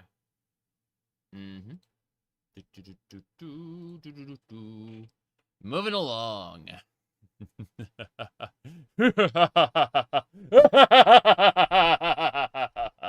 Sorry. I just deleted someone's comment and laughed. All right, let's see. What do we got? Grip is perfect. So we're going to be able to do one-handed spears with this, and that is awesome. Yeah, this is looking great. So, skills framework.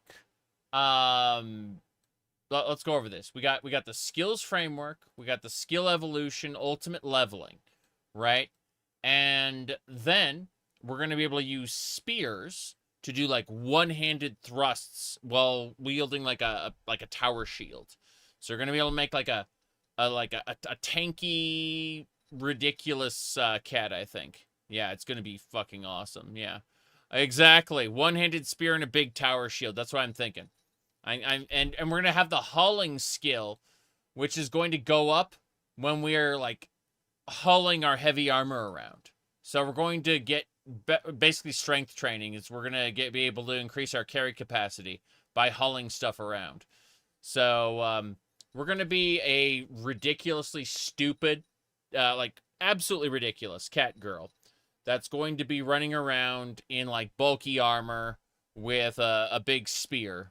Yeah, it's going to be really stupid. I'm looking forward to just how dumb it's going to be.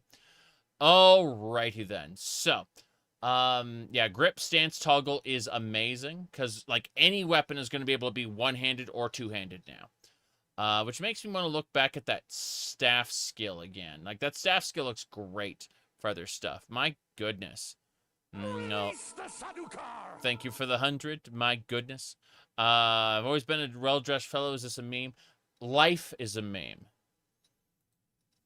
My goodness. There we go.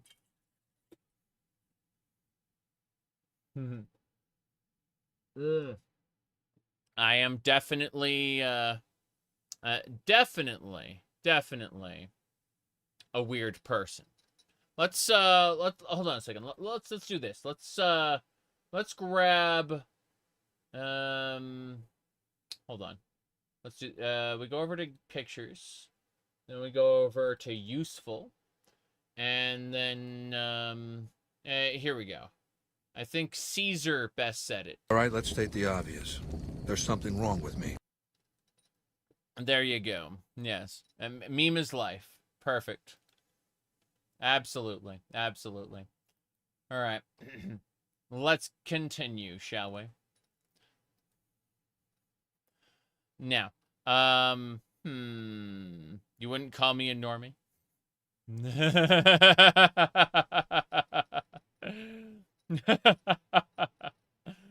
No, don't worry about it.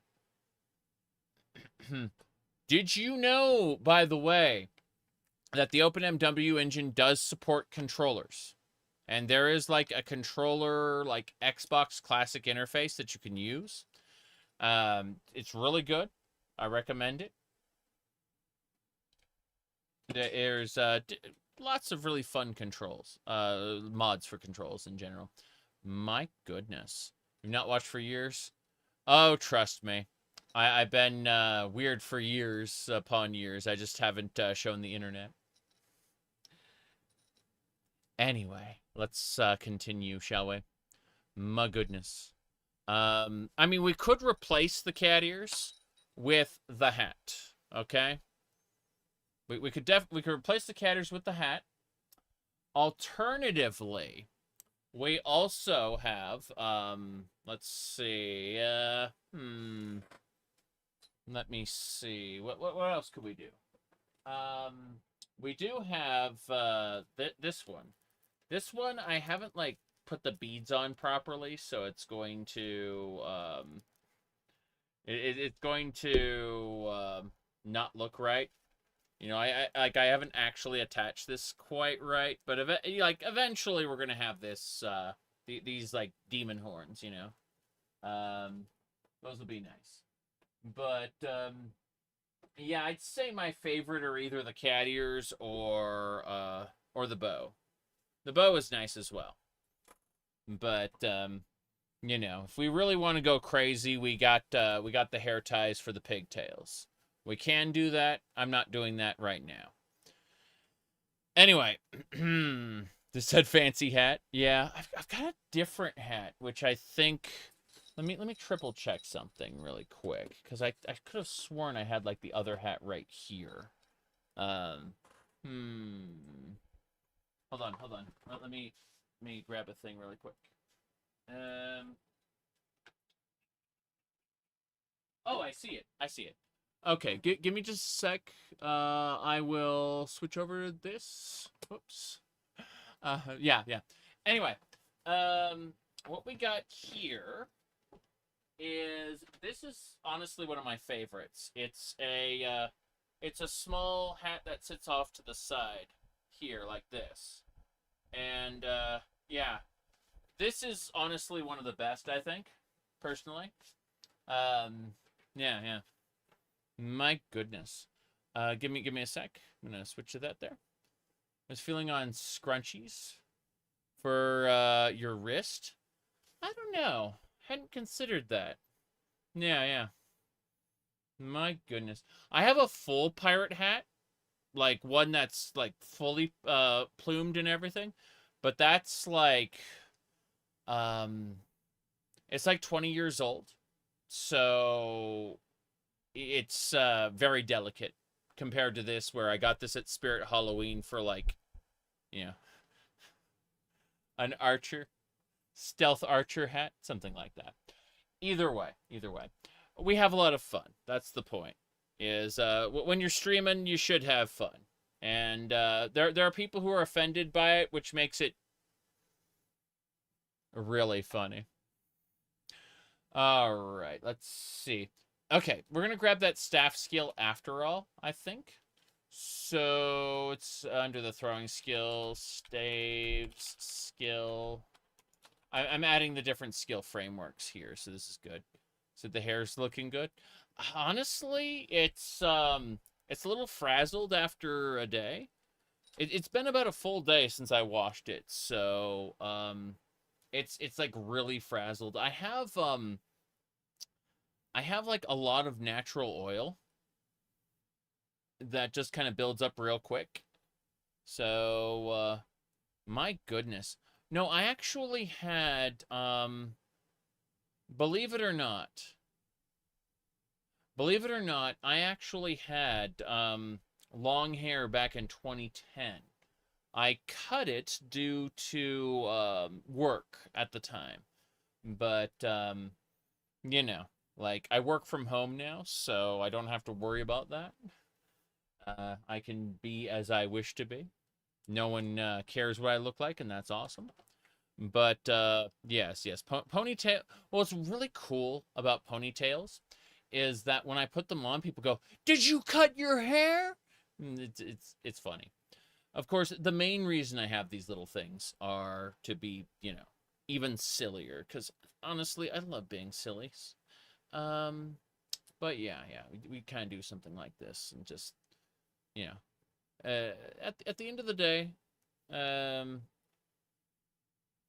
just having fun more than anything else. Yeah. Anyway, let's get back to it. We're gonna be doing been going over OpenMW mods today. More of them, I should say. But I'm trying to pull back like as much hair as possible, like get it out of my field of view. It's very hot, so throwing them back like this is actually kind of the best way to deal with it. I should have put 3 on the other side, not 1. That's kind of my bad. Yeah. Point is that, yeah, this one's high, this one's kind of low. Go figure. Said the head protects the hair with oil, maybe? Maybe. All right. There you go. You got, like, curly hair. I used to have curly hair years and years ago, but alas, I'm old now. So, it's basically all straightened out. Yeah. Okay, there we go. That's the best it's gonna get. Now, let's keep going. I am gonna put the ears back on because currently we're still in the midst of cat girl nonsense. What the heck is that? Something hit me. Oh, an extra hair tie. My bad. Anyway, so point is that yeah. Straight, young, it's poofed over time. I get it. I totally do. Okay. So, let's keep looking. Did you cut your hair? Yeah, sure. It is funny, though. Like, if I do a single ponytail or a bun, just put it all behind my head, people ask if I've cut it. I was shaving it for, like, just completely for a number of years. And, well, I wasn't. The wife was doing it for me. But, the wife has done a lot of things. She painted my nails for me, for example. Like, she did that. I do not have the skill for this, unfortunately. Yeah. No, I'm a weirdo. I would encourage you to check out my normal videos because they are more normal. The streams are unfiltered. Yes. Let's see here. Fishing. Oh, I'm excited. Okay, we're gonna listen. We got Morrowind fishing. Let's do it. Going to flip this around. Hold on. There we go. Think that'll do. Okay, let's hear about the fishing. Oh, this is compatible with Sun's Dusk. Catchable fish. Okay, here we go. Here we go. Do I have pedicures? No, I'm afraid not. I just grew these out like 2.5 months ago. So, this is a fairly new experience. They're useful, but they also get in the way. So, you know, it's a toss-up. My goodness. Anyway. Your queue is broken? Yeah, yeah. Okay. Well, have a good one. I'm going to go ahead and look at that fishing mod. So, fish with fishing poles, is it? Yeah. This is the fish with fishing poles expansion. Oh, interesting. So this uses Ashfall. Okay, so basically this steals their mod and implements it with OpenMW. I see, I see. So this is an MWSE mod that's been adapted. Let me triple check what it requires then. It says requirements. Okay, fish with fishing poles expansion. It requires both of those. So, then pick one of these, the crafting framework or Sun's Dusk or the skill framework. I have all of those. Yes. Okay. So, that's neat. All right. So it's fish with fishing poles. And we're going to start with this one. Neat. Copy. Fish with fishing poles. Good. So this is this is not an OpenMW mod. This is actually a MWSE mod that has a compatibility patch that just rips all the assets out of the MW SE mod and puts it into OpenMW, which is great. So fish with fishing poles expansion. Good, good. That should do it.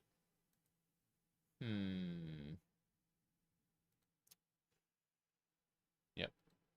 And then this one is fish with fishing poles, OpenMW.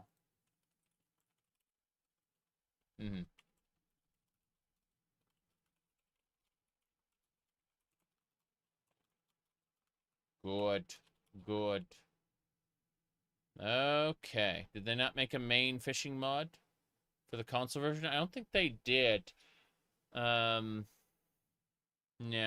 Currently playing through a Wabbajack list for Morrowind. Can't wait to make your own mod list. Since the Tamriel Rebuilt got updated? Yes. Yes, indeed. The Creation Club for Skyrim has fishing. But, there's no console version of Morrowind that supports fishing, unfortunately. But yeah. I totally get. I'm talking on YouTube and Twitch simultaneously, so that's why it gets a little up and down, left and right. But yeah. My goodness. Let's see here. Battle XP will be the next one.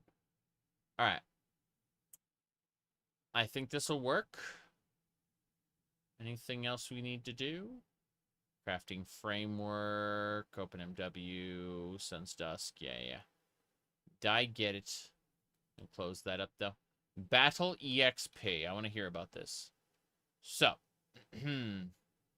all right.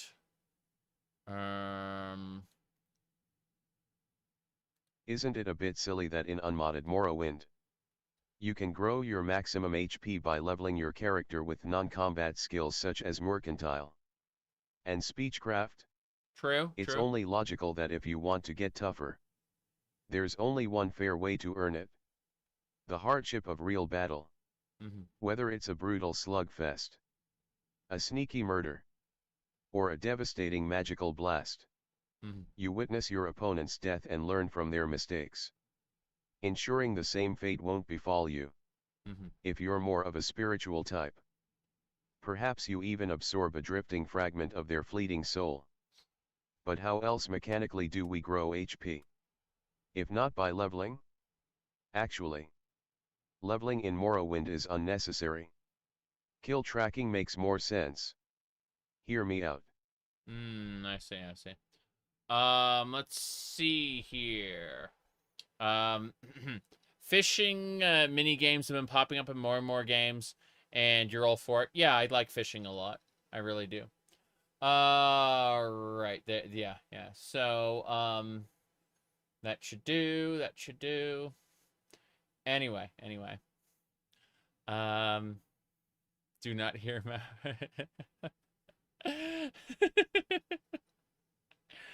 Okay.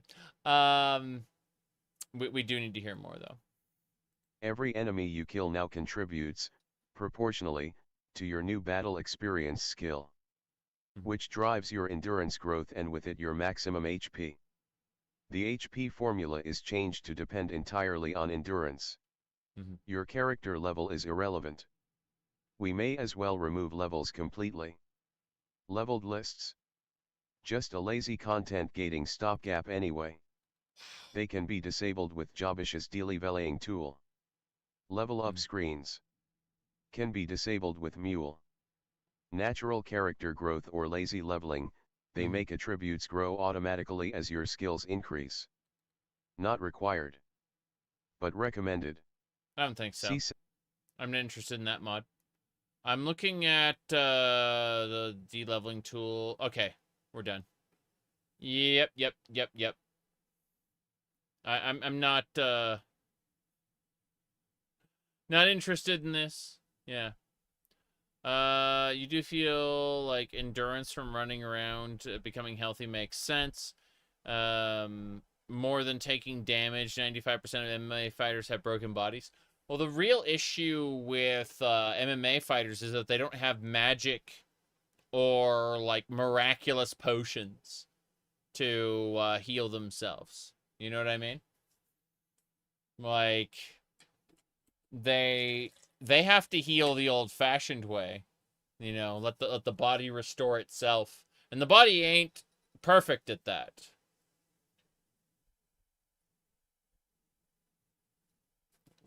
My goodness. What one thing do you want to see from Test 6 the most?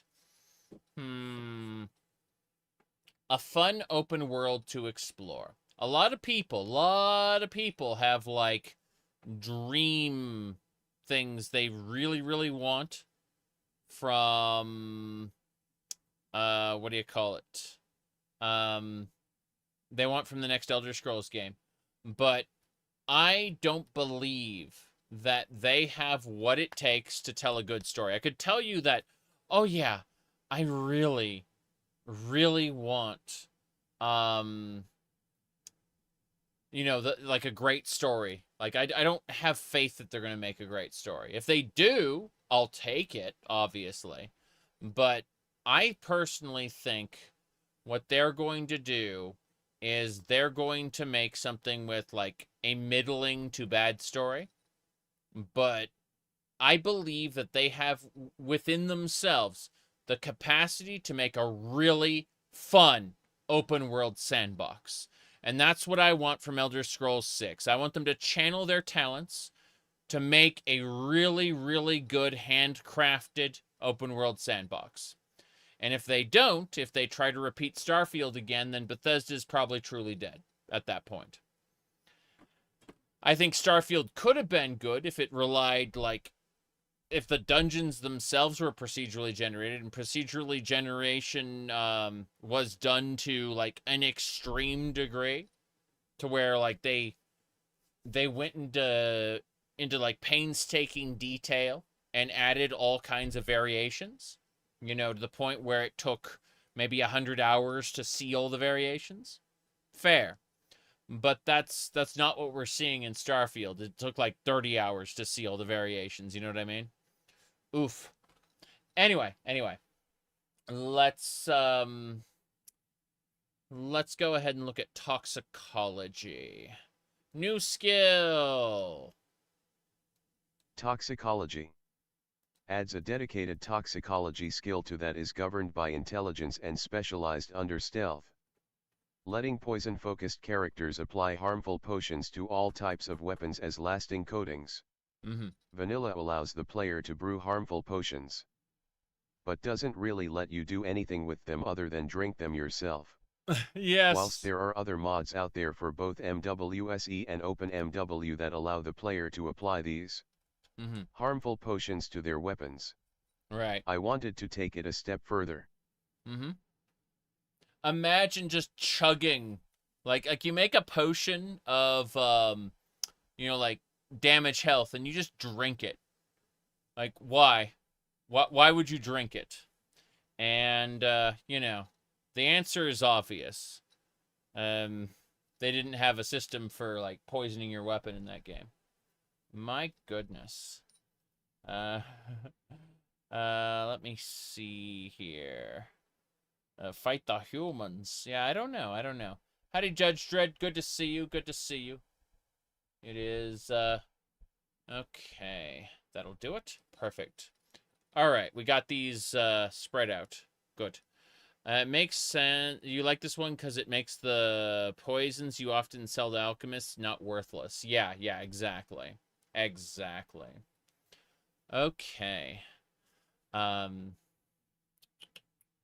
So, let's listen. That being a fully realized feature-rich poison mechanic. Complete with variable weapon coating charges. Yeah. Layered poisons. Perk unlocks. Poison hit and harmful brew XP. UI feedback. An optional distribution of existing harmful potion records into merchants and containers. That makes sense. Gotta fix something really quick. And I don't know which one I'm gonna use. Probably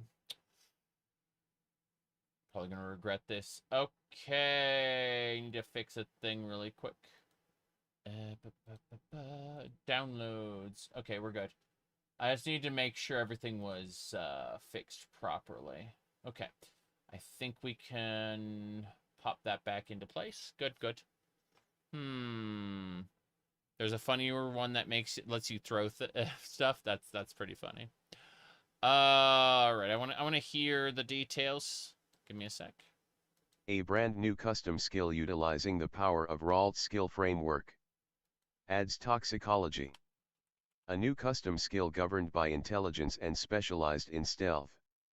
Grants toxicology XP for applying poisons. Landing poisoned hits. Poison-assisted kills. And brewing harmful potions. Works with melee weapons. Bows. Crossbows. And thrown weapons. Higher toxicology skill improves your effectiveness with poisons through configurable systems and perk unlocks. Inventory extender optionally adds tooltip lines for poison name, effects, and remaining strikes. Supports player brewed harmful potions and alchemy gated tooltip detail reveal. Adds a custom apply/drink/cancel prompt when using a harmful potion with a suitable weapon equipped. Neat. Adds a HUD indicator for equipped poisoned weapons. I'm gonna poison my Adds spear. inventory. This weapon is poisoned indicators. Requires inventory extender can optionally seed existing harmful potion records from the current load order into merchants and containers. Includes configurable settings for XP gain. Perk behavior. Visible feedback. Tooltip detail.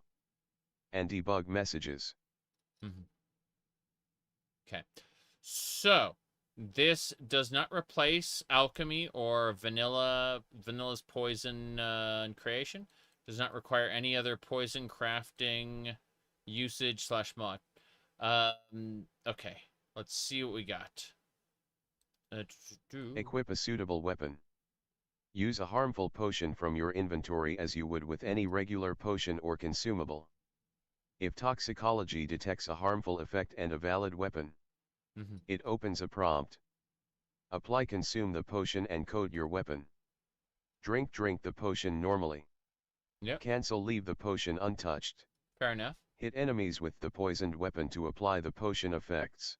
Yes. Charges tick down on successful poisoned hits. That's neat. So you can apply the potion to a weapon, or you can just drink it. Like, I want these negative effects now. Okay. Let me see here. Here we go. Toxicology can optionally distribute existing harmful potion records from your current load order. Cool. Into the world. It scans loaded potion records, filters for harmful candidates, and places eligible existing potions into qualifying potion merchants, alchemists, apothecary style NPCs eligible containers such as chests, crates, neat, barrels, cabinets, sacks, baskets, cupboards. That's me lockers, on a basket case. And supplies by default. Qualifying merchants receive a small stock count, and eligible containers have a configurable chance to receive one harmful potion. Okay, we got it. Hopefully Starfield flopping will give Bethesda a reality check. It's crazy because, like, Starfield, like, if the world were interesting, people would not, like, would give Starfield's kind of, like, iffy mechanics a lot more, slack than they do. But the world isn't interesting. There's a few interesting characters in it, but it's hard to be interested in characters when they live in a world that is so boring. The best way to explain it is that, like, Fallout and the Elder Scrolls are both interesting because people who used to work for Bethesda wrote a lot of, like, background, world building, and lore for those worlds. But Starfield is the best Emil Pagliarulo and his associates can make. That is the best they are capable of doing on their own. Going back to Tamriel means they can go back to the wealth of inspiration to draw from, right? Like, there's tons of pre-existing material that they can pull from. And in that sense, it's very difficult for them to make a world as boring as Starfield was. Like, they have the tools with which to steal. Even if they themselves didn't, like, well, a few of them are still there, but most of the people who made Tamriel what it was don't work for the company anymore. Meaning that the people who are working at Bethesda now are borrowing from... They're standing on the shoulders of their betters, basically, which is an unfortunate thing to say, but as far as, like, writing chops goes, it's true. People say Michael Kirkbride this, Michael Kirkbride that. They're overinflating Michael Kirkbride. He definitely contributed, but he was not the only one. Like, there's a significant number of people who worked on Morrowind who are gone now. That's just a fact. Anyway, toxicology skill. Skill. I need, like, fishing skill. Okay, anything else? No, we're good for that. Okay, Sun's Dusk is the survival mod. We already got that. Simply mining. I need to look back at this. Hold on. Staves. Already got that. Grip. We already got that. Okay. Mm-hmm. Yep, yep. Yep. The jank is, honestly kind of endearing when it comes to a Bethesda game. As long as the game itself is playable, having it, like NPCs flop onto the ground and get back up, yeah. You said, you once said, good authors create, great authors steal. Yes. I did say that. All right. Let's see here. There are so many examples of very interesting worlds that are the product of things that are stolen and reappropriated, and then, you know, unique creations kind of built alongside. Let me see here. Checking a thing really quick.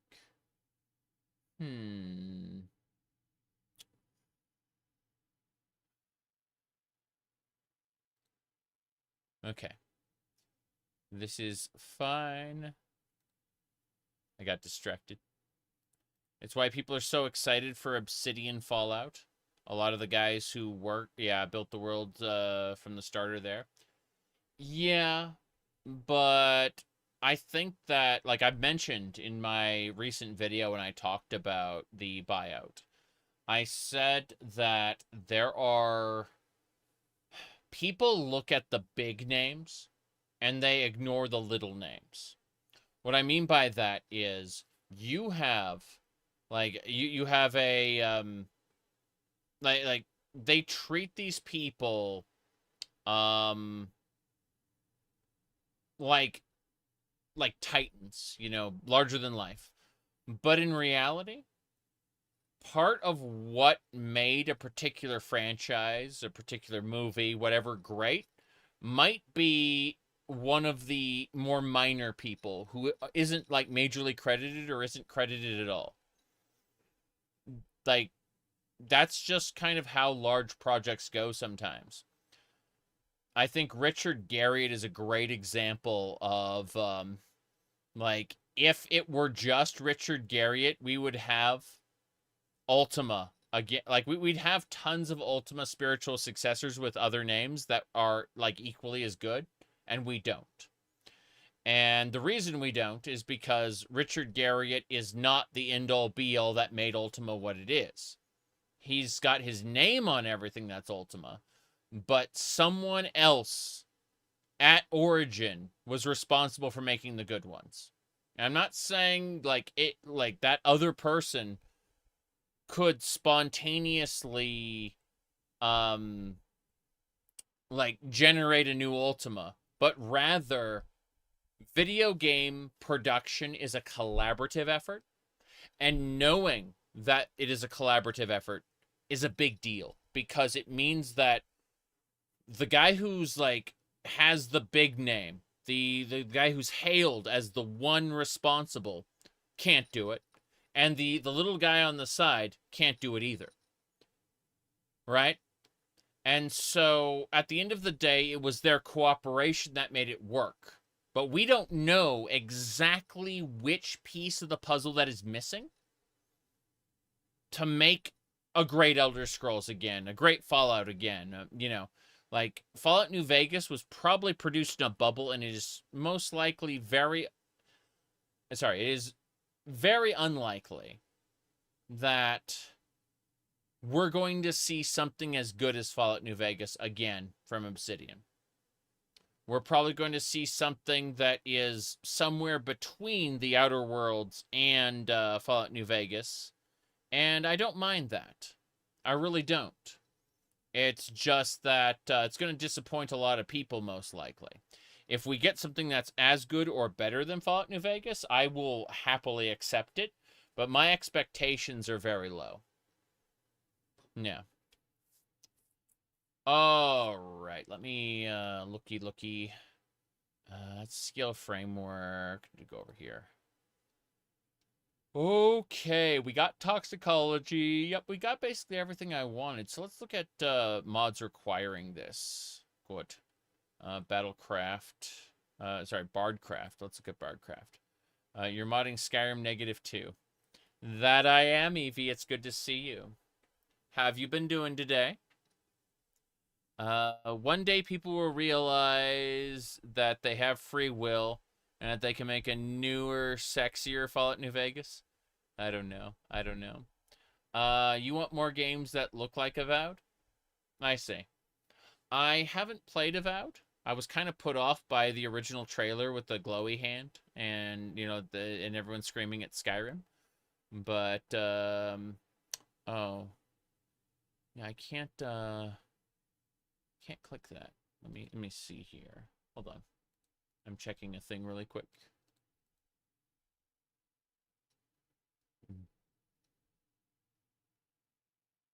Hold on. Hold on.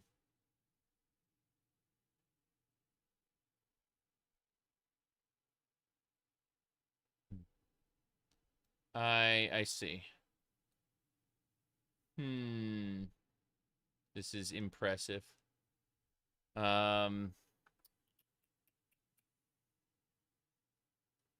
Yeah. Let me fix that. Okay. You're losing a fighting battle with life. Well, thank you for the 4 months, Evie. And you could do better. You know you can.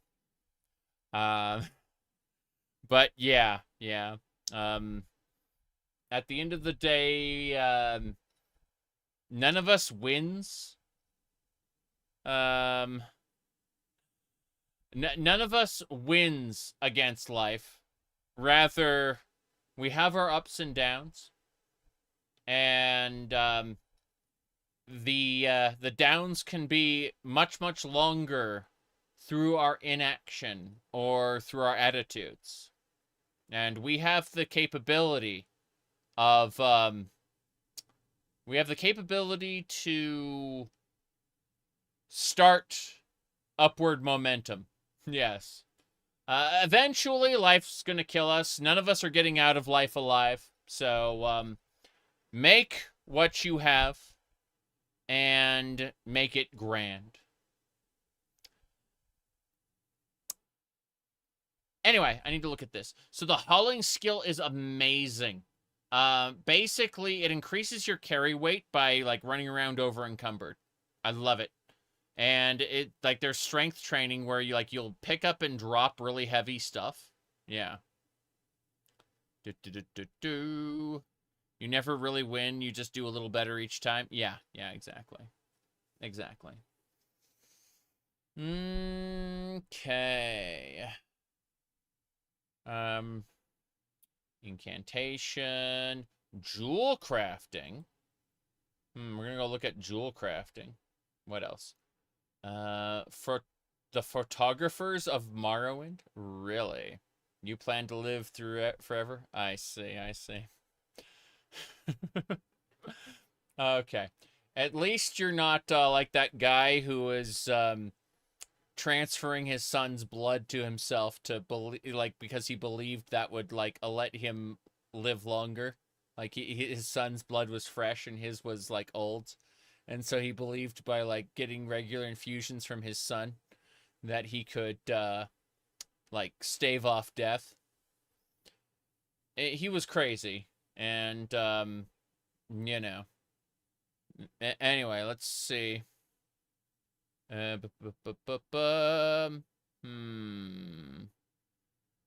see.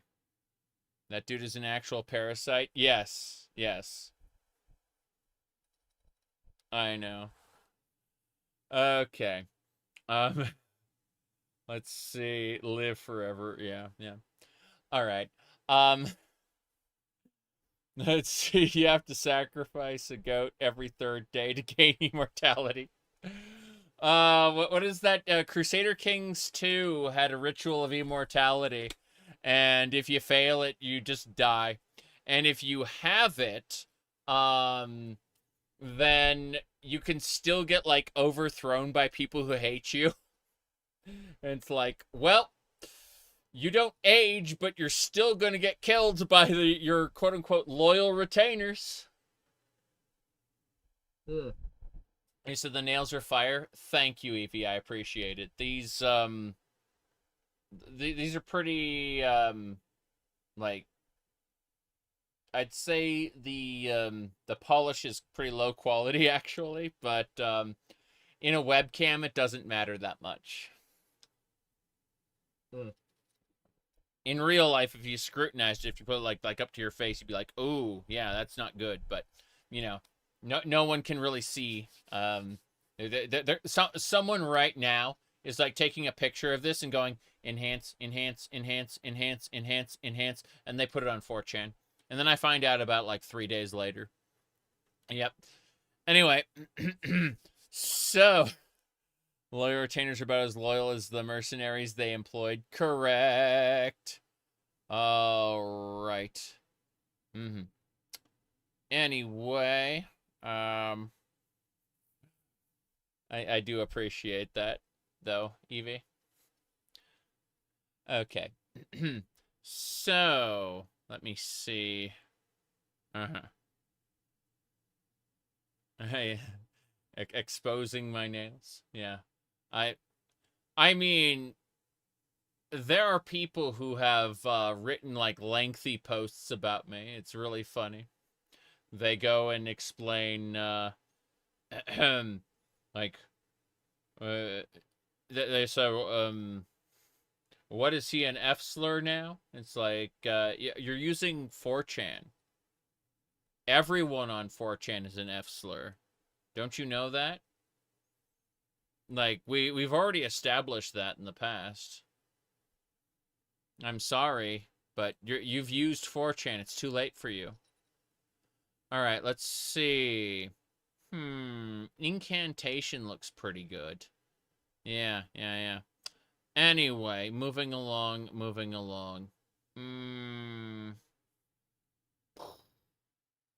Alright, let me see.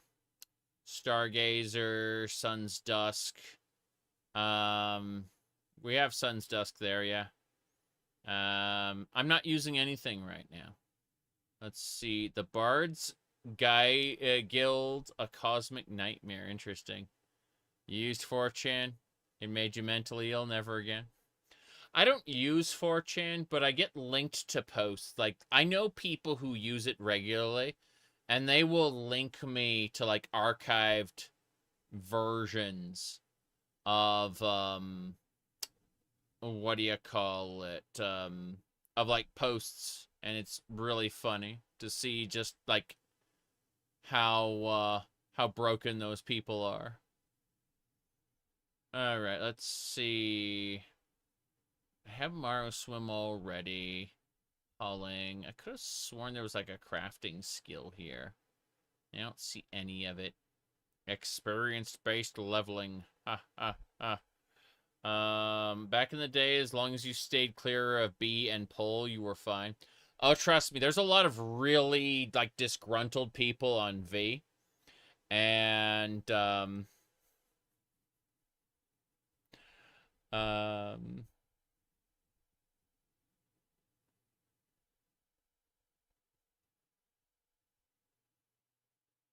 I see, Evie.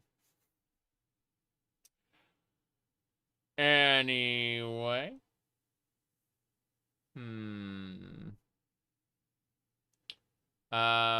You specify back in the day. Yeah. Yeah, the people on V are, like, really disgruntled, and, the LGBT board is referred to as just, TTTT now. Like, just 4 T's, because it's, like, it's just been taken over by, self-hating trans people. Alright, let's see here. We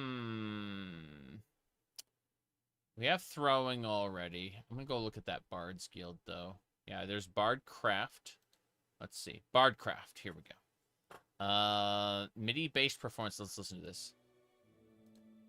Oh, no. Is this what I think it is? Hold on. Let's have a look. Hmm.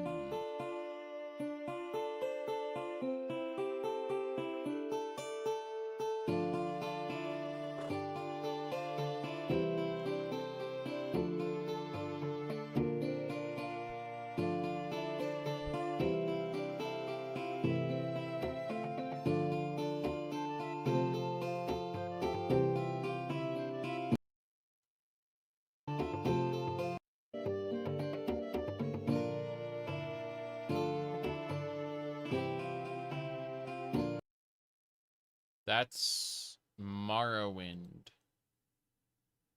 Yeah? Bardcraft is a fully featured Bard experience for Morrowind. Powered by OpenMolua. Perform music. Level up your skills. Compose your own songs.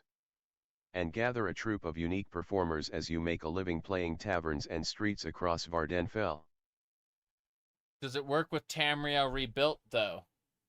Can I play some music? Let's see. Bardcraft. A new character skill that lies at the heart of the mod's gameplay loop. At level 1, you'll struggle through basic scales.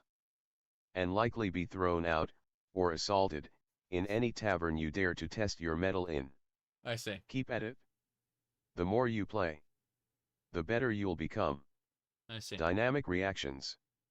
Great performances will earn you tips in real time. And the crowd might even erupt into cheers. Truly awful performances, on the other hand, will get you pelted with food and drinks by rowdy tavern goers. Or even get you banned from a venue for a while. The mod has plenty of variety. Over 1,500 unique patron and publican comments and tip messages. Depending on a mixture of performance quality, complexity, NPC race, weather, and region. Song learning. Booksellers stock a few basic songbooks that'll teach simple songs to get you started. But any good bard is also an adventurer. And things are no different in Morrowind. Hundreds of potential music box locations have been hand-placed in dungeons across Vardenfell. Holy shit. With a unique selection appearing in each playthrough. The more difficult the dungeon, the higher tier the music box. When activated, they'll play a rendition of a random song of their respective tier, teaching it to you and allowing you to play it yourself. They can be picked up and make great home decorations. Smiley face, assemble Smiley a troupe. face. You can perform solo, but it's more fun with a band. Bards for hire can be found throughout the taverns of Vardenfell. For a price, they'll lend their talents and travel with you. Each performer has a distinct personality, backstory, instrument, and fee. Instrument sheathing. Most instruments can be worn on your back by dragging them onto your character as you would a piece of armor.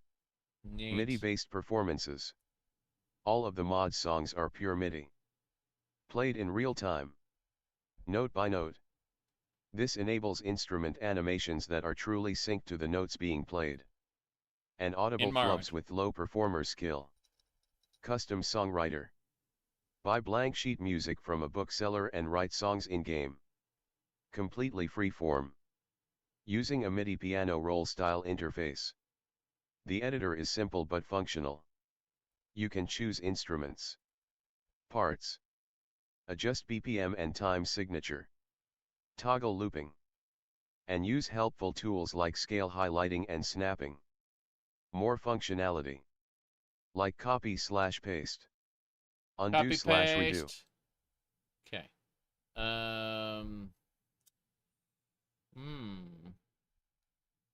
I see. Brass, flute, drum, fiddle. Fiddle.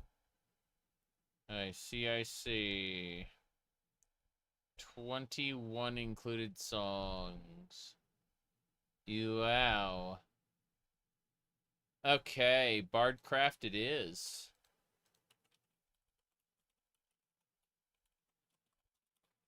let's see what else we got. Ah, jewel crafting. No, I want to see the other one. Hold on. There it is. The Bard's Guild. Really?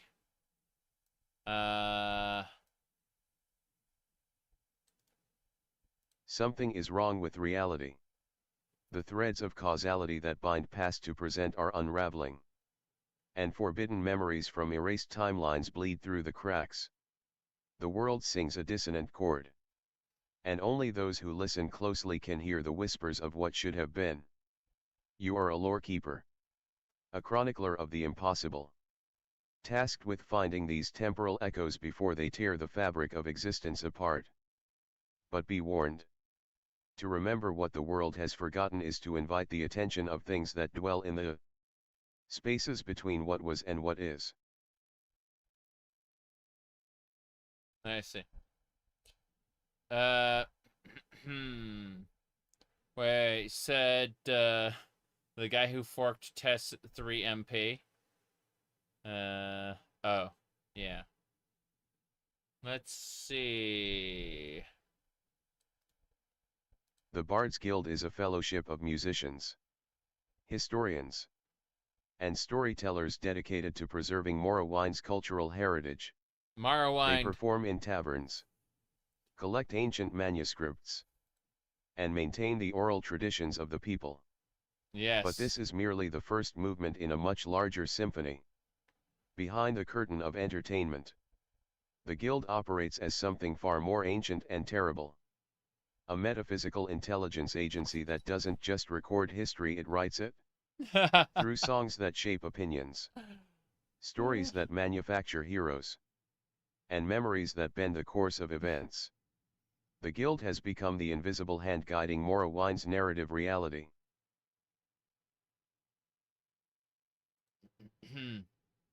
Okay. Let's see. That's pretty funny.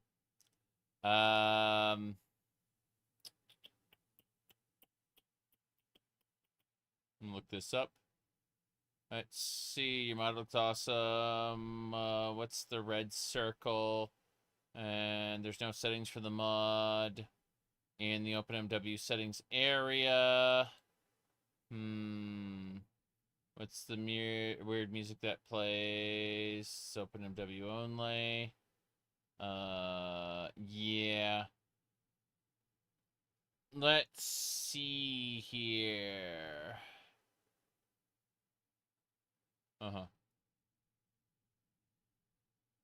Is it compatible with Bardcraft? Yes. Oh. They're asking, what's the red circle?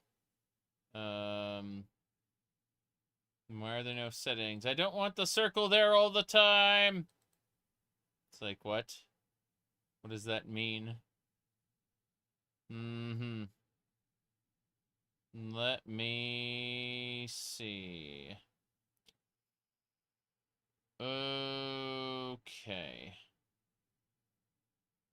Yeah, we're gonna skip this one. We are grabbing a jewel crafting. Grab a pickaxe. Mine some jewels. Alright, let's have a look. Jewel crafting utilizes the newest features of the crafting framework along with the skill framework to create a full profession around making amulets and rings. This mod is a new way to create Tamriel data rings and amulets with increased enchant capacity. Based on your jewel crafting skill. Okay. Includes the jewel crafting profession with a custom skill from the skill framework. Recipe scrolls scattered through merchants and booksellers. Mining for gems. And a surprise for anyone who mines within the borders of Ghostgate along the slopes of Red Mountain. To start, buy jewel crafting pliers from traders and merchants. I see.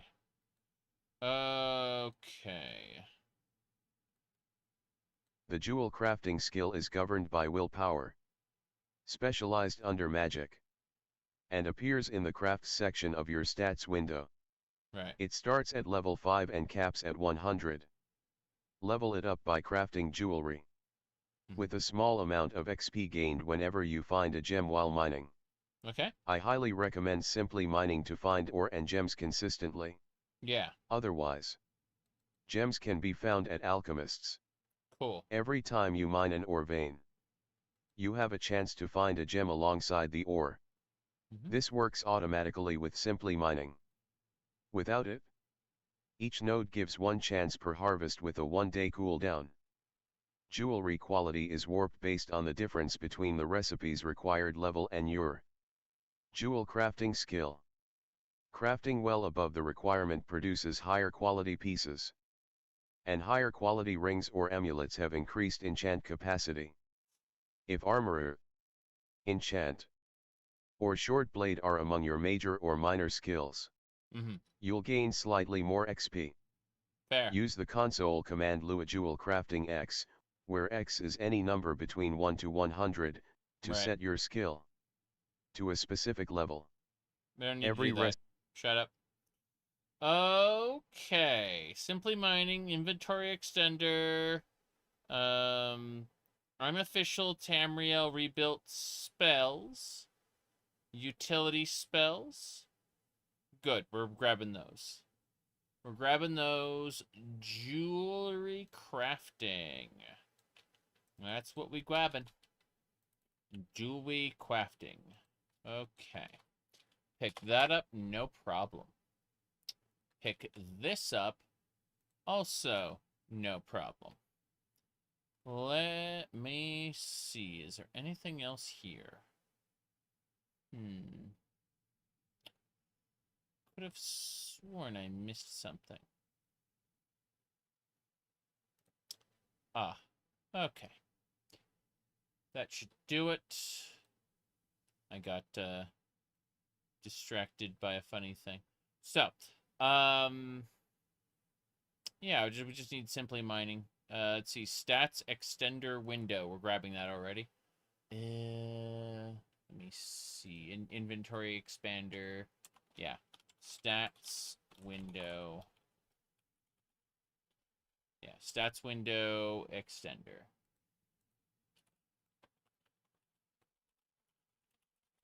Cool. We definitely want the stats window extender. There's a different window extender we want as well. The spell window extender. Checking this out. Hold on. Freaky Guars. Increases Guar freakishness by 100%. We got inventory extender already. We got the fishing pole. Nifty spell pack. Astral projection. Pocket storage dimensions. Cool. Let's see. Yeah, magic window extension. So this is everything. Wow. Broadcraft, lockpicking. K-tears. I see. I see. Well, anyway. Let's start with this one. Utility spells. Simply mining. That's what I need next. Simply mining. Okay. What is it? Morrowind's mines have ore you can harvest just like any plant. No more. Simply mining brings actual mining gameplay to Morrowind. Ore veins now spawn dynamically on rocky surfaces throughout the world. Mining requires proper tools, skill, and time. Interop with time flies, approach an ore vein and attack the node until it breaks. Higher skill means faster mining and better yields. Every setting is adjustable in the mod settings menu. Yes. Dynamic ore spawns, 10 types of ore. Let's see. Skill framework. Wood cutting from Sun's Dusk. Let's see. A dead men tell no tales. Nice. That's a mod where it removes ownership of an item if its owner dies. That's really good. Let's see. Sun's Dusk. Impact effects with interrupt. What is that? No, I don't need to worry about impact effects. We have inventory expander already. Fresh loot. Yeah, I looked at it. Looks pretty good. But let's see. Optional weightless ores. Yeah, that's fine. How the spawning works. Don't care about that. Sun's dust. Time flies. If you're using scale framework. No need to aim precisely if you have the latest combat 360. I see. Let's have a look at these. So, dead mer tell no tales. When NPC dies or disappears, they no longer own anything. Fair enough. So, yeah, you just can remove their ownership. Nice, nice. Okay, dead mer tell no tales. I'm just really quick. Yeah, dead mer tell no tales right there. Everything is fine. Now, what else were we doing? Hold on.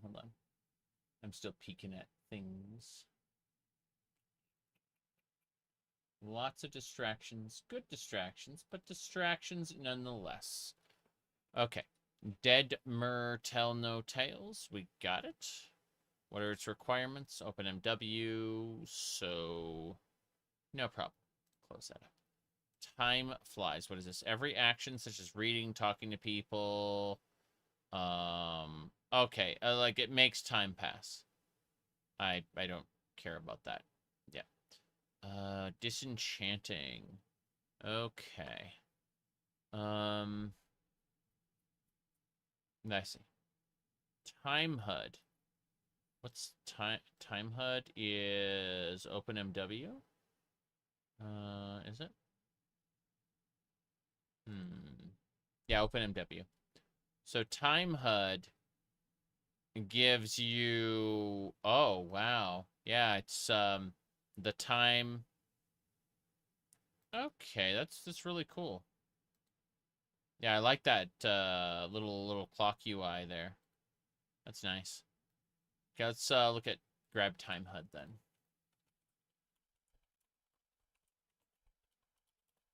Cool. Then, disenchanting. What's the story with that? Wow, there's so many other options here. Time control, purifier. Oh god, until healed fix. So much stuff. Yeah, quick loot was part of that. Floating health bars. Yeah, that works. Okay. Floating health bars.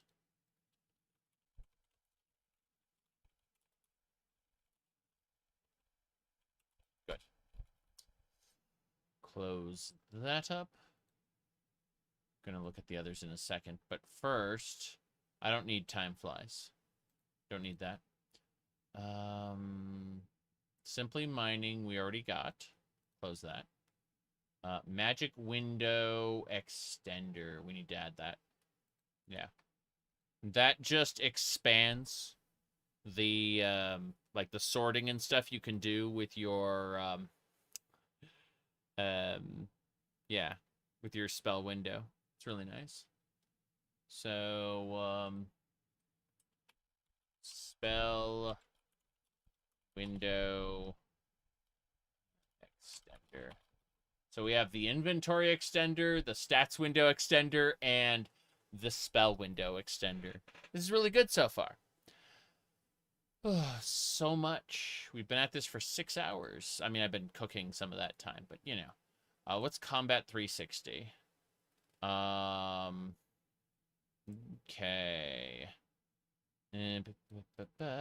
What does it do?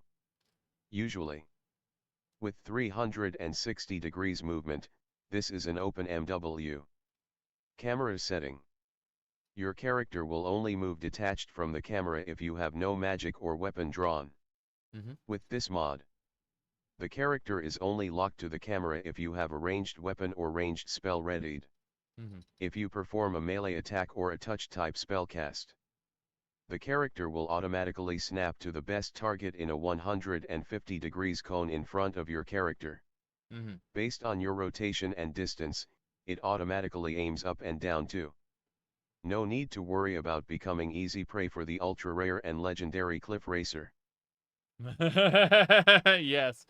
360 degree combat.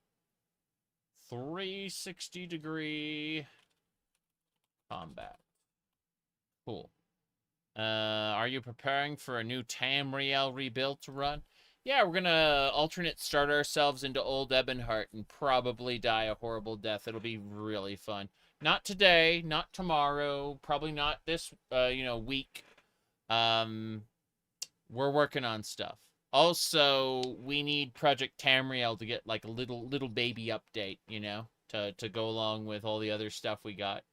But I'm very, very interested in the new Tamriel rebuild because I have not played Grasping Fortune, meaning that there's a lot of content that I have not touched. Okay, let's keep going. Utility spells. Produce a scrib. Summon scrib. Pet the scrib. Is the scrib growing when you pet it?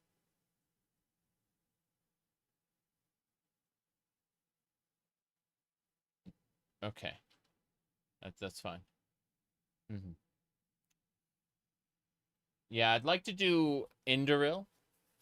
I'd like to do, I guess Ordinator Armor's medium. I want to do a heavily armored character. I'd like to do like a tower shield and a one-handed spear. That's what I want to do this one. And then magic, obviously. But I want to use toxicology to poison my like one-handed spear and stuff. I'm very interested in this. Hold on. Let me see. Okay.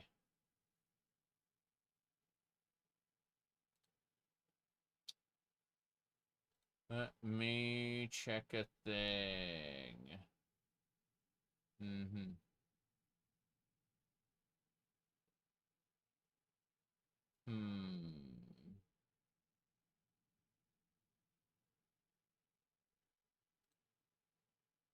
Think that'll do it.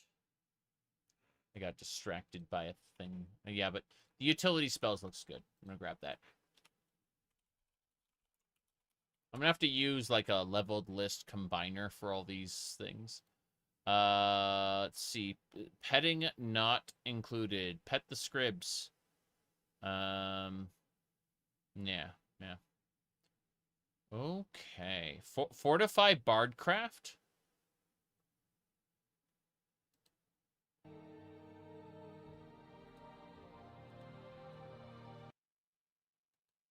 Wow. Hold on.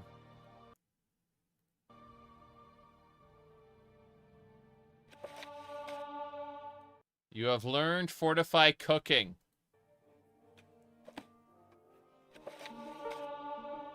Fortify Bardcraft.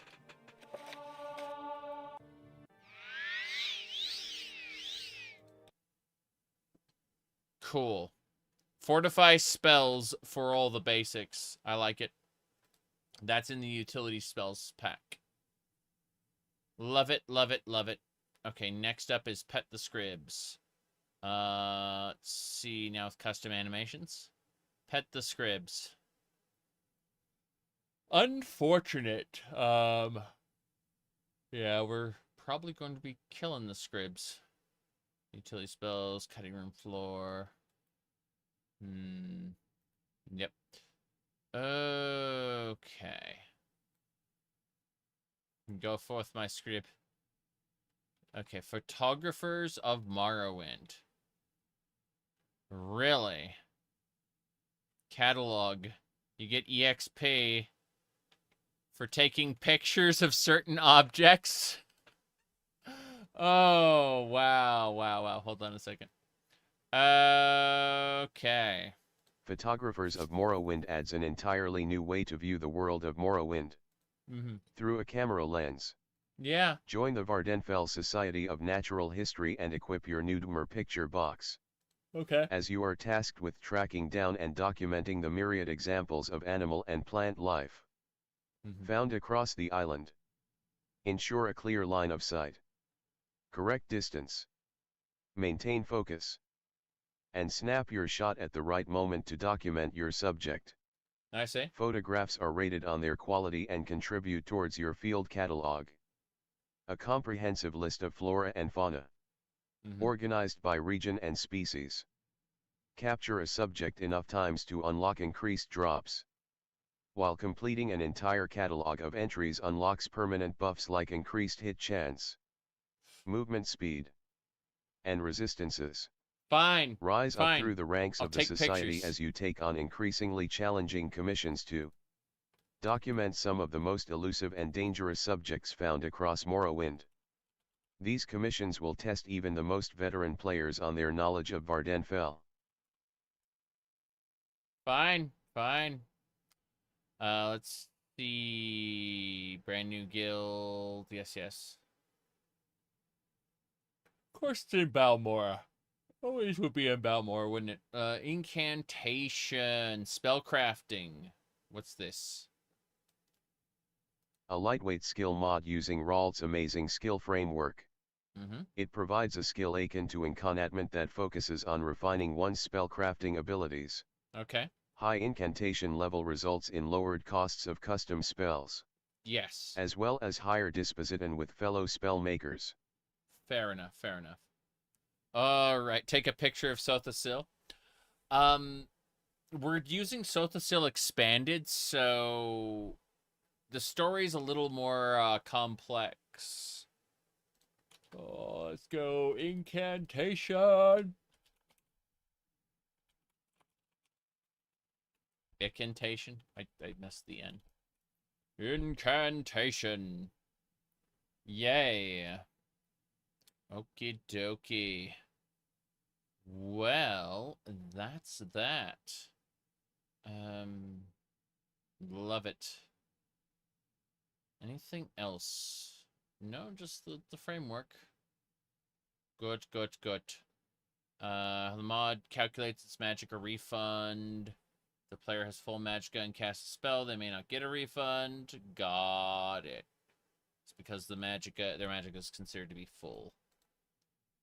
Makes sense. Tamriel rebuilt spells. What do we got? Implements the Tamriel rebuilt and Tamriel_data spells that OpenMW never fully supported until now. All in Lua.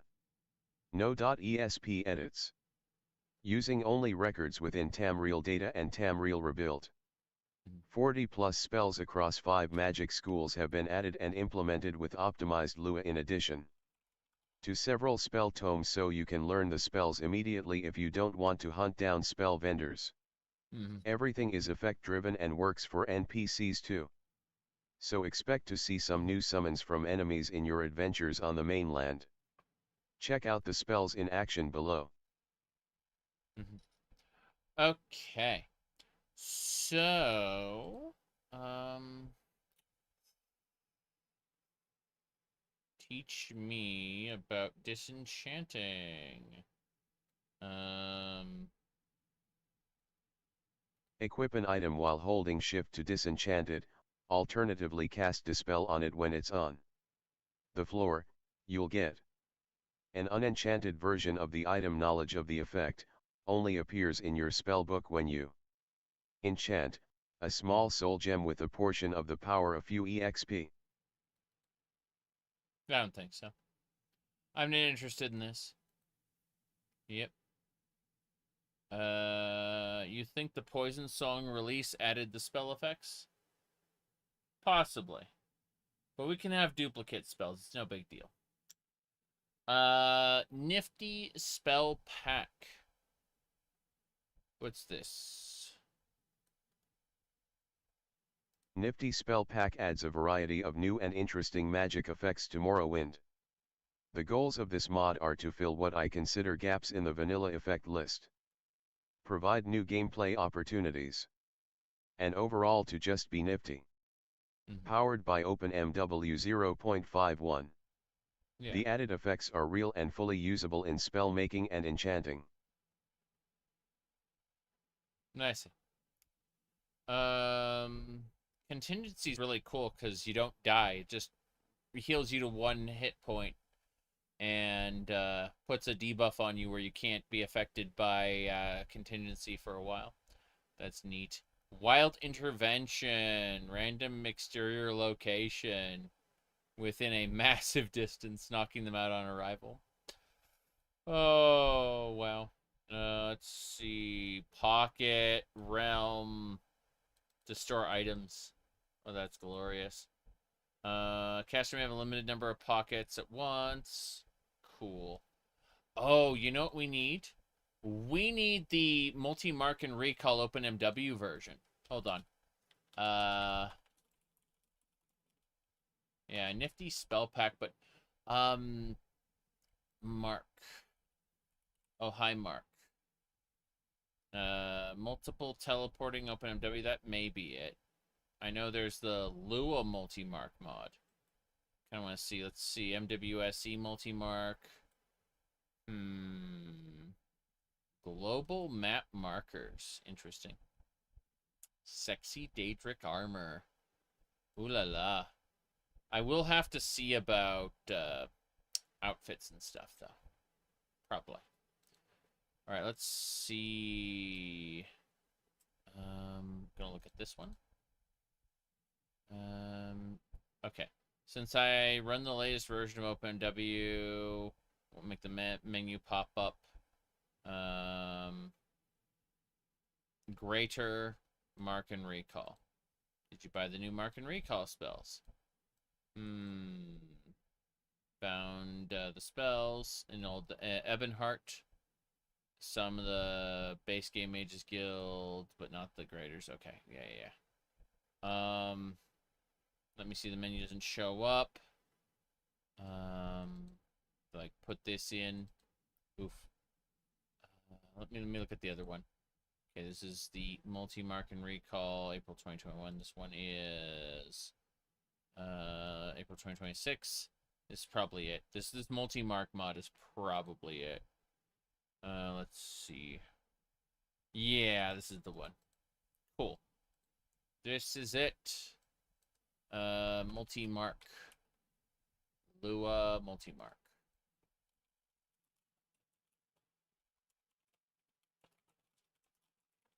Hi, Doter. Good to see you. Alright. Global map markers. What's this? Adds global map markers to all the dungeons in Vardenfell. What? They only show once you discover them. Oh. Oh. Everything has a map marker. Exterior map markers to all dungeons in the vanilla game, as well as Tamriel Rebuilt's latest release. They only show up when you discover them. I see. Fair enough. October 2025. The oslatest release, they meant like long ass time ago. This would have been good for my my Bosmer character. Yeah. Give me a second. I gotta like fix that thing. Hold on. Okay.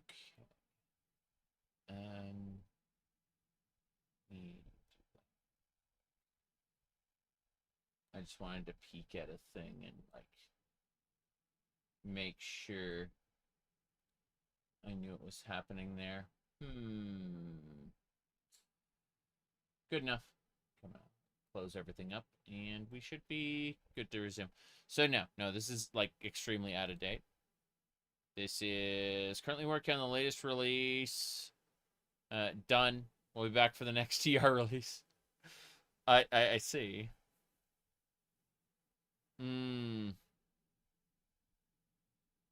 Yeah, yeah. This hasn't been looked at since January. That makes sense. It's fine. Sexy Daedric armor Mark II. Show me the images. That is, I guess it's. This version has exposed nipples, but this version has eyeballs instead, because you can see the face here. When you think about Daedric armor, you have to understand that this is a Daedra that is being like forced into the shape of armor. You're wearing living armor basically. That's the lore of it. You know, like you're binding a Daedra into a weapon or armor, and so that just looks really special. Okay. Um. So.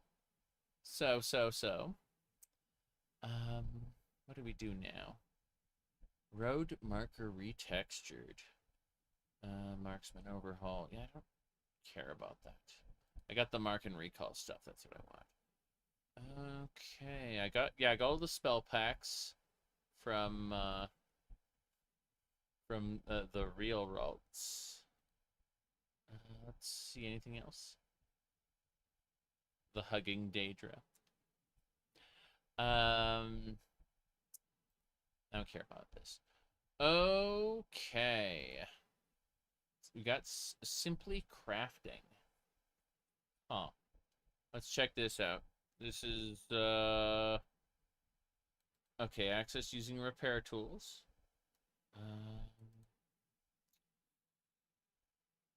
I see. So, this is by the author of Sun's Dusk. We've got, yep, crafting. It's based on your crafting skill. Yeah, I see how that works. Okay, fair enough. Simply crafting.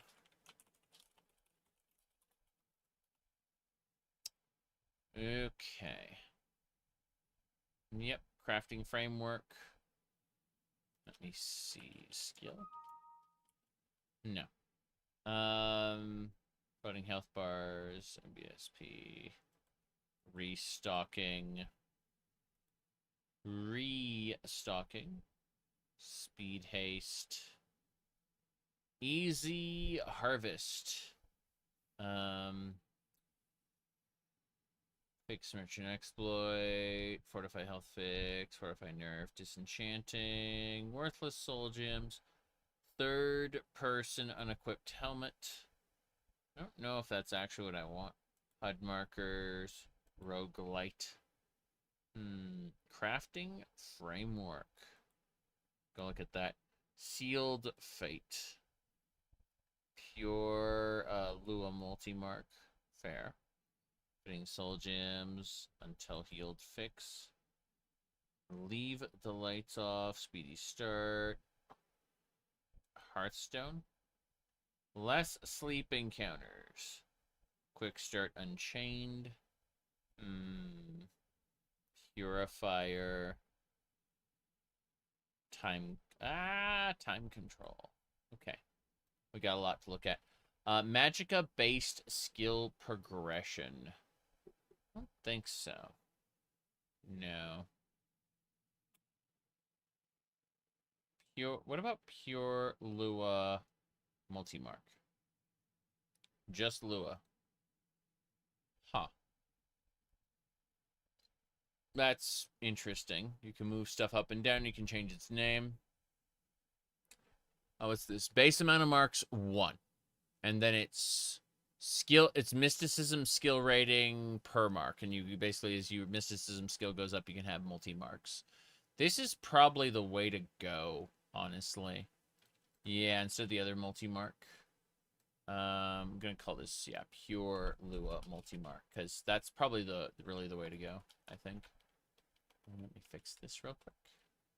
Okay. Lua multi-mark and recall. It's just going to call this pure Lua.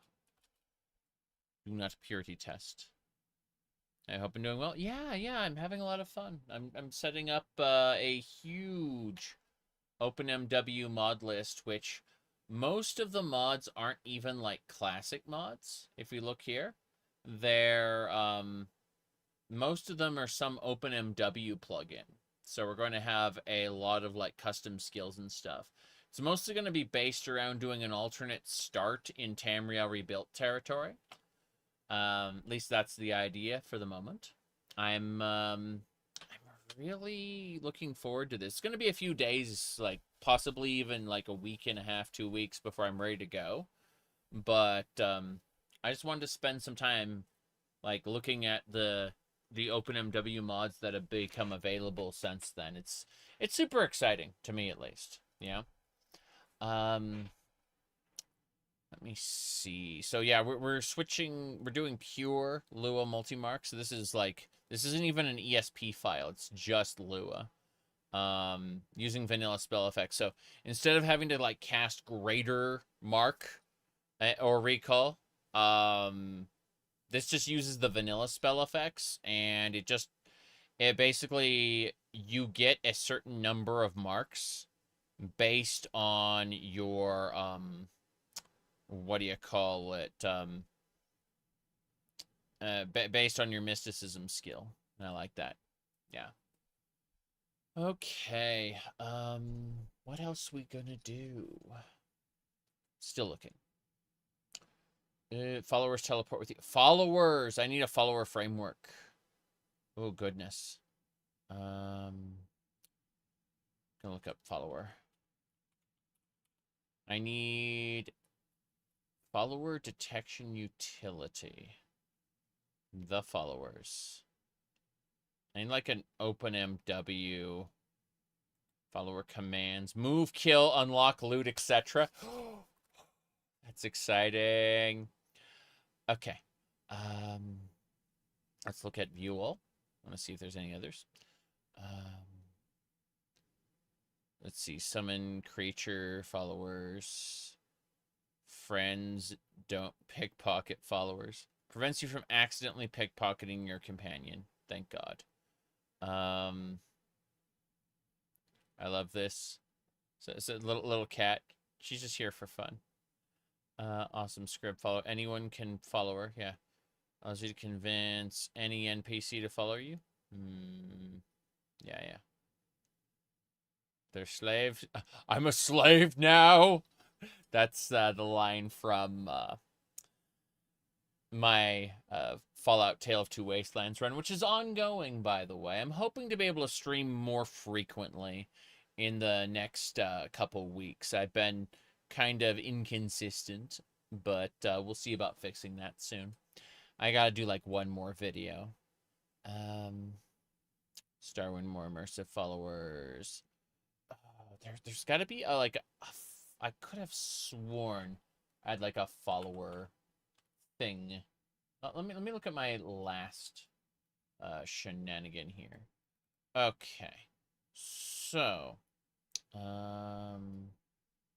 tick scow. Here we go. Did I?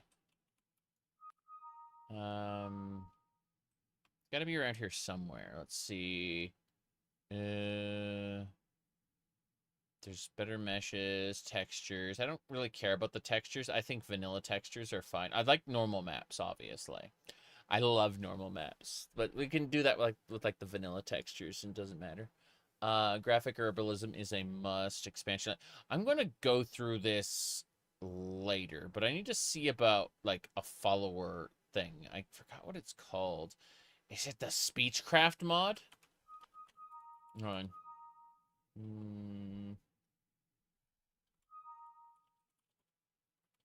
It says craft. Where was it?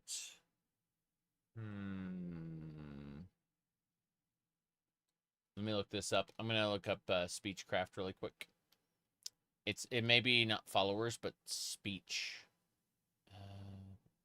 Title contains, excludes. I don't care about that. Yeah, keyword.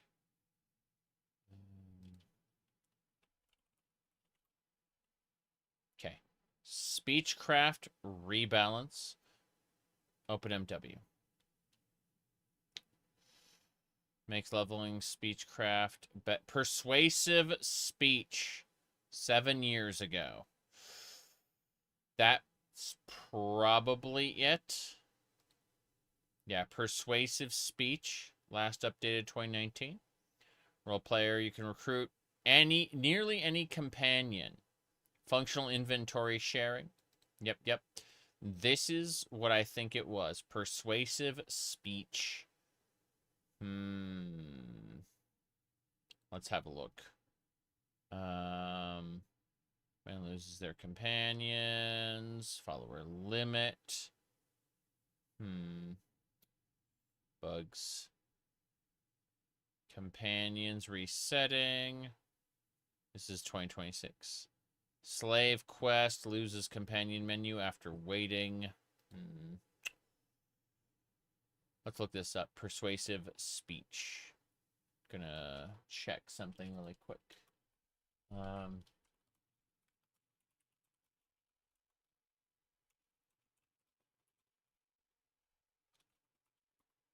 Okay. I'm looking it up. All right, because persuasive speech is already an OpenMW Lua mod. Let me see. Okay, there's follow me, which lets anyone speechcraft rebalance. I see.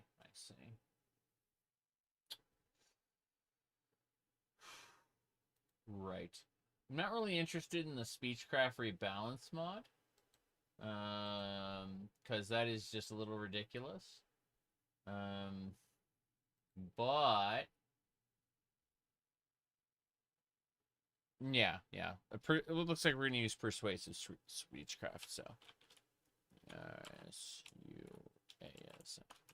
speech, persuasive speech, excellent. The best part about persuasive speech, I accidentally typed a 7 in there because the U in persuasive, you just clip the edge of it. It's great. All right. Someday I'll master the keyboard again. All right. So, follower detection utility. Convenient follower tracking. Make follower tracking convenient. I'm not doing that. Follower commands. Here we go. What does it require? Follower detection utility. Okay, I see what it works. So basically you can tell people, yes, look at this. It's, you're doing little gestures from, what is that game? Republic Commando, you know? Oh, that's really funny. Oh, wow. Okay. That's pretty amazing. Let's see.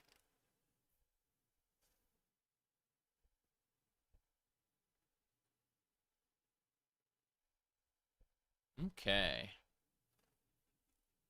Yeah, I'm pretty impressed by that. Actor interactions. Friendlier fire. Disobedient summons. And fair care. Okay. So, follower detection utility.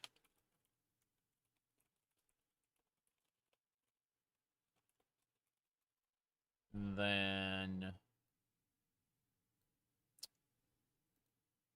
follower commands. Cool. With actor interactions. Okay, how does this work? Training tokens. Recharge training tokens. Let's see.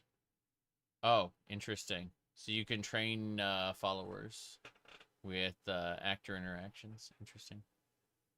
Okay, so let's see.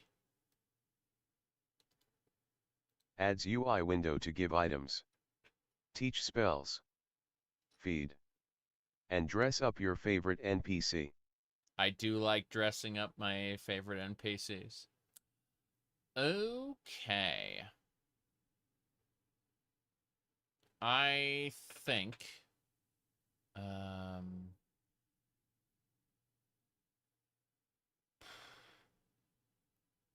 Yeah, let's do that. This is great. Actor interactions.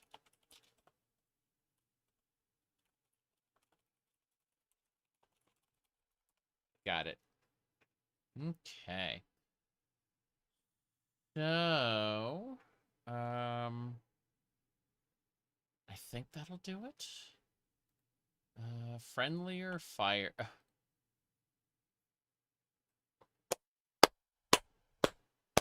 Okay, that's a good picture to sum up friendlier fire. Very good, very good.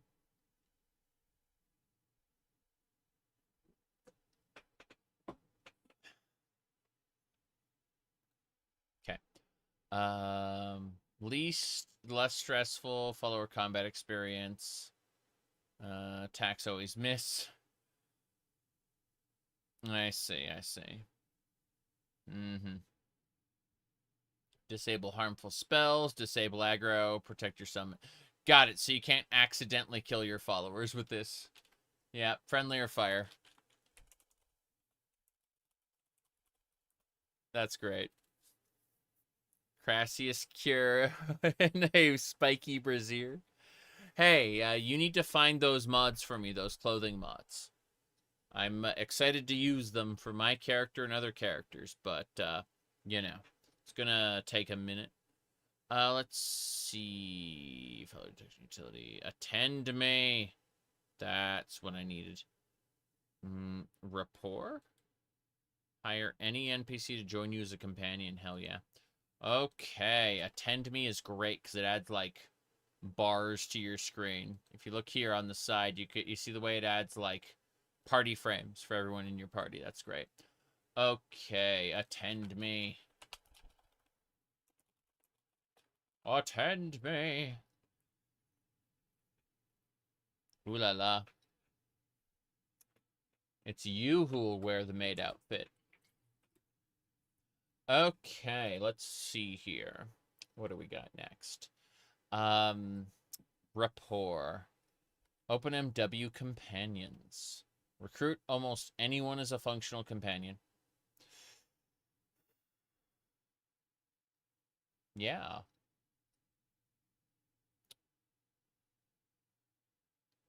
Cool.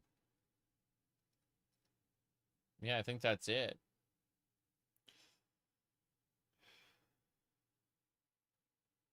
Okay.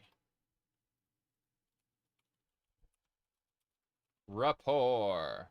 The T is silent. Friendlier fire, already got that one.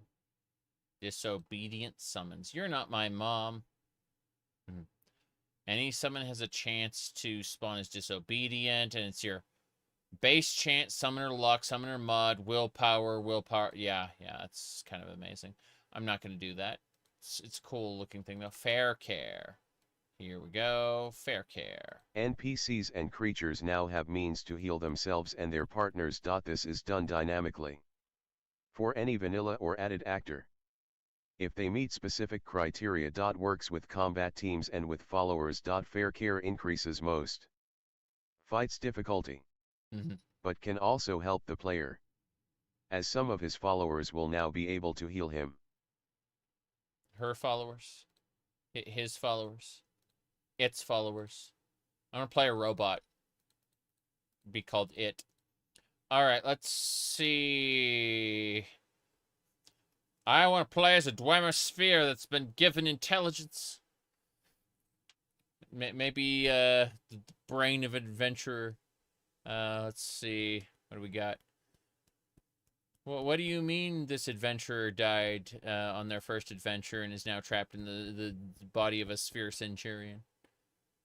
Got to replace body parts to upgrade your levels. I see.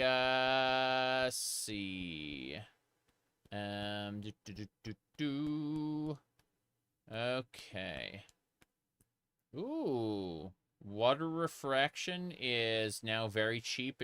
Everyone should enable it. Nice. That is good to hear. Okay. Hold on.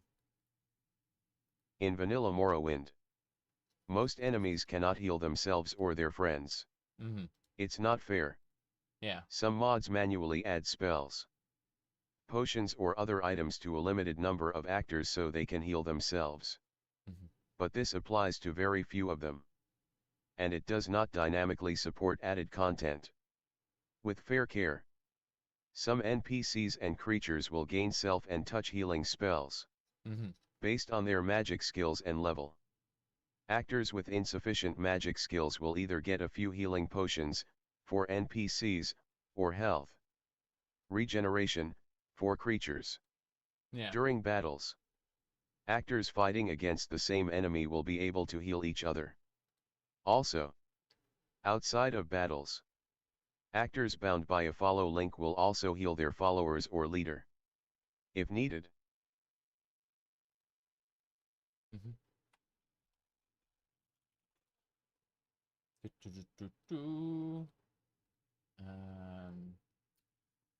Neat. Okay, so fair care has been added. Checking to see if there's anything else. Anything else?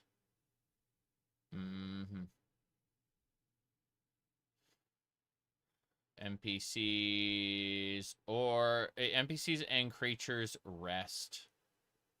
Let's see. NPCs and creatures rest to regain health and magicka, but only when the player rests. Isn't realistic. Now they can rest anytime. They also regain fatigue when the player is in another cell.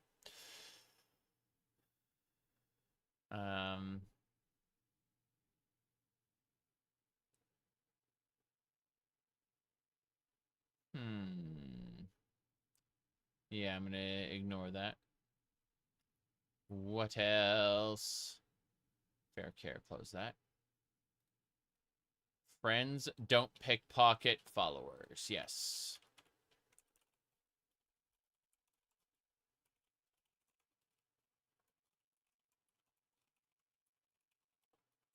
Friends dress up and exploit their followers is more like it. Ooh la la. Let's see what else we got. Friends don't pickpocket followers is a good one. And then restocking. Restocks everything over 24 hours instead of immediately. Ingredients have special rules. Let me see. This mod uses a lot of memory due to memory leak in 0.49. Please update to 0.5 to fix. Yeah, well, I'm going to be doing 0.51 or 2, so it's fine. With simply crafting, you might want to use the ingredient restocking mode fully randomized, since it's too easy to get scrap metal otherwise. Cool. Cool. Yeah. Restocking. So many OpenMW modules. This is crazy. I remember when most of my plugins were Morrowind mods, not OpenMW mods, right? And then I always had to be like, well, I guess I can't use this particular mod because it's an exclusive to MWSE. It's like, it doesn't matter. Easy harvest. Let's look it up. Hold activation key to harvest flowers quicker. It will harvest every plant you hover over. There's also a shotgun setting. Glorious. Okay, easy harvest.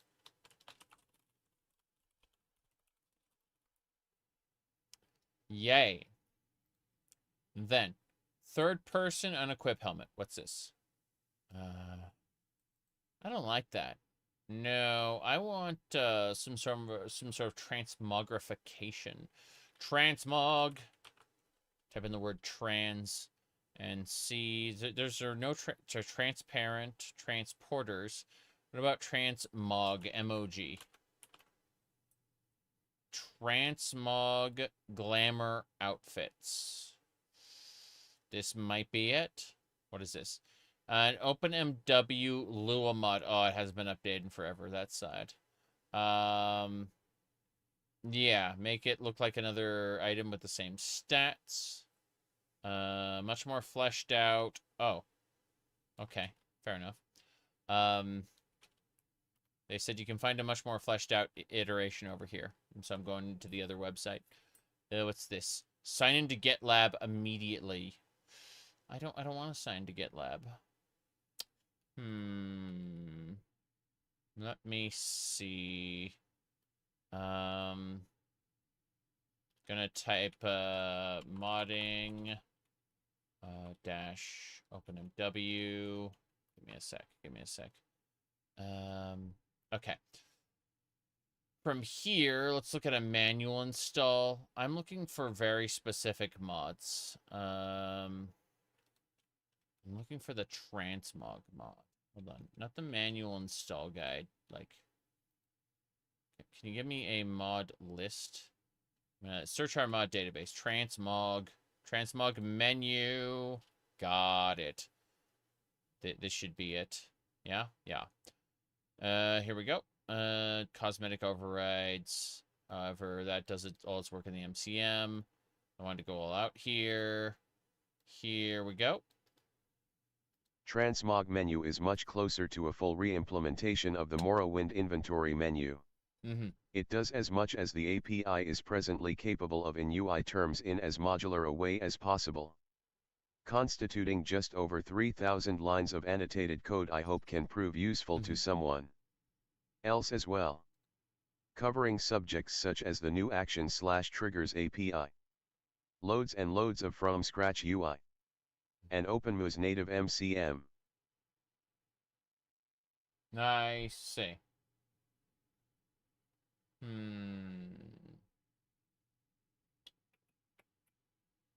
Right.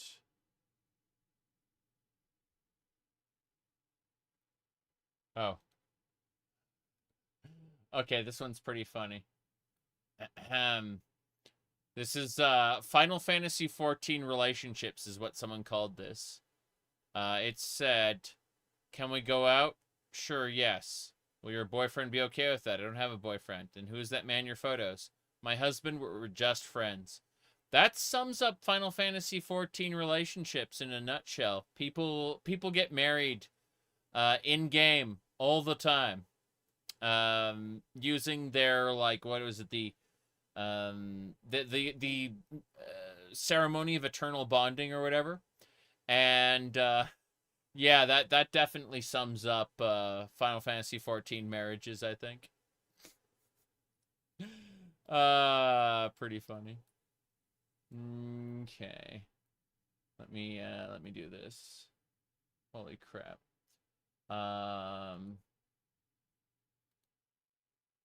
Okay. Oh.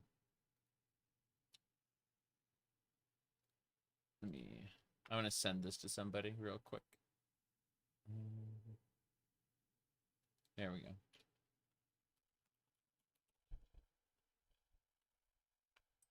I think that'll do it. Okay. Yeah. All right. Transmog menu. Cool. I like it. It's a doomed land of debauchery. I mean, like all MMOs are. It's just that the sheer amount of options that are available for like self-expression mean that like everyone does things. He said, imagine marrying somebody in an MMO unironically. You'd be surprised. You'd be surprised. Alrighty then. Transmog menu. My goodness. Alright. Anything else? I don't think so.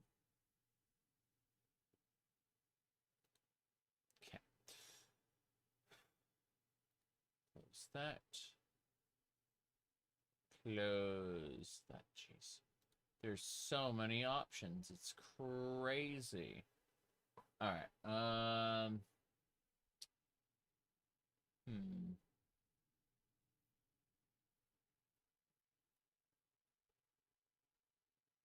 Let me see a thing really quick.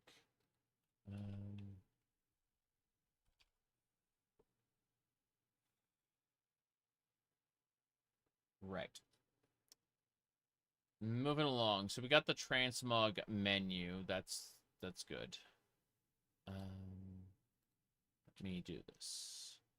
I'm gonna fix a thing really quick. Okay. Transmog menu set. You said it seems like OpenMW modding has improved massively in the last 18 months. Well, I guarantee you that, like, a good chunk of this, I'm not saying all of it, but I'm saying a good chunk of this is vibe coded. Not the transmog menu, most likely. I know the author of this, and this author has made a lot of stuff. But, like, in the past, before vibe coding took off, but I honestly think that, yeah. Let me see. I'm looking. Okay.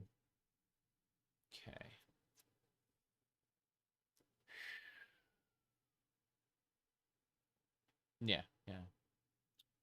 Codex. What else? Classified navigation. Get lost, yeah. My goodness. Hold on. Let's look at the mod Get Lost. Yep. You'll get some bugs, maybe? There is a good chance for bugs, yes. We'll see. Bugs Bunny. Bugs. Okay. Transmogs there. Let's go Get Lost. Get Lost. Oh. No. No. I'm sorry. But speaking... Shut up. Okay. This is awful. This module hides all automatic mapping from the game. No map menu. No minimap.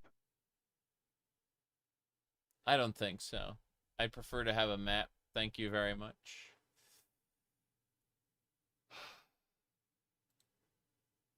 Yeah. I see. Fargoth Assassins. Well, now the jig is up.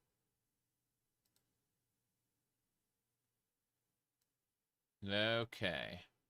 Adds 2 quests to Fargoth depending on whether you helped Hriskar find his secret hiding place or not. Many years ago, Mark and I joked about Fargoth becoming a crime lord and telling the player to assassinate people. With the phrase Fargoth says hello, and now you can finally do this. At least a little bit.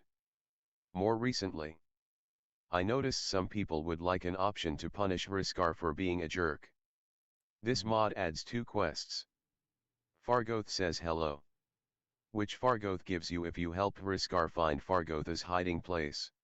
Yeah. Fargoth Forever, which Fargoth... Okay. There should be a mod, Preserving Fargoth. Okay. Preserving Fargoth is a vital mod. This one, look at Preserving Fargoth. You see, if you look at this guy, he's got like a face mod on. But Preserving Fargoth ensures that Fargoth will have his vanilla face no matter what like face mods you install into the game. It's pretty amazing. Like with Preserving Fargoth, you will always have vanilla Fargoth, even in a world of like HD faces. Let's see here. Okay. Yep.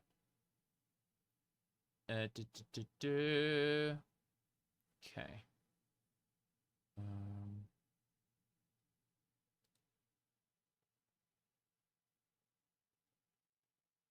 Let me see a thing really quick. Yep. I have a feeling you and I are about to become very close. Let me see here.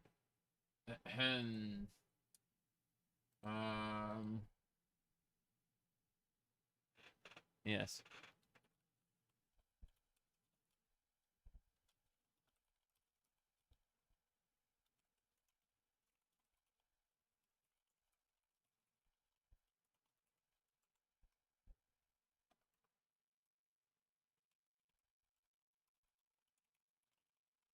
Yep.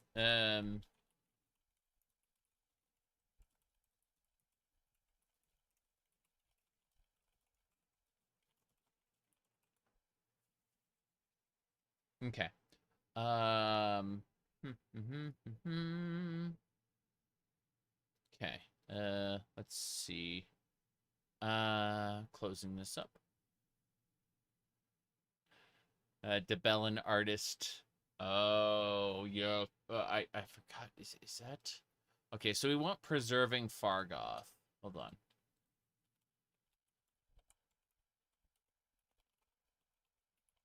Hold on. Let's see here. There you go. Anyway.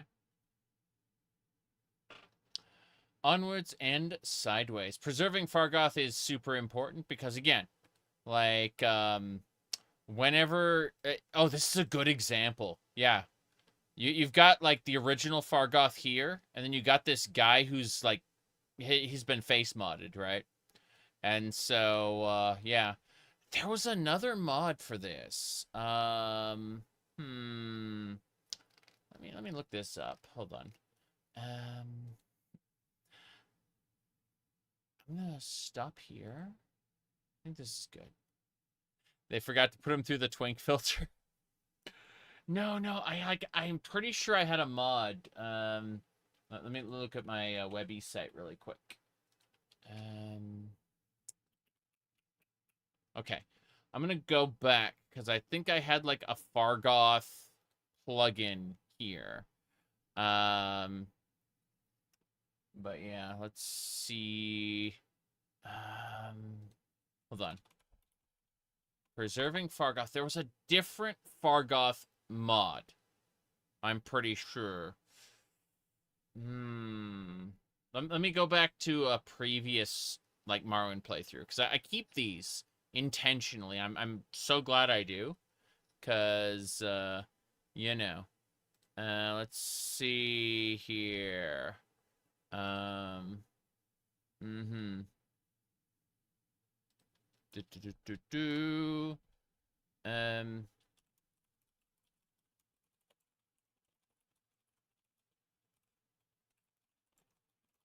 on.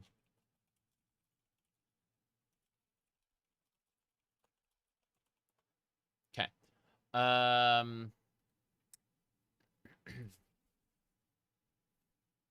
Let me search for this then. Fargoth. Fargoth uses armor. Come on. Yes! Check this out. This mod called Fargoth uses armor. Here we go. This said, I made this in case Zurich wants to use it. Or anyone for that matter. Yeah. You traveling with Fargoth and want him to wear armor? Now he will. But he's Fargoth. So he can only wear light armor. That's right. Armor not provided. Armor not provided, yeah. Fargoth, his AI package defaults him to wear no armor. And thanks to a certain somebody, what we call it, next mastermind, I got Fargoth wearing light armor. Yeah. There we go. Good. Yeah, Fargoth wears armor. Got it. And then we need to go back to preserving Fargoth again. I kind of screwed that one up. Preserving Fargoth, yeah.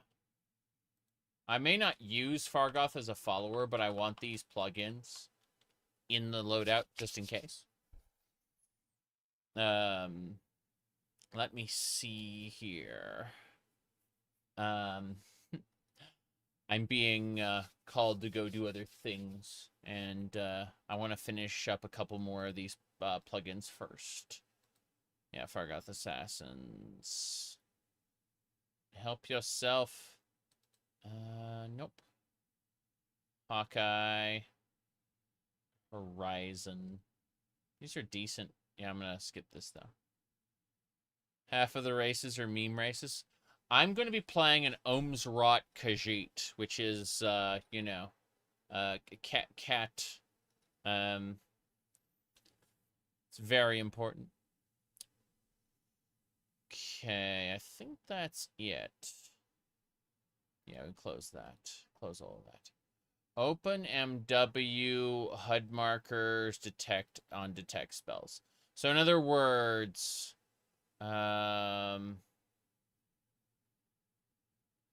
detect when using enchantments. Show ingredients, show keys. Yeah, these are like spells that you can use to like detect someone. Very funny. Yeah, detect key, detect enchantment, detect creatures. So, that's really cool. Yeah, this is a this makes the detection feature super handy. Like you'll see a person's beating heart through walls with detect creature. Anyway, so HUD markers detect. Yeah. Let me check this. Triple check. Yeah, what uses this? Better vampires for Morrowind. Oh, this is gonna drive me crazy. Yeah, quest guider light. I'm not using quest markers plus or quest guider light, but if you wanted to play this like Skyrim, you can. Very, very silly. No, I just want HUD markers for like detect spells. That way, if I detect someone, like you can see their like heart, and you can see like the door, and like the herbs. That's really cool. I like that. I like that a lot. Okay. Close that. Better vampires. Let's just have a look at this. Aging mechanic to reward longer vampire playthroughs. Feeding mechanic with Hunger Mortal's Mask. Spell to allow NPC interaction by changing your appearance to human. Yeah. And 3 other methods of disguise. Most random attribute and skill bonuses replaced with more unique abilities. Clan specials still reflect their dialogue descriptions. I would love to play a vampire in Morrowind with Mortal's Mask. Mortal's Mask is a spell you put on yourself, and then they treat you like a non-vampire, right? That is so cool. Better vampires for OpenMW. Better vampires. OpenMW. Yes. Let's see. Okay, abilities set on age. How does age work exactly? It's days. Okay. So starving. These are like penalties. And just fed, recently fed. Damn, bloodthirsty kitty. Yeah, maybe. A bloodthirsty kitty with a tower shield and a spear. Like, what kind of weird setup this is going to be? And if the transmog menu works, we're going to be able to wear something really fancy while we are effectively armored. I would like that. Let me see. No dialogue guides. You must, to feed, you must be hidden. Yes. Stages of hunger. Yes, yes, yes. Okay. Most NPCs don't aggro unless talked to without Mortal Mask. Mortal Mask provides additional method of hiding vampirism, age and mechanic. Let's see here. Doesn't edit any dialogues or scripts. Got it. Yep. Let me see anything else. This looks good. This looks really good. Like I'm liking what I'm seeing. Requirements. It requires everything I've got. Yeah. Yeah. Everything I got. Cool. I think that's it then. Let me look at the locals there. It requires Tamriel data. I don't know if I can do that as an Ohm's Rot Khajiit, though. I think it might break. I'm gonna have to, like, do some extensive testing before we can do our playthrough. I mean, that's fine. Like, I don't mind doing some testing, but at the same time, grumble, grumble, you know. Poisons, yes. Okay.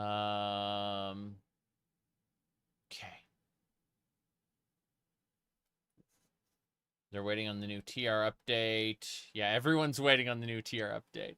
That's right. Roguelite. Let's have a look. Start with weakened stats, complete challenges, 20 unique blessings. Okay, so I'm not going to use this mod, but I want to check it out anyway. Hold on. To use the features from this mod, you have to start a new game. You'll get asked if you want to start a roguelite run when you step out into the world. Every aspect is configurable so you can make it as easy or as hard as you want. Features. Start weakened with configurable attribute/skill modifiers. Yeah. Complete challenges to unlock perk points that you can use on your next run. Try not to die or the challenges become harder, optional. Many cool blessings. Most are almost like their own mod. I see. Not super interested. Okay.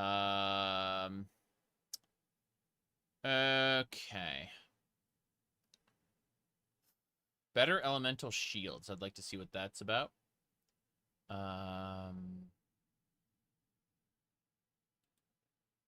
Okay. Let's have a peek. Closing that. I'm not doing the roguelite. Better elemental shields. Let's have a look. Ooh. Huh? I kind of want just that turned off, to be honest. The effects are cute.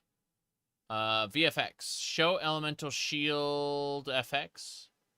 Show physical shield FX. Magnitude. Okay, so you can change them yourself. You can straight up turn off the effects if you want. Cool. Let's do it then.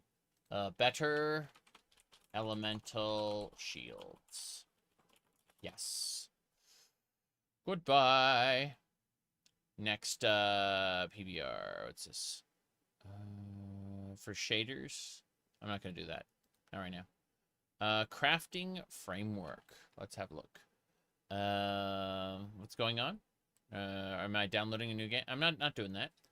I'm, what do you call it? I'm just going through and I'm, like, finding stuff that I like, and I'm making a mod list out of it. And so, I haven't finished yet. I haven't even started downloading anything. It's going to be days. Hello, hello. We are getting ready to go. I'm, like, going to wrap up for the evening. A friend of mine wants to do a thing, and I want to poke at some other stuff, so give me a second. Support with the mods using this file, crafting framework, skill. I see. I'm not going to bother with this for now. Part of the fun is making the list. Yeah, it's going to be several days. Sealed Fate. What is this? Permadeath. Nope. I'm not touching that. Pure Lua Mark. Already have that. Until healed fix. What does that mean? Let's see. Workaround to actually stop resting when your resources are full instead of after the sleep duration, the game calculated up front. Thank God. Let's see. Until healed fix. Good. Craft. I need to look up the crafting. Bard craft, simply crafting. Okay, I'm gonna go ahead and like move that around because there's something else I want to mess with. Okay, moving that. Good. Until healed fix is huge, actually. You don't think you'd enjoy permadeath? They encourage you to exploit the game? Yes. Definitely. Hearthstone. What's this? Sell me a Hearthstone. Set a Hearthstone location. Teleporting. It's World of Warcraft. In the literal sense. Teleporting, this bar casts and then it teleports you. Innkeeper for 500 gold. You can return to the inn. Cooldown is 10 in-game hours. That's really funny. It's just, like, I want my game to be World of Warcraft. Okay. You thought you had PC permadeath? A bad Microsoft update? Yeah. Less sleep encounters.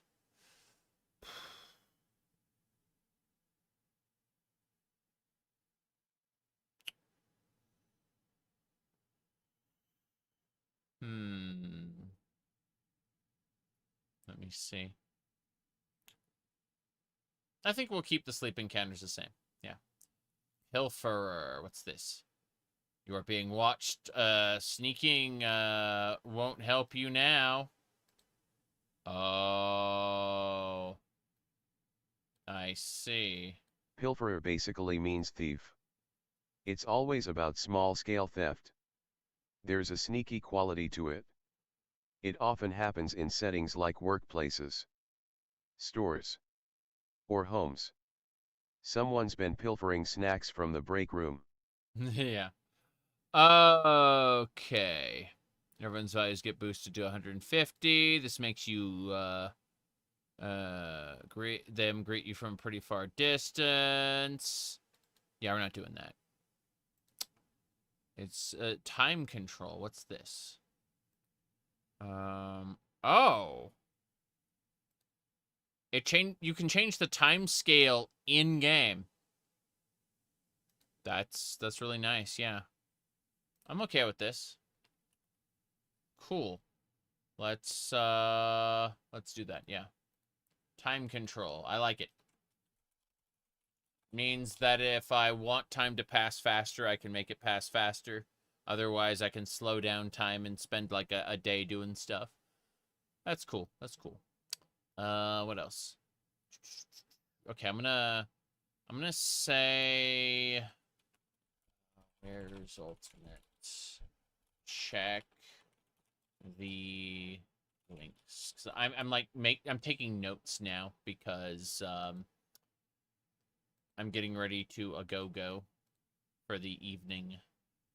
Let's see. Morrowind Interiors Project. Adds exteriors to all interior cells with windows. Really? Oh, so you see outside. That's pretty cool, and I'm not doing it. Protective guards. I want that. Yeah. Protective guards.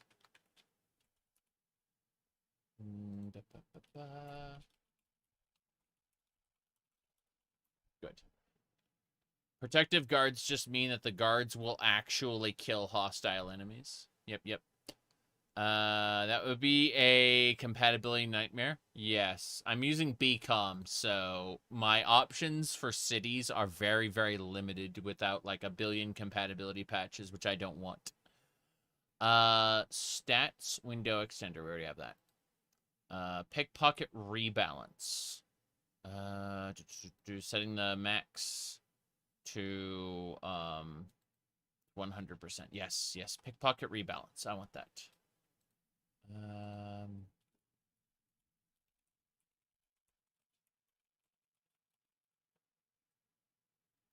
Rebalani. I misspelled it. Okay, auto-equip ammo. I have, like, 7 pages of OpenMW mods.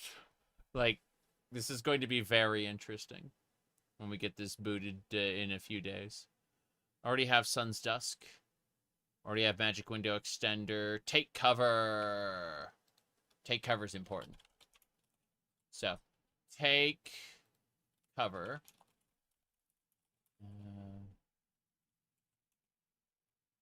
Yeah. Take cover is interesting because in the event that, like, you're shooting at an NPC and they cannot reach you, they will run and hide from you to try to avoid getting sniped. It's a pretty interesting mechanic. Let's see. We already have Fair Care. We already have Simply Mining. And then Simply Crafting. Yeah. Fargoth wears armor. Yeah, we got all of it. Cool. This is Alchemy Overwatch. What's this? Okay. While playing alchemy as one does and abusing it horribly as one does. I made a quick alchemy Overwatch mod which just works. I guess all the practice I've gotten making the romance mod put me in good stead. Romance mod? I gotta look that shit up. Hold on. Romance English version? That obviously is not what I thought. Romance unofficial mod? Lara Croft Romance and Adventure? What? Breton Necromancer boobies. Sorry, what we're talking about? Yeah.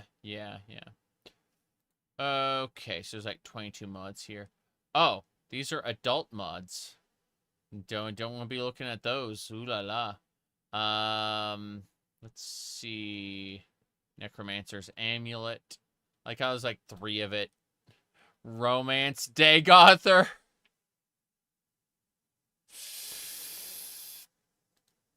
Hold on. I'm gonna go ahead and just kind of send that over to somebody there. Yeah. Okay, there you go.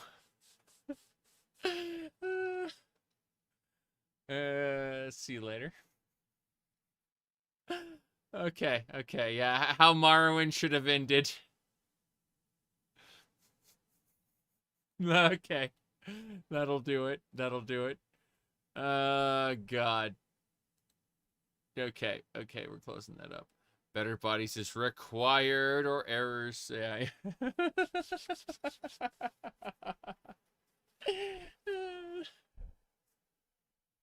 Okay. That is so dumb. I'm sorry. Yeah. Yep. You said romance is very old school. I mean, all I can think of is, when you say romance is very old school, I think of Dances with Rogues, the romance mod for Neverwinter Nights. That was definitely a thing. Yeah, let's see. Oh, Romancing Vivek, gay romance mod 4 years ago. Yep. Romance mod, well, bang, okay. 1 year ago. Yep. Okay. Starwind romance patch. Really? As in, like... It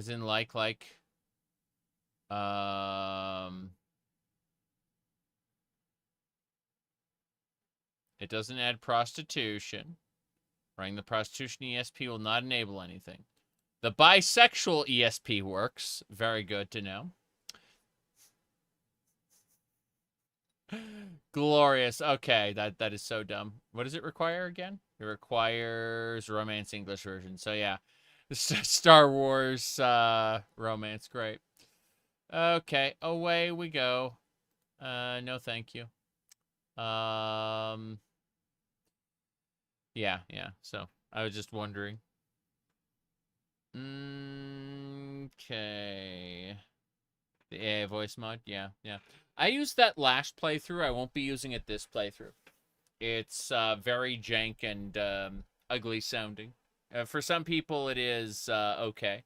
You know, like whatever floats your boat. I don't mind. It's not, they're not stealing from anybody, unlike like AI art or whatever.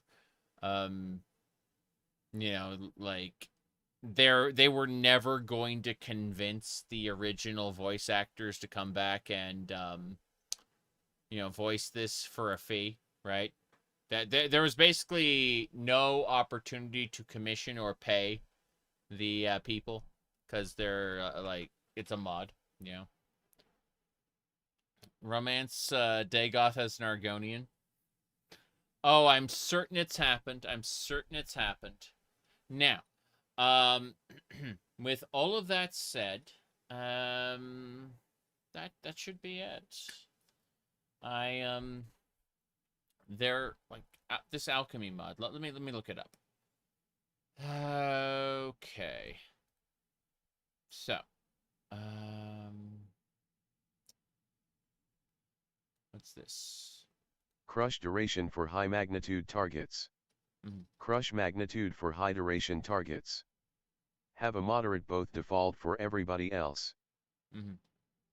Okay, what's this? That means that instead of nerfing 10,000 fire damage for 10,000 turns to 100 for 100, it's more like 1,000 for 10. Or similar. Light would go the other way and get 10 for 1,000. And the default potion. Fortify strength. Perhaps. Could be 100 for 100. More balanced. Without making them useless for purpose. I see. Let me look this up.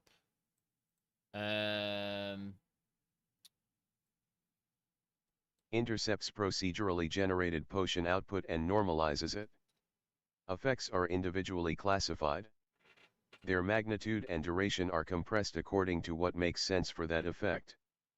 The resulting potion is economically valued, assigned a quality tier, and substituted for the original generated potion. Prevents high magnitude feather effects from rolling past the positive/negative encumbrance boundary and permanently breaking your character. Among other things. Prevents potions from lasting so long you want to retire your character. 2. Caps magnitudes at 30k-ish and durations at 30 game days. Fair. With logarithmic compression. So earlier game exploits aren't rendered useless and late game madness takes more effort. Yes. Reworks potion scaling without allowing magnitude to run away indefinitely. Note. Balanced for my ingredients list, optional.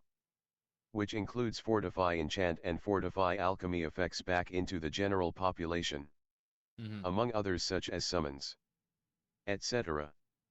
Lacking Fortify Alchemy potion effects. You may find the ramp takes longer to take off.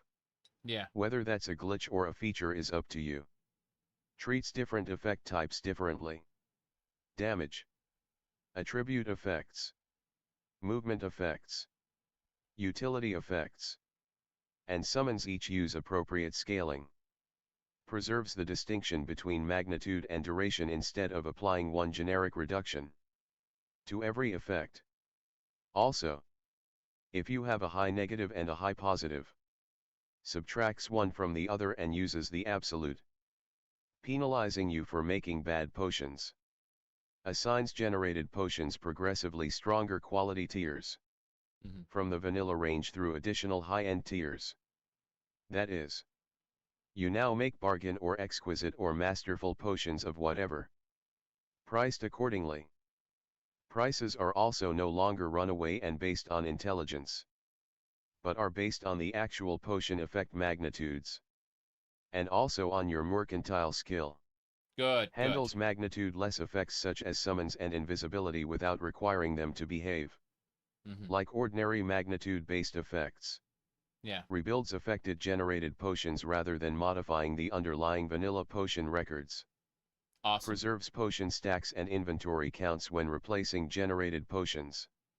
Automatically processes procedurally generated potions.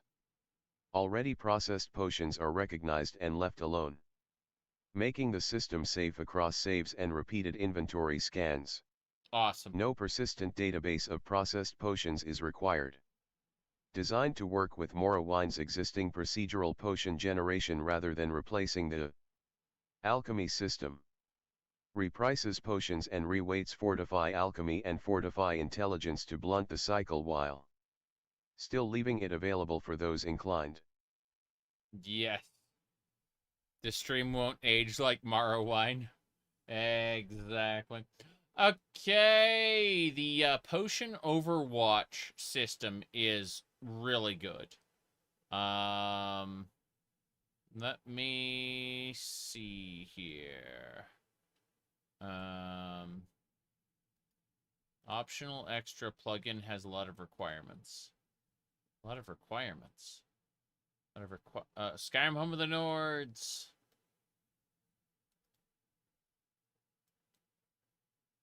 Project Cyrodiil. I wish you could, like, list these rather than making me click on each one. OAB data. What else? Tamriel rebuilt. That's the last one's Tomb of the Snow Prince, I assume. Tamriel data. Okay. I have all those. So yeah, let's go ahead and Alchemy Overwatch. Grab that. Yeah. Don't want Alchemy to break the game. It's fine. I think that's about it. I think we are,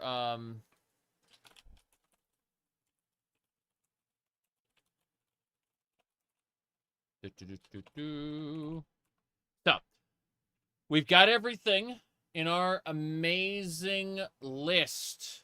Like, I'm super happy about it. We're going to be checking out more mods soon.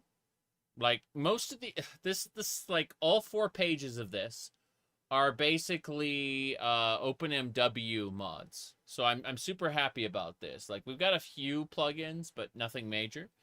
I'm going to be needing some more suggestions on, like, difficulty mods that would work with Tamriel Rebuilt and Project Tamriel.